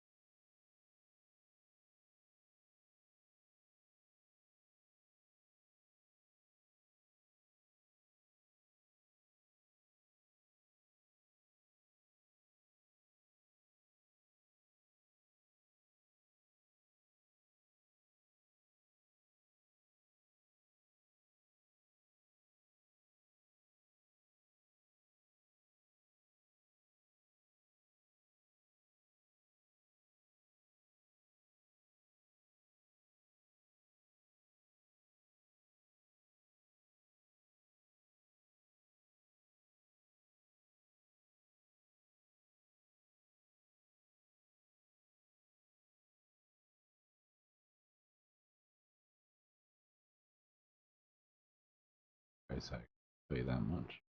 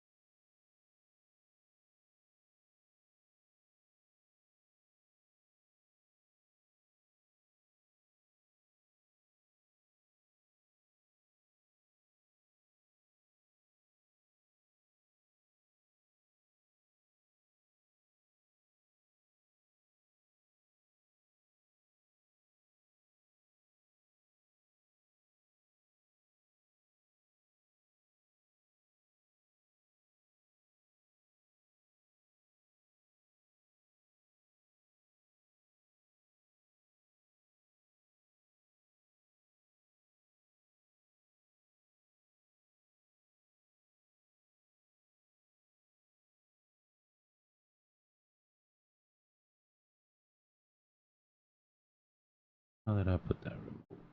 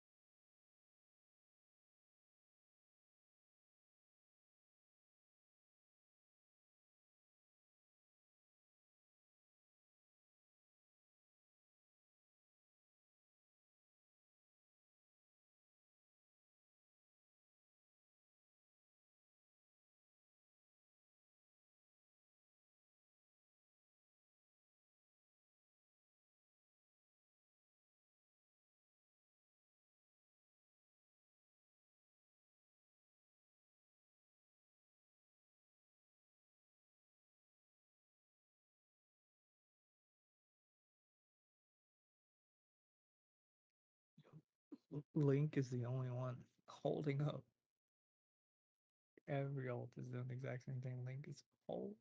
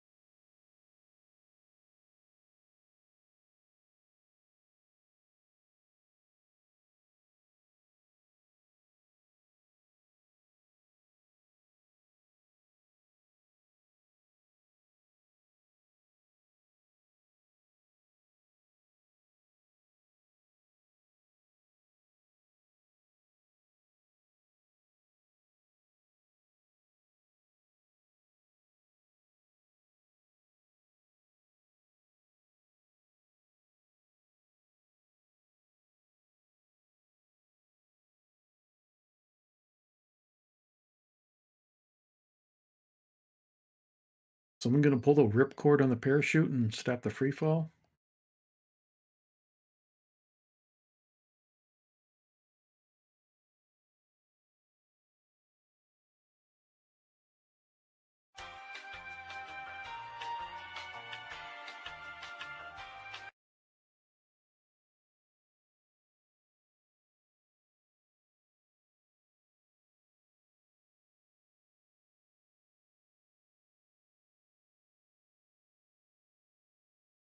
Time for Tom Petty and free falling. Yeah, these are those moments. What do we do? These are your short moments, Ghost. Yeah, but I don't short anymore. That's the reason why I can nap. Take little naps. I know, that's why I was saying it. Fix a sandwich, do something, get out. Run. Not just yet on the alts. I have a really good position from Friday on the big caps, so I'm holding that. If I get stopped out in profit, I get stopped out in profit. But it did lick my stop loss on Bitcoin from Friday. I didn't even have time to react. That thing just like went for it. Oh, we were sitting here watching it together. It was like I said, I thought there was Oh yeah, it freaking was me and you nuclear. talking about it, right? We were Yeah, like, it was like, "Oh, look at the candle. Oh, it's getting bigger. Oh, wait a minute. wait a Wait a minute." minute. Is there Yeah, that is was there a hella funny. mistake? We were looking at that candle. Oh, look at that candle. It's pretty big. It's growing. Like we were so confident it would bounce at 114K because of that gap. We're like, oh, look at that. Uh, Oh, it's still going.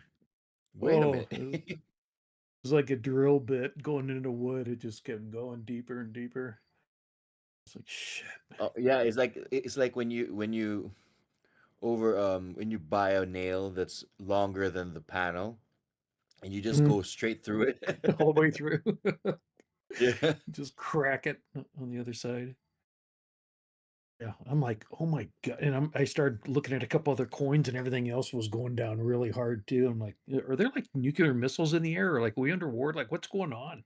Like, this was just an absolute plummet out of nowhere. I started typing really fast. I looked at like CNN, Bloomberg. I started looking Yeah, at everything. so did I. I'm like, man, maybe it hasn't hit the news yet. What's going on?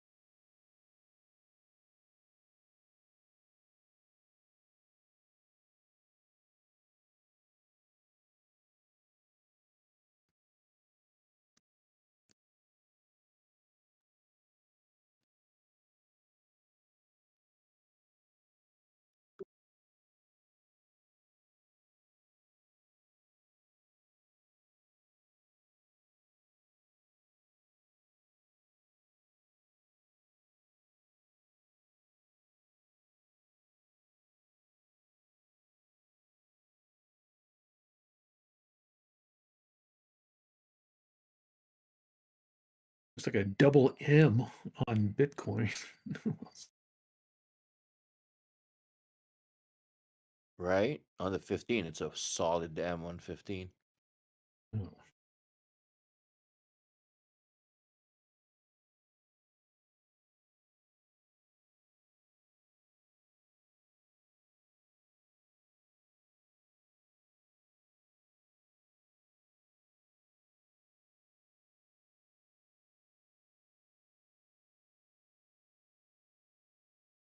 But to be honest, if you want some just like clean confirmation, just put Bitcoin on the 1 day and you'll see where it's headed.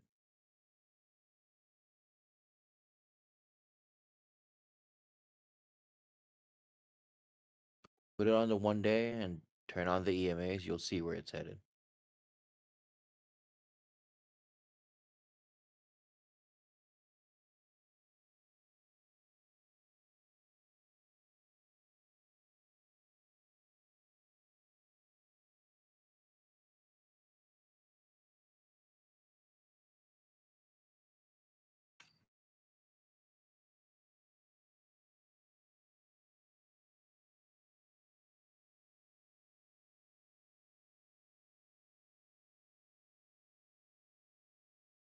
To be honest, I'm kind of excited because I have a buy on Ethereum at 3,900 that was never licked.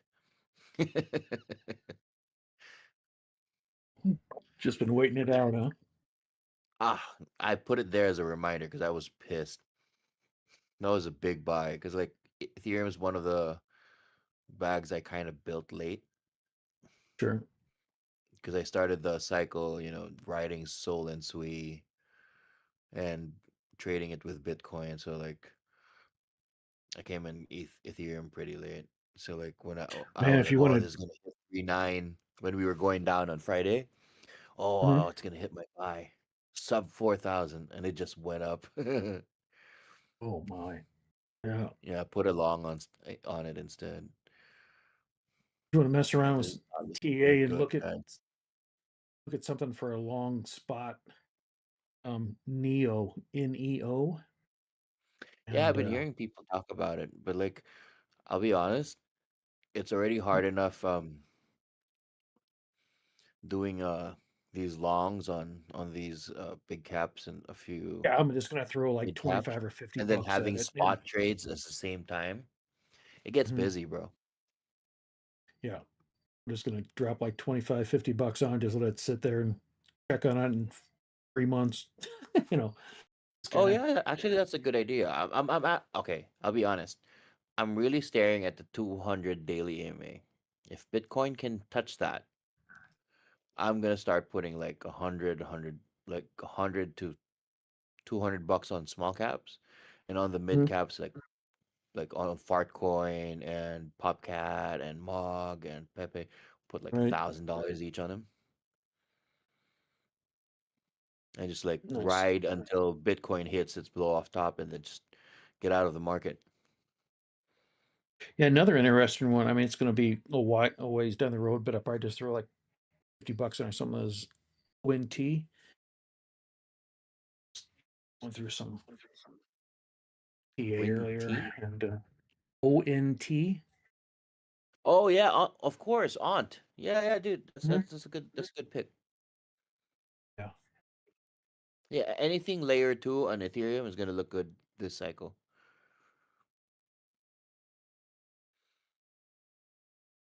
Wake up with a little cold or something? You sound a little stuffy or something. Nah, I just got up. That's why. Oh, gotcha. Have the coffee flowing through you yet, huh? No coffee yet. Yeah, I'm about to get up. Yeah. I got up earlier, but like didn't have my coffee yet. I'm gonna get coffee now.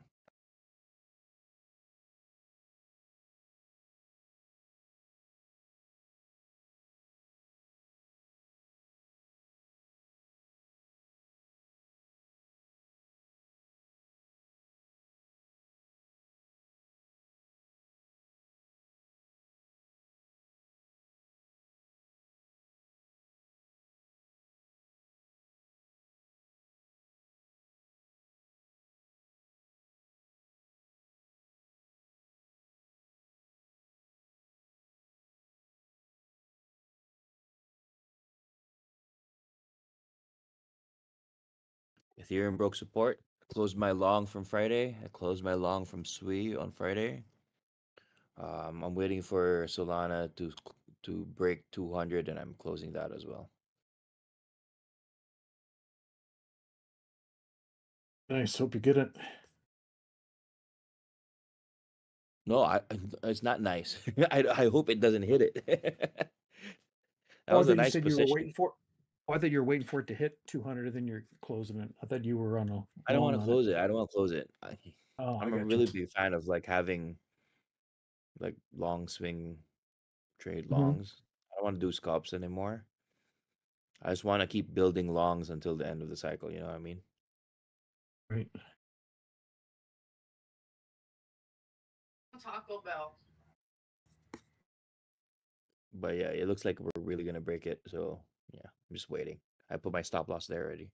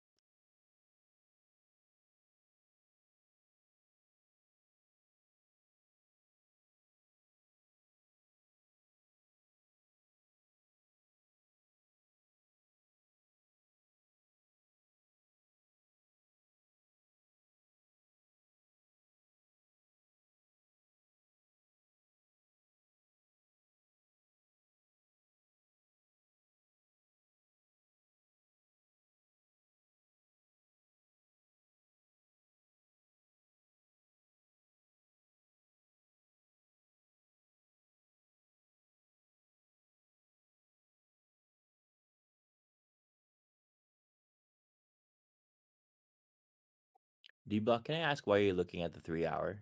Is 3 hours a significant time range for you as well?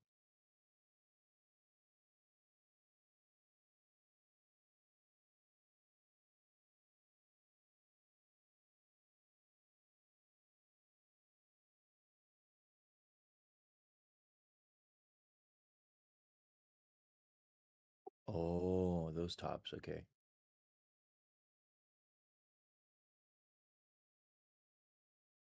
Black talking because I didn't hear him. No, he likes to talk with his mouse sometimes, and I I kind of understand when he does things. Like I ask a question while he's moving his mouse, and he draws a few things, and I go like, "Oh, okay, okay." All comes together. Yeah, it You does. looking at getting in on that World Liberty? I don't know. I want to watch it though. I'm gonna pull up that chart and watch it. That's for sure.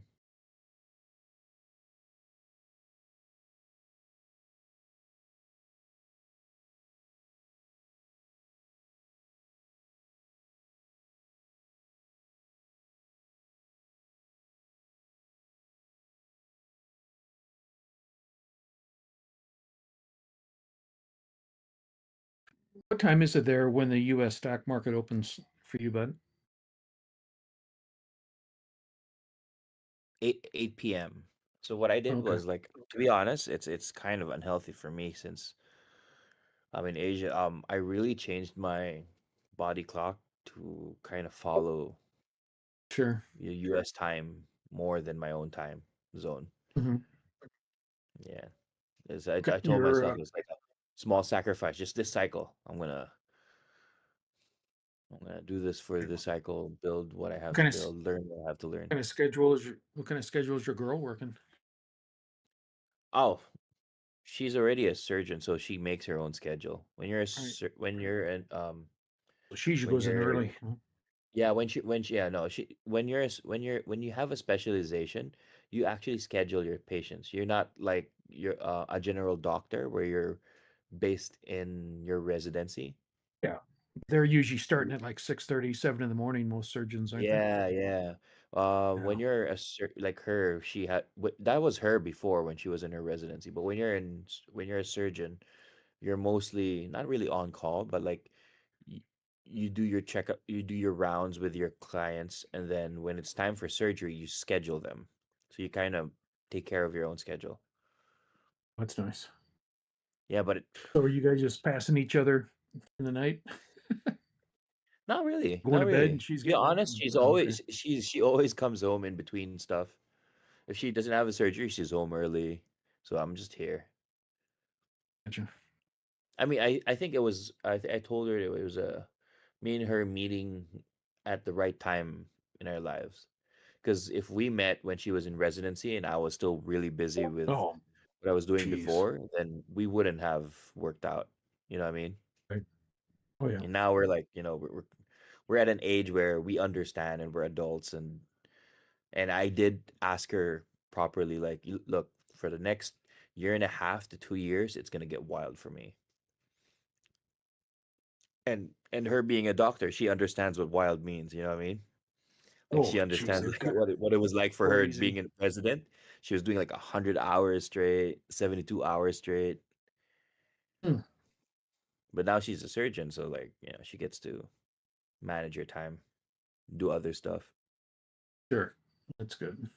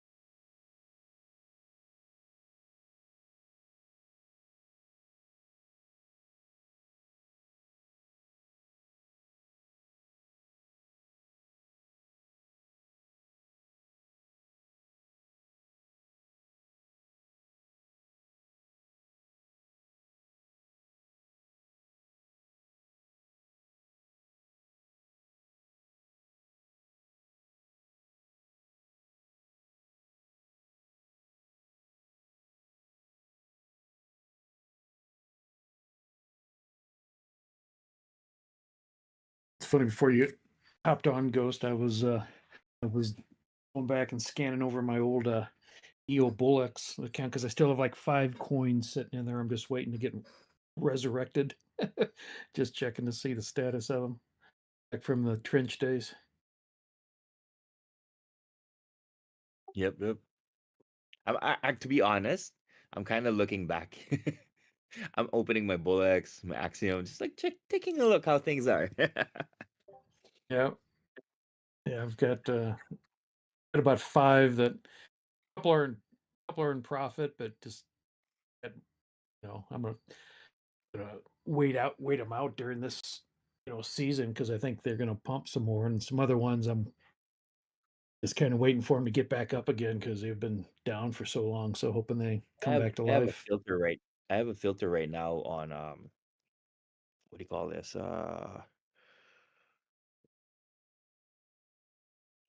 Why am I suddenly my head is blank? You didn't get that coffee yet. Yeah. What's the site that we go to look for small caps? Oh, Dex Screener, he sorry. wanted me. Dex Screener. So I have Oh a yeah. filter in Dex Screener, and Mhm. it's filtered at 10 million. So I'm just waiting for a couple of things to go above 10 million and hold it. You know what I mean? Oh, okay, sure. That's a good mark because like 10 million is the first psychological. But here's the thing. There's a lot of psychologicals between a million and 10 million.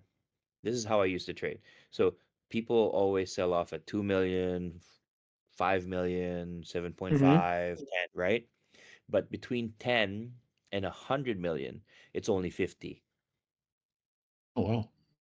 So you have only 2 psychological ranges in between 100 million. Mhm. Because a lot of whales wait for the 10 million mark. 10 million mark is the whale mark. That's their mark for let's get in. Getting in. We're not gonna get burnt because they put in so much money, right? They're gonna put in $20,000 in those. They don't want to get So in a rug pull. oh, you don't want to get in 1 and then sell off at 2. It's just too fast, you know. You got and if you're gonna put in 10K, people smell that. People are gonna sell on you. You know how people are in the Oh trenches, yeah. right? So you want to be 100%. like inconspicuous. Like when you put 10K, it doesn't really do much. You don't want to.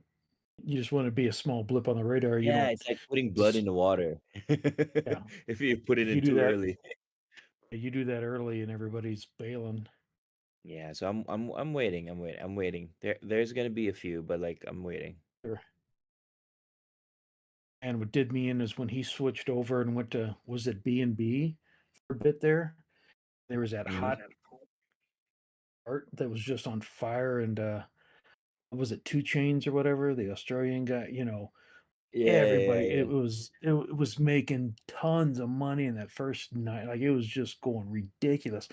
And I didn't have any platform. I had to switch everything over, and I'm trying to figure stuff out, and I'm just throwing money in there left and just trying to play catch up and didn't know what the hell I was doing because I was still somewhat new to it as well. Oh my god, I got taken for thousands. That whole thing went down like within a week, 5 days, 7 days. That whole platform just Yeah. went to Yeah, shit. BNB. Here's the thing with the I got BNB. killed on that. Yeah. Like the BNB, I got into that as well. That was my last hurrah in the trenches. Like after Yeah, that was that, I built a bag, and I was like, "Yo," I was like, "Ty, I'm gonna yeah, try to focus on my bag a little more. I'll be back." right. Like, but I gotta do this right because like it was, it was, it was like I made a lot, but the risk of losing everything was just so great. It was crazy. That left a pretty bad taste in my and it was my fault just because again didn't have things set up and ready to go fast enough when it all happened, and then not being able to move things across the right way and bridge the different wallets. And by the time I did, then and whole bottom just got pulled out, and I just got left holding an empty bag. That one hurt. It's about a $15,000 lesson in about 5 days. Yo, Sol's really trying to hold this 201 area. Yeah, I got my stop loss from Friday at 199. If we break Yeah, that same here. Same 200, here. Mine's yeah, if we break that 200, 198.89 is my stop loss. It's 199.48. We're all right there. I don't want to lose that position. That's a really nice position we had on Friday. Mm-hmm. Man, it's just popping up now. Yeah, Sol is showing strength, man. It's like one of the first movers. Hopefully. EU just opened. I think that's why we're getting a pop. It's a bank holiday in the UK. Oh, dang, that's Mhm. right. That's okay. They never do anything for us anyway. Oh my god. It's the U.S. and Asian markets. Yeah, I was telling Leighton was like, "Oh, UK is on bank holiday, so we can't rely on them today." And I replied to him, I was like, "Oh, just on a bank holiday?" Oh, we might have a good day today.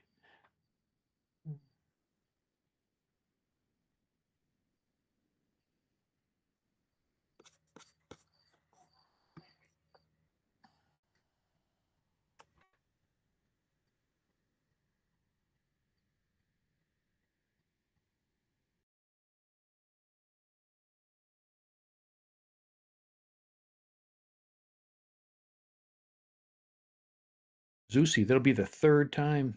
Like, I've been on way too long today, sitting here at the desk because I had him before he went to bed, and then he hopped back on later on when he woke up. I'm like, oh my god!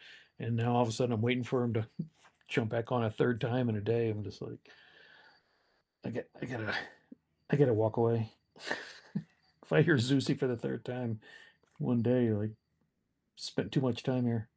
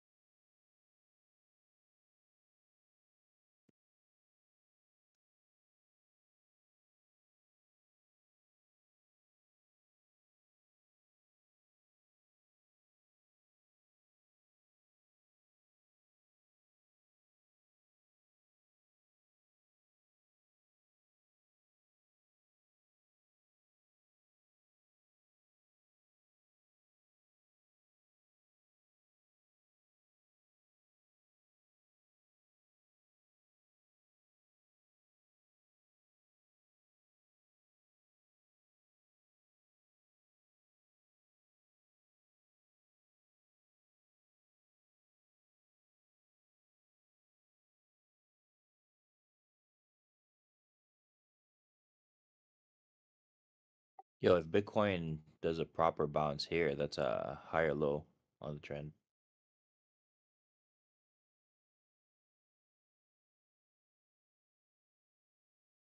That's a big if, because we just invalidated the W.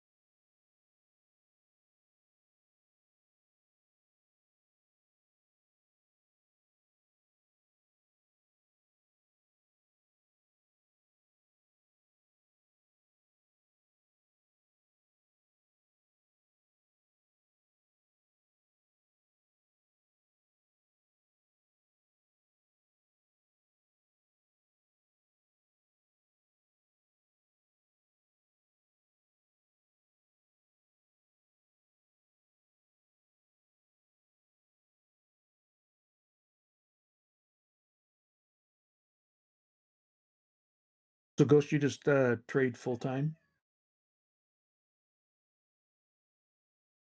Your gig?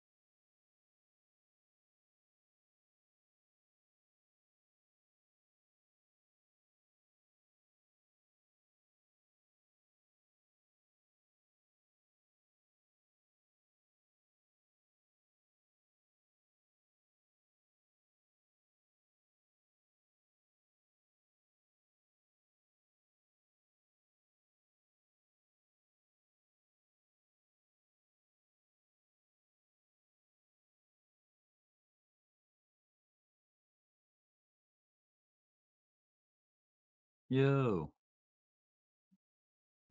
What's cracking?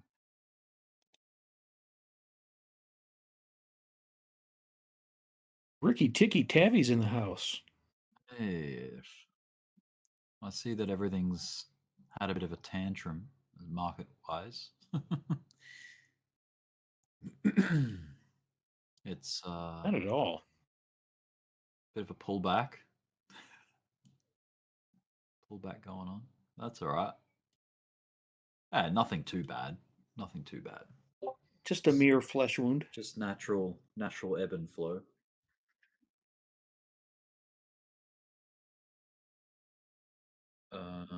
That red candle earlier today was not natural.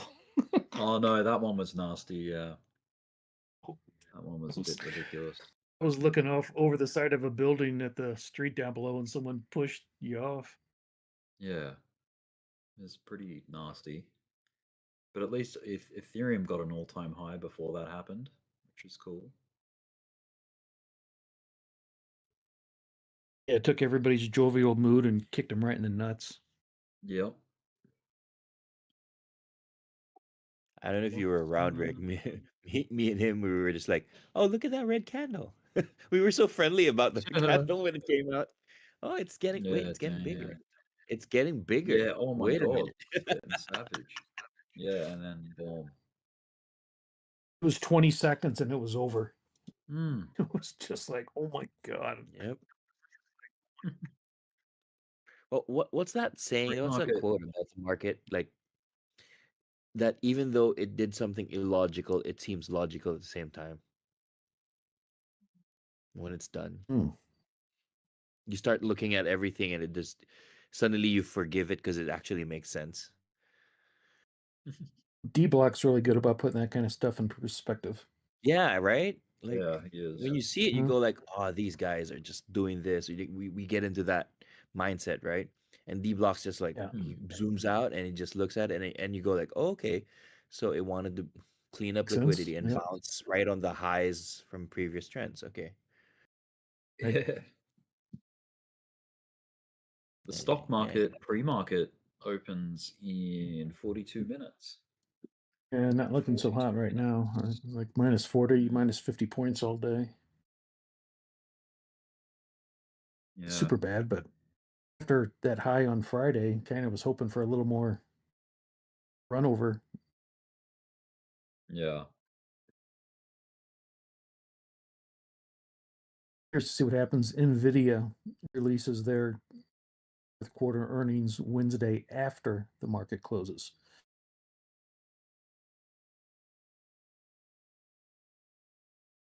S&P 500. 500. S&P 500, like the US stock market is still very violently up and healthy. You know, things are still near all-time highs. So, yeah, there's no bear market in the air as far as the stock market is concerned. And we're approaching the most bullish quarter of the cycle, Q4, year 4 of the the 4 years crypto cycle. So that's cool. That is great. Historically, that's been very, very optimistic and positive and bullish. I was looking at it this morning with Kwai. Let me put my screen up.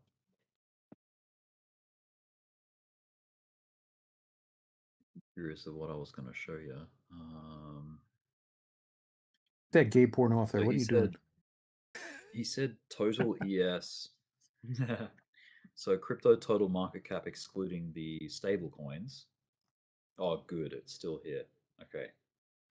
So basically, I went through the past and just drew a rectangle or a box around Q4 of every year, of every bull market year, and check out the behavior of the market in those boxes. It's up and to the right, up and to the right, up and to the right. And by the way, the finale year of the cycle, like the one that just happens right before the bear market kicks in, is this one. So let's just number them. This one,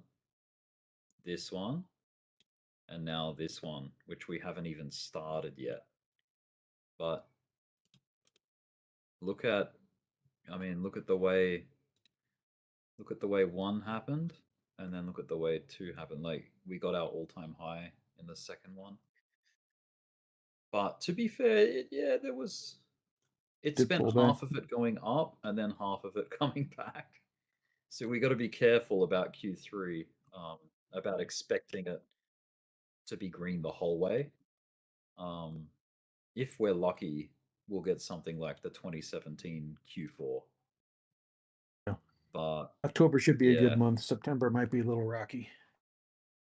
September, yeah. Like, I mean, we're almost in September. What is there like? There's like 1 week left. 31 days this month, and today's the 25th. Yeah.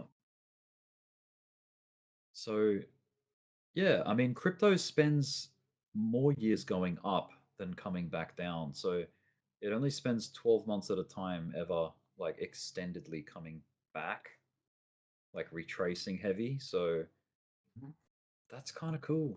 Oh, yeah, this was the 1 year where Q4 wasn't pretty in a bull market, and that was the 2019 leading into 2020.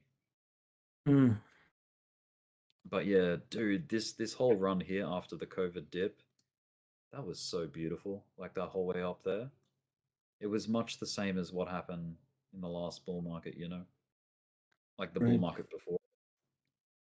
Very cool. So we haven't had an extended rally like that in crypto for, because look at the ones that have happened this cycle, right? We've had there and then it pulled back. We've had there and then it pulled back. There, pulled back. Now it's here. So like it's been broken up way more instead of just like a nice big rally like that, you know, like the previous two. Sure. So this bull market has not been as kind as the previous two, like the prior two, in my opinion. Well, it just seems like once you get rolling, then like somebody just throws a frickin' speed bump in it and just brings everything right back, and it just like you can't get you. Heaven forbid we'd have like 4 or 5 days of euphoria. It's like you get a day and a half, 2 days if you're lucky, and then get the rug pulled out. If you ask some analysts, this is much better than like that straight lining it the whole way up. See, if I just bring them over here, see how much Dbloc always says that he wants to build it healthy with those pullbacks. Build it healthy, yeah. So I think in hindsight, like this cycle, this bull market has been probably a lot more sustainable to stay up higher for longer than if it just did it all at once. Because we probably would have had to have crashed pretty heavy, like if we did it like you would have 50% retrace or something. Yeah. Just like how last bull market we sort of had that. We had like a double topping situation, like where we came up so fast so quickly and we had to pay for it and then restart again and then get a big fat double top and then we came down. But yeah, man, the big classic blow off top. That one, what a hell of a ride that was for the people that were lucky enough to be involved. 2015 into 2017. Oh yeah, I wasn't. The glory years of crypto. Wasn't in that one. No, me either. I think we're going to get one like that when the perfect storm happens, and that is when the Fed is in QE or just not tightening, like low interest rates environment, and the beginning of a bull market. Like we've just cooled off, and everything's in a growth and expansion stage. But the thing is, that doesn't happen usually until there's been some kind of collapse or correction or crash. So that could be happening next year. Like it really could. Like we could be getting some economic like crap, like shitstorm that comes. Like if we're lucky, we'll get one. You know what I mean?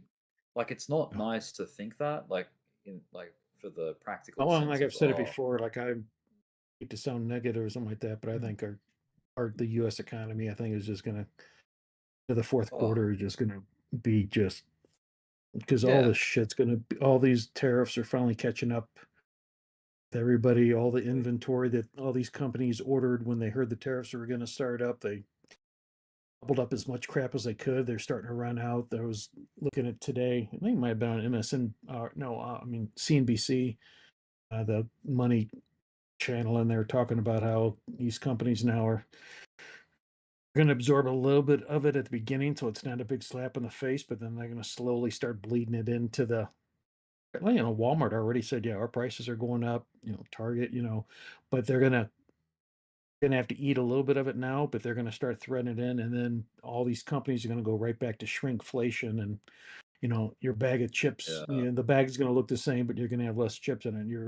Your cereal, your whatever, and so it's just going to go right back to all that bullshit. pandemic crap. So I those companies aren't there going is to good in eat it though. long. Like as painful and as frustrating it is to live through that, the good side is that it really resets the market and you can position yourself into that reset really nicely. So don't waste it. Like don't put it to waste, Take advantage of what most people don't take advantage of, like when it's real dipped out, crashed out, gone to absolute, the depths. Because unless America completely fails, or like just the economy as we know it worldwide fails entirely, then it will recover. There is recovery after things like that. There's bounce back. Maybe some companies, get destroyed in the process, and that's sad. And banks will collapse and whatever. But when it stabilizes, when it history has proven, like when things crash out like that, there's a big recovery. Things come back up the other side. So my fear is not just the economy part; it's the bullshit of putting the troops in the streets and oh yeah, calling for martial law and canceling the elections next fall, and just all the unrest, and not to mention, I mean, yeah, that's not shit. good. I think shit's going to go really sideways because I don't think Trump's going to be alive in a year. His congestive heart issue, like you see all the health issues he's going through, like, I mean, No, I didn't know that. Oh yeah, like he's having to wear makeup on top of his hands now because he's getting so much blood drawn and infusions and stuff. His right leg is all messed up. He's his congestive heart issue stuff is really catching up with him, and um yeah, I mean he's cutting back a lot on his golf. Like I think he only golfed maybe one day this weekend compared to his normal 2.5 days, and I don't think he's playing a full 18 rounds. And he's sitting like almost every time you see him now, he's sitting down behind the desk. He's not standing up anymore. Yeah, but Wow. I just think Taking there's its going to be toll, you so reckon? much. I just think there's going to be a lot of civil unrest, and shit's really going to hit the fan when just getting more authoritarian, and it's just going to be a shit show. Unfortunately, I'm afraid. Well, Hope not. Get my fingers hopefully crossed, not. but yeah. Yep.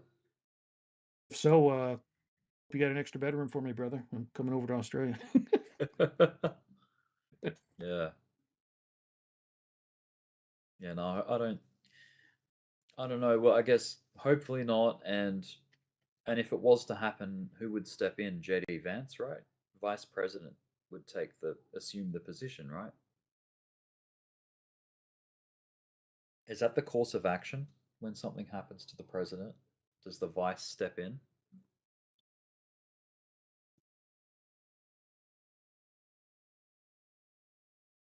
I'm going to look it up.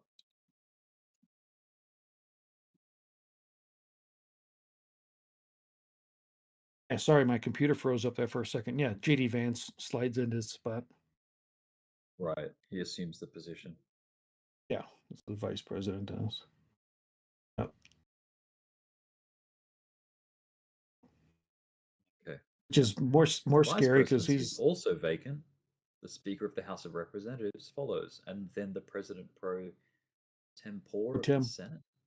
Mhm. And then cabinet secretaries in order of eligibility.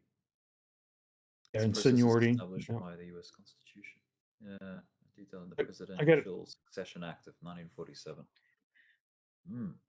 My teaching degree in political science and U.S. history, and worked in Washington D.C. for congressman and senator from our state. Was the best man at my mom and dad's wedding, and so I worked in campaigns. So, fortunately and unfortunately, I know a little too much about the. How many of your presidents have died during their presidency other than JFK? Yeah, besides the type of Yeah, I'm situation, I want to say one. Abe Lincoln? Well, I mean, besides assassination, but I Yeah. want to say one. Like naturally, I want to say maybe one. I And want the to say vice one. stepped in each of those cases. I want to say one stepped down because of health issues. It's been a while. I'd have to look at that.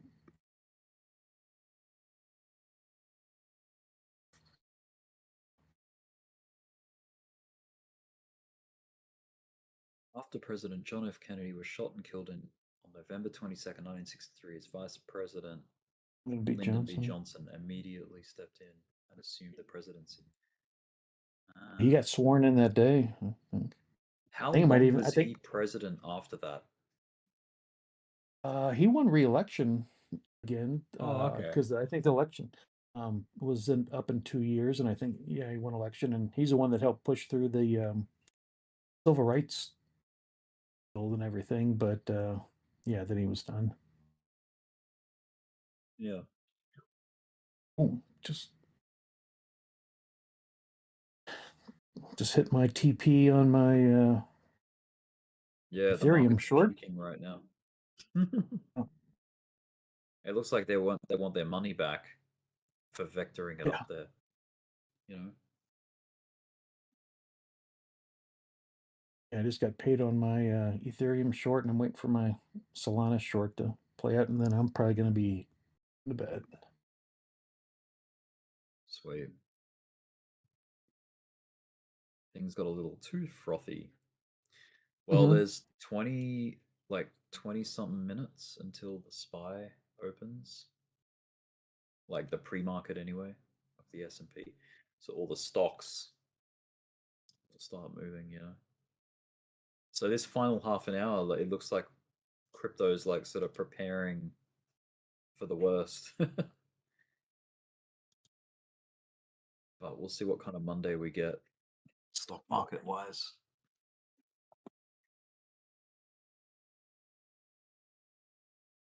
Yeah, crypto's having a real hangover.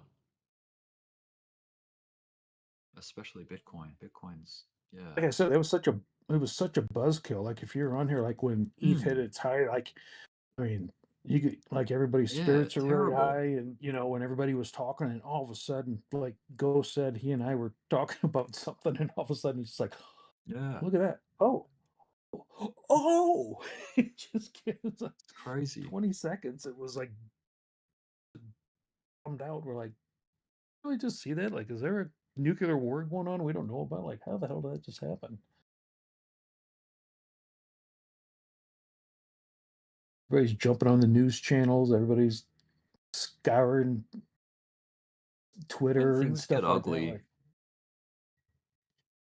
just like when things get pretty, you get suspicious of a sell-off. And Well, yeah, vice versa, because, I when mean, it things get was ugly, you get suspicious of a huge bounce and recovery. You know. right.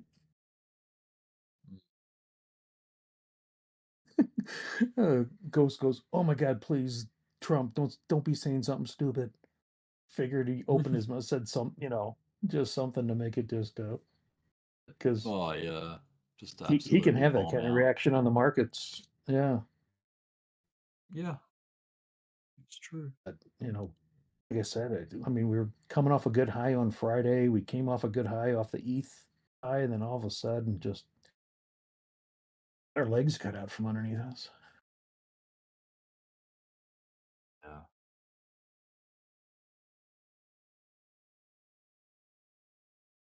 Yeah, it's pretty frustrating. So someone says, why the dump? Not news driven. I don't believe it's news driven. I think crypto's coming back into line because the stock market's about to open for pre-market, and it's like pricing in negativity perhaps off the stocks. Look, Now the looking at the mini futures of the stock market is pulling back right now too. So yeah, because yeah, I've there's going looked to be at a it bit a of a handful of cascade times. It's down. always been when I first looked at the futures this morning, it was -4, and then next thing I looked, it was -25, and then it was bouncing between -40 and -50 all evening, and now all of a sudden it's -64. So it's definitely going the wrong direction. Yeah, it's pretty nasty.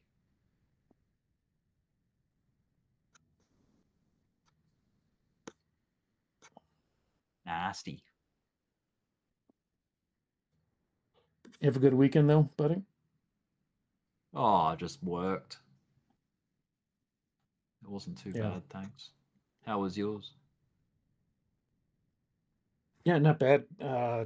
Me and my daughter went up to mountains a bit yesterday, and there's a real neat place. Has a great view of the mountains and has a big beer wall. You have to give your credit card when you get there, and then they zap another card with it, and then you just put your card in the thing and you just pour how much ever beer you want. It fills up, it automatically charges per ounce. And they've got great food. They've got like all these food stations, from like barbecue to chicken and burgers to really great sushi and something else. And yeah, you just hang out and they got music playing, and it was like 75, 80 degrees, no humidity, just perfect day. So we just had a father-daughter day and Cool. chilled. And then yeah, today I've just been sitting at my desk, mostly getting caught up on work for my business and listening to the market all day, keeping my eyes on stuff. So just playing catch up. Nothing too Sweet. exciting. And got too many trade shows coming up.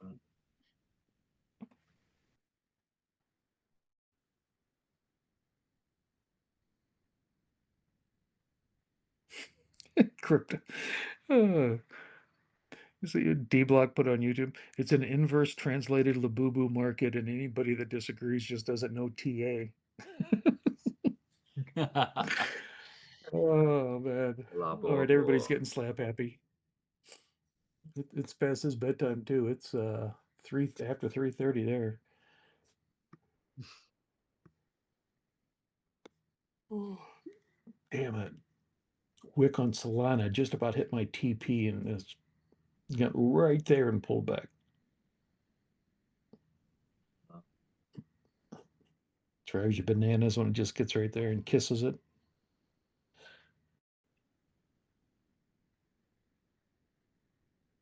Of course, these exchanges aren't going to give you the benefit of the doubt.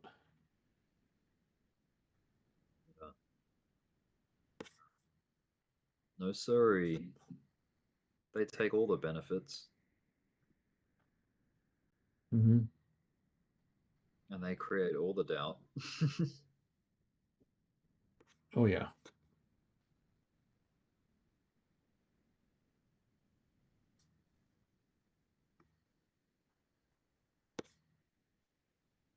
Yeah, BitNuX, they took me for about 1,200 on a trade, and they had a glitch, and they won't make it right.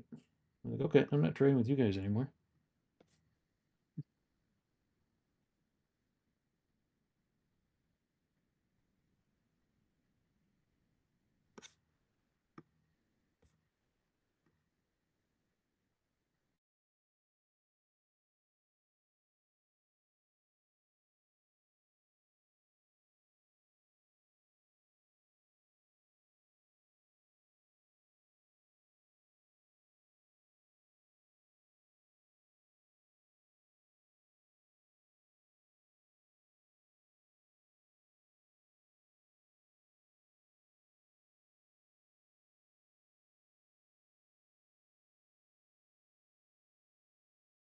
So they're just getting a refund on the vectoring that they caused on Friday.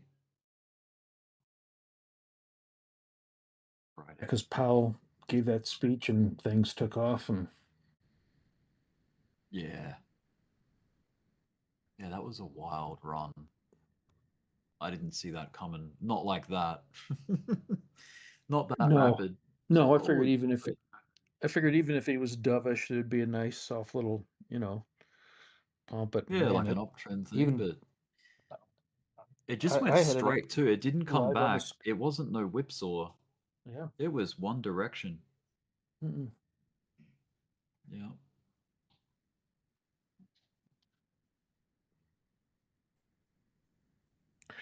It's probably like one of the most high confidence trades you could have taken was the Jackson Hole trade.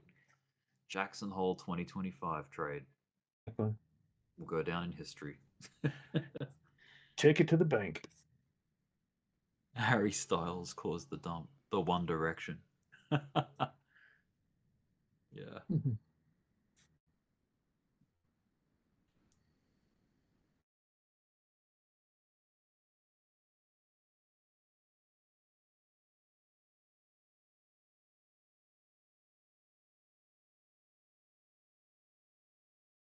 Well, got about 17 minutes until pre-market.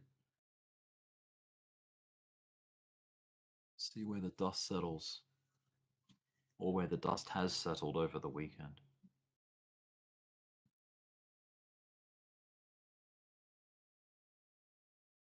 Still came through. You name it. Got saw it all. This reminds me of one of those Monday. That's the first dumps. time I've. Monday. Yeah, that's the first time in like 5 or 6 weeks, at least minimum, that I've seen the weekend trap just get completely obliterated. Because Dbloc say, yeah, this is a really narrow one, but as Friday night, clears up, and we'll be able to expand this and make it bigger. And he never even got to get to that point before it just completely blew up on him. He didn't even have time to box it in like normal. Friday night, it was already blown. Yeah.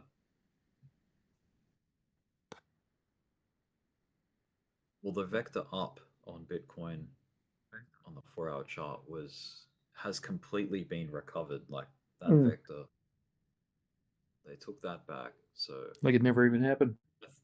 Ethereum still has a giant vector that it has completely left wide open. Same with pretty much everything else is in that same boat, like where it's vectored up and there's still a lot big vector gap.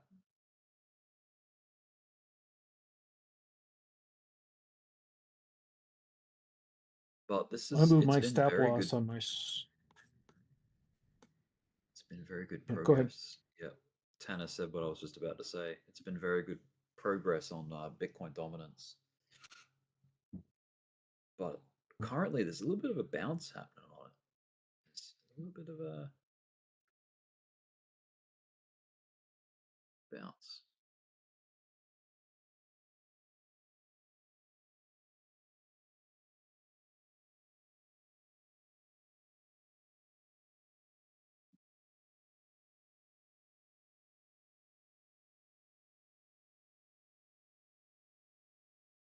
Guess as we Maybe get down at to, like, 45. as we get closer to the final stages of the bull market, things are going to start to get more irrational and unpredictable, I mean, the market's unpredictable enough, but it's going to get more so, like with some just wacky things will start happening, I think. That's about when I start going into more spot buys versus my typical leverage trading. Right.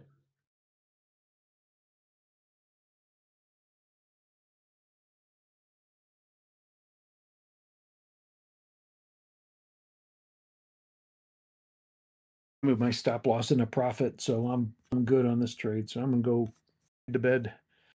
So have a good day, buddy. And, You too, mate. happy trading to everybody else. All right, have a good one. Cheers. Have a good night. See ya.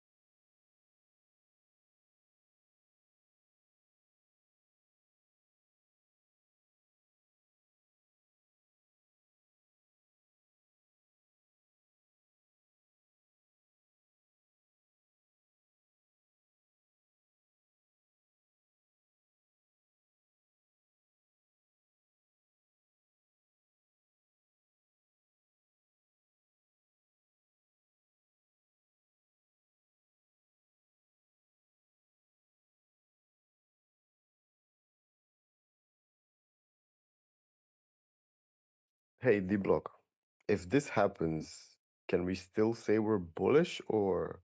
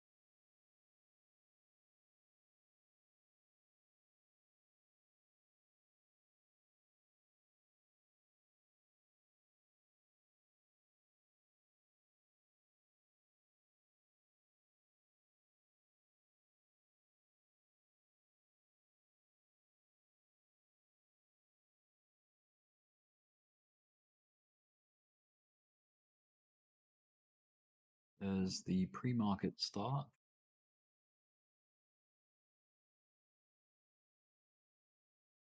Or hourly candle close. I believe the funding round just happened. Perpetual funding.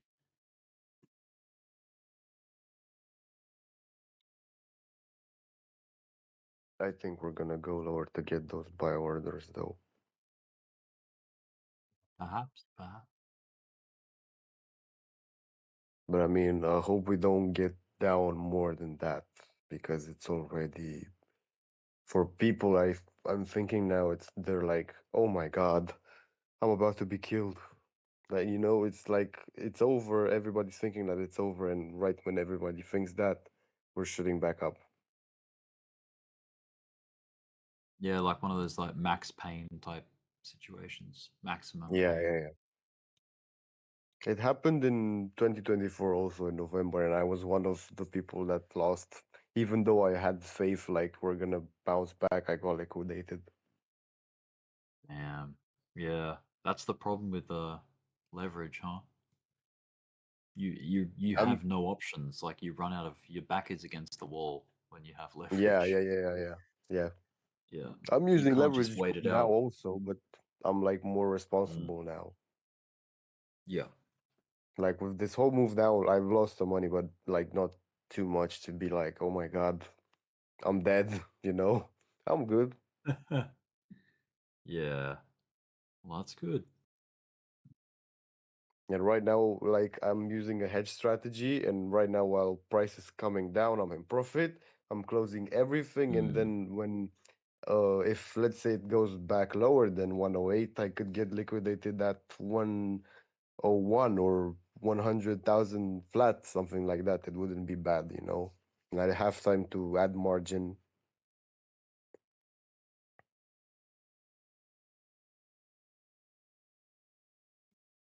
But let's just get this pump going. Yeah. Yeah, we'll see if they're satisfied with the amount of sell-off that's just happened. See if that was good enough or whether they need to do more. Imagine a monster scam wick to like 90k and then back up. Oh, stranger things have happened. But yeah, it can happen. I was expecting you to say, no, you're crazy. No, no way. Oh, well, this is crypto. Wild things do happen.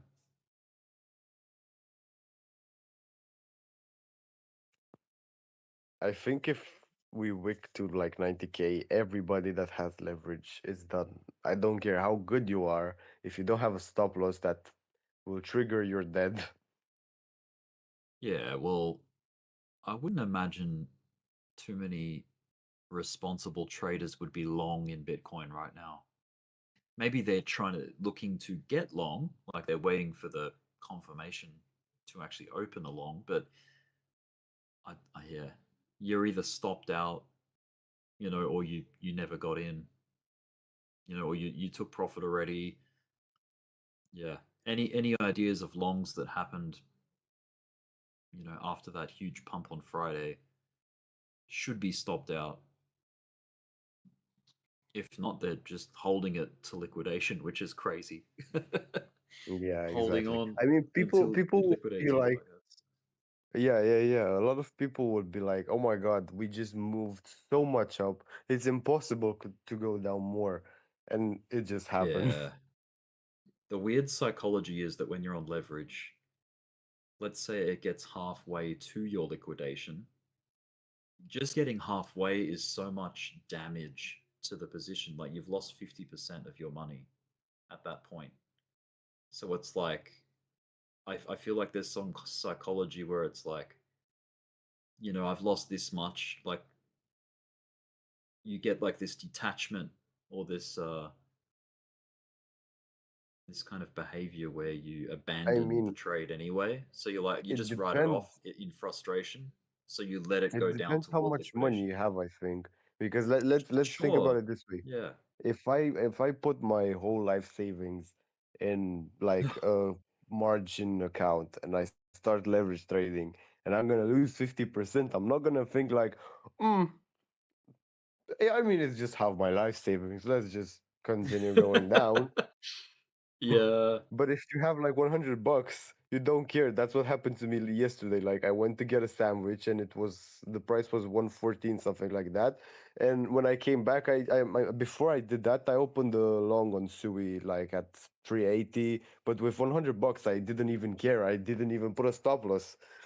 And I was like, come on, Yeah. we're breaking the downtrend. We're good. No problem. I just went to sandwich, came back, had zero in the account.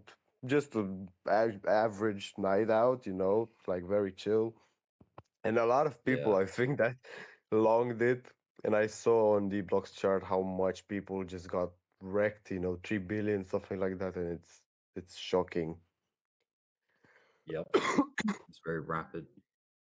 Yeah. So with that I 50, hope that where you're everybody's safe. down 50%, I feel part of you feels the defeat, like, oh my god, look at how much damage this bad trade has caused.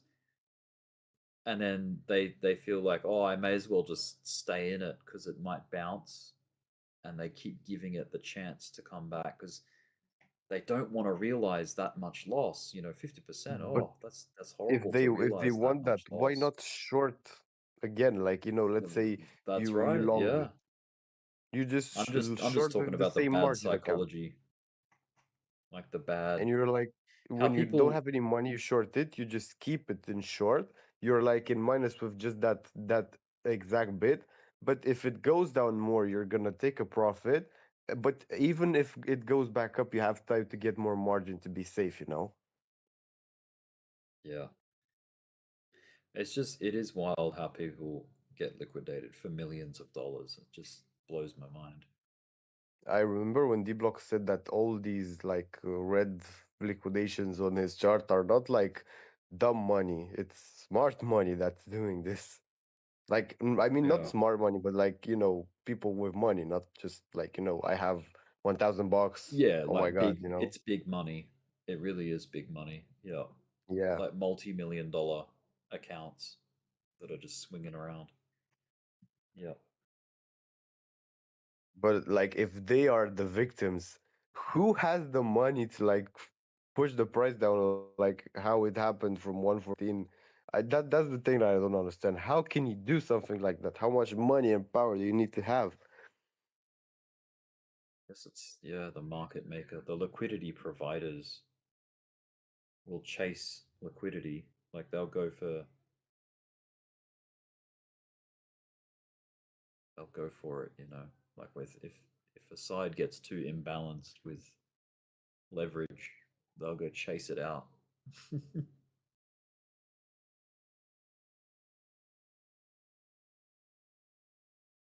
I'm going back It's to from sleep. what I can tell or what I've yeah. What? Yeah, I mean it is kind of one of those moments, man, where you may as well just go to sleep and wake up and see whether the recovery happened or not, or whether it got worse. Yeah, What exactly. a tragedy. That's like, it's good either way. Like I I can't just need look. to get some sleep. Yeah, I'll just go to sleep. The funny thing is that, like, when we were pushing up against that volume profile at the very early area high, I was like, I mean, I have some longs in profit, but I think I should just short to be safe. Fast forward, I just woke up and I'm like, I'm so glad I did because I would have gotten wiped out, like, Yeah. completely. Damn. I was expecting to wake up to see a very big pump, to close the CME gap, punch through the liquidations. Nuh-uh. We're going down, baby.